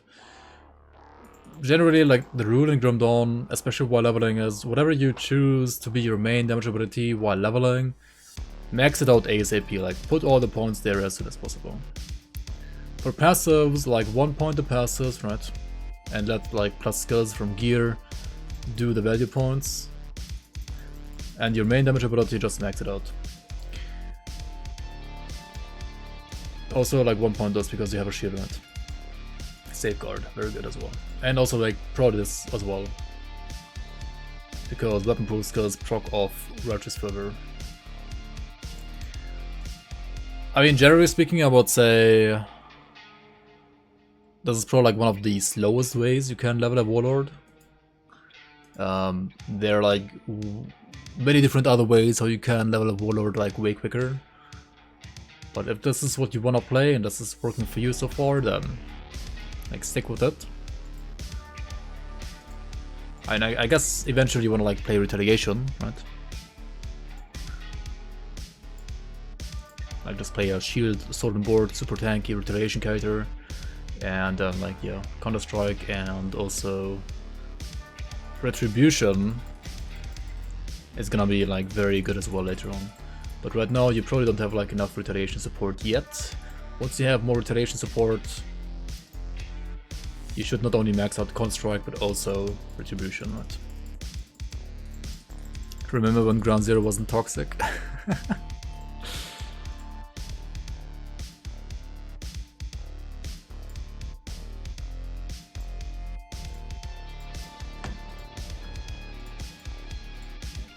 Yeah, Creeping Rings is what you want to look out for. Creeping Rings will drop in the bog, like the Agden bog. Not sure if you're there yet. I mean, you might be around the bog right now. Try to get some of the Creeping Rings that drop from the flowers. Makada Reaper, I mean, yeah, looks decent. Quick look, right? For the quick look, it looks decent. Everything that you should have is there. Maybe 1 pound does for attack speed slow, maybe not, I don't know how good that actually is. I mean, it should be good, right? 1 pound here for minus attack speed should be fine. No Reaping Strike. Isn't Reaping Strike like better than Belgo Shears? Not sure then. Like it's at least Lifesteal. But then again, you probably don't need you don't need Lifesteal badly when you already have Harbinger of Souls anyway, right? I mean, this looks decent. Devotions, probably. Yeah, this looks fine as well. Certainly looks playable, I would say. You could obviously have more away. You should have more away as well. But you only have 2.6k even with the blue Alchemist rings? What the heck?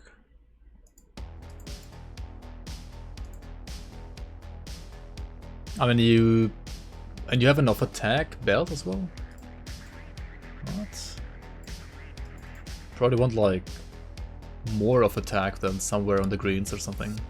Off the Drangul, like what the fuck is this stuff, dude? It's already completely crazy, and you still have a like bad away. But yeah, work on more away, right? Basically. Other than that, I mean, the skill allocation looks good and like devotions look fine as well. And it's just kinda you need more away. Ideally. Everything else looks very good actually. Okay, what was I going for here? I was gonna craft the Seed of Annihilation, right? So Seed of Annihilation needs 12 Rift Stones for the 4 Black Telos, right?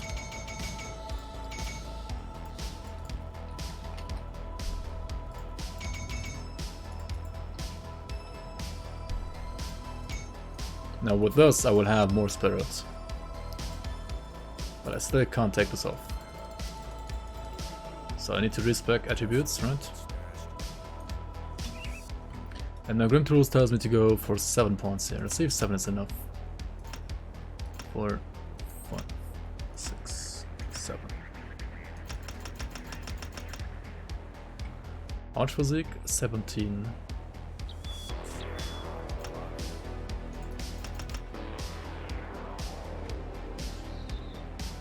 It should be enough now, right? Yeah, okay.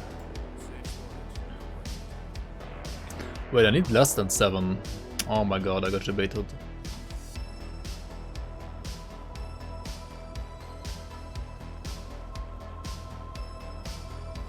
Wait.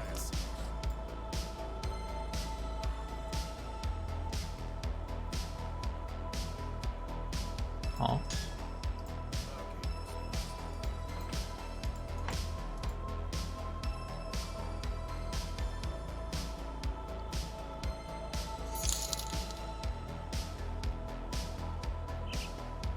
Yo, Akilon, thanks for the $11.93. With, wait, was there a message? I didn't see a message. At least there was no message. Thank you so much for the support, man. Very much appreciated. Wait, was there a message? I didn't think I saw it. But yeah, thank you so much, man.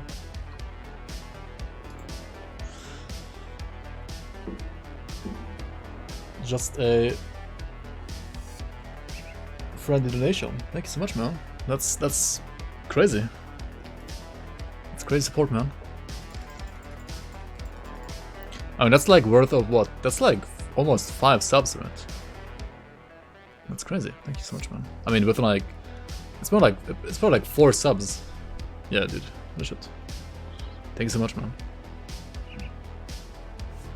You saw the message. Alright, what was I gonna do? I need physique, right?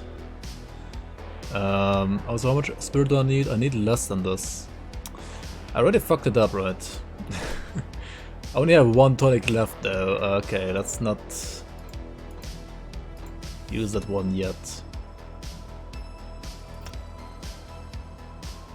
I need 890 physique here. If I use this doesn't give me any spirit, right?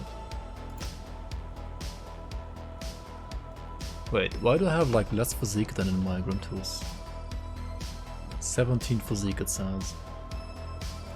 That's 17 points, right? What? I got the same devotions.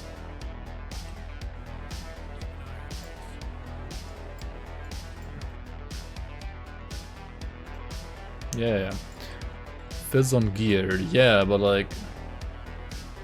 What fizz? Like, what fizz? You mean the rolls are that different?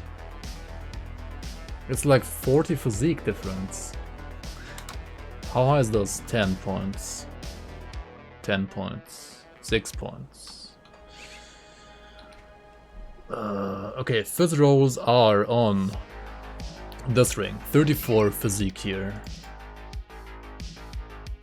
Okay, that's like a low roll, but it's like maybe like 10 less.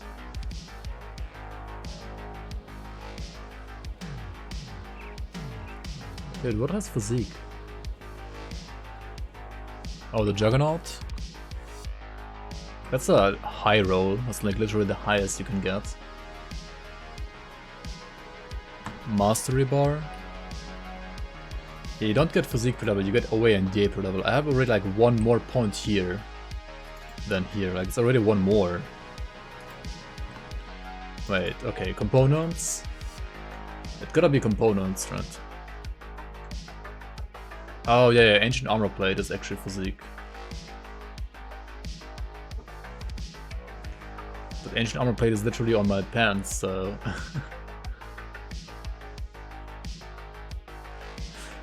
Wait, was it also... No, this one doesn't have physique.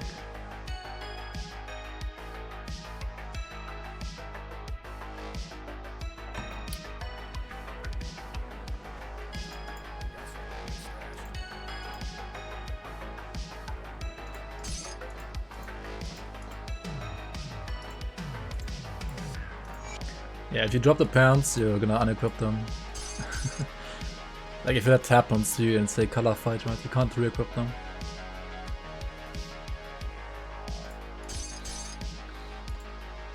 Not sure if I wanna do that. Like if I wanna rely on that.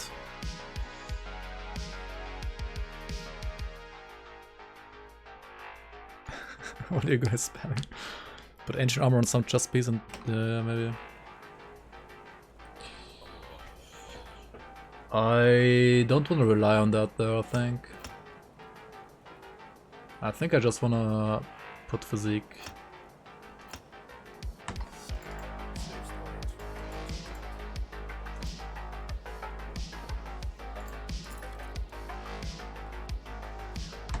It's fine.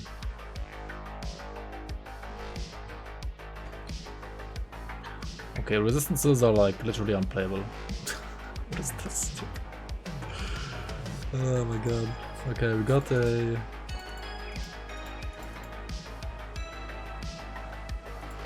Got this one. That's a free blooded crystal.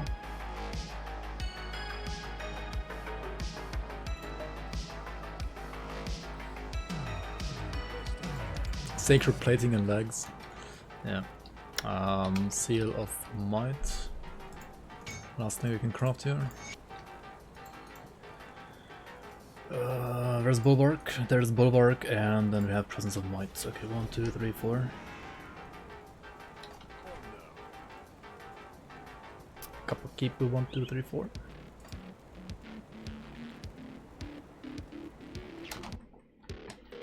I'm pretty sure I wanna max out lead, I mean upheaval last. Out of all the things that I haven't maxed out yet. Soldier side is done, right? Those are already done. Yeah, okay. Shaman side. I need more attack speed here. Let's put 4 for now.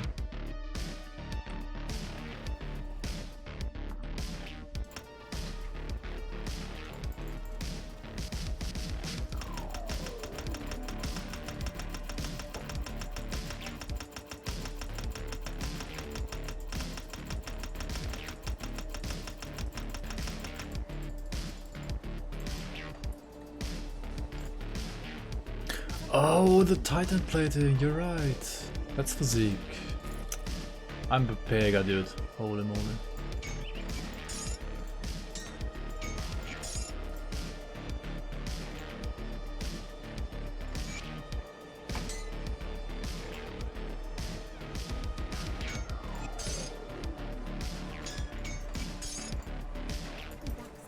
Yeah, sorry for the mic hit. The Titan plating is like really important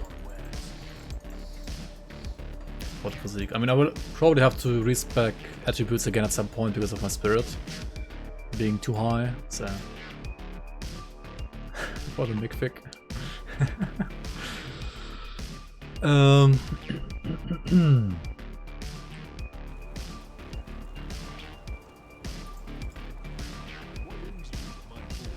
Yeah, I can't play this without the blooms, right? It's literally unplayable. Sad. I would have to farm like 69k blooms. At least 69 blooms, right? And I need 8, 16... No, this is like, what, already 24, right? 24, 40, 56... 72... 80... like 88 blooms still. Yep. Something like that. Yep. Okay. Yeah. I'm not gonna do that today. I will maybe like... I can't play this character right now either. Like it's not doing anything. I can check dummy kill time though. Without like any augments and stuff like that.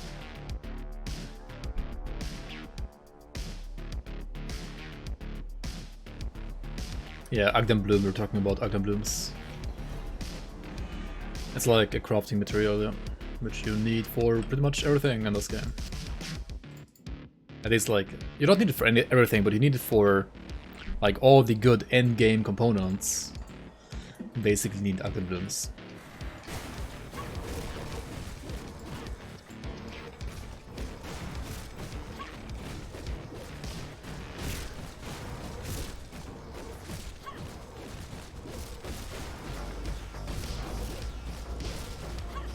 Okay, 2-hour dummy kill time, nice.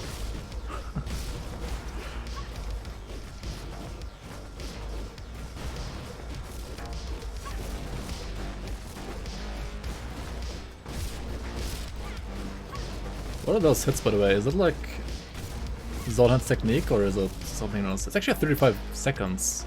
Wait, 35 seconds without any augments? On a health regen build?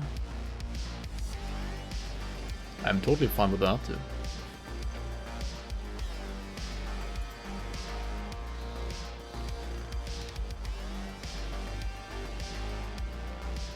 Totally fine with that.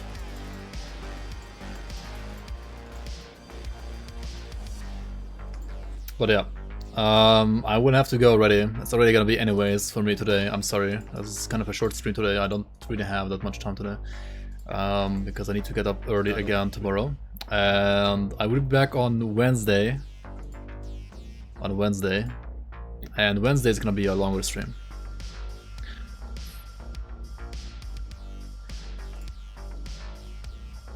I might also like stream earlier on Wednesday than like 5 PM that I usually stream at, right? Well met. I mean, I need to farm blooms next time. I need to farm lots of blooms for this character. I need to get points in the league maybe at some point, right? And we're like halfway through the league, or like we're already like in week 5, so it's like the second half of the league now. So we gotta like get the remaining points finally, because we need to do like 1 or 2 weeks of just feeding builds into SR, right? Alright, thanks for watching on YouTube as well. I'll catch you in the next one.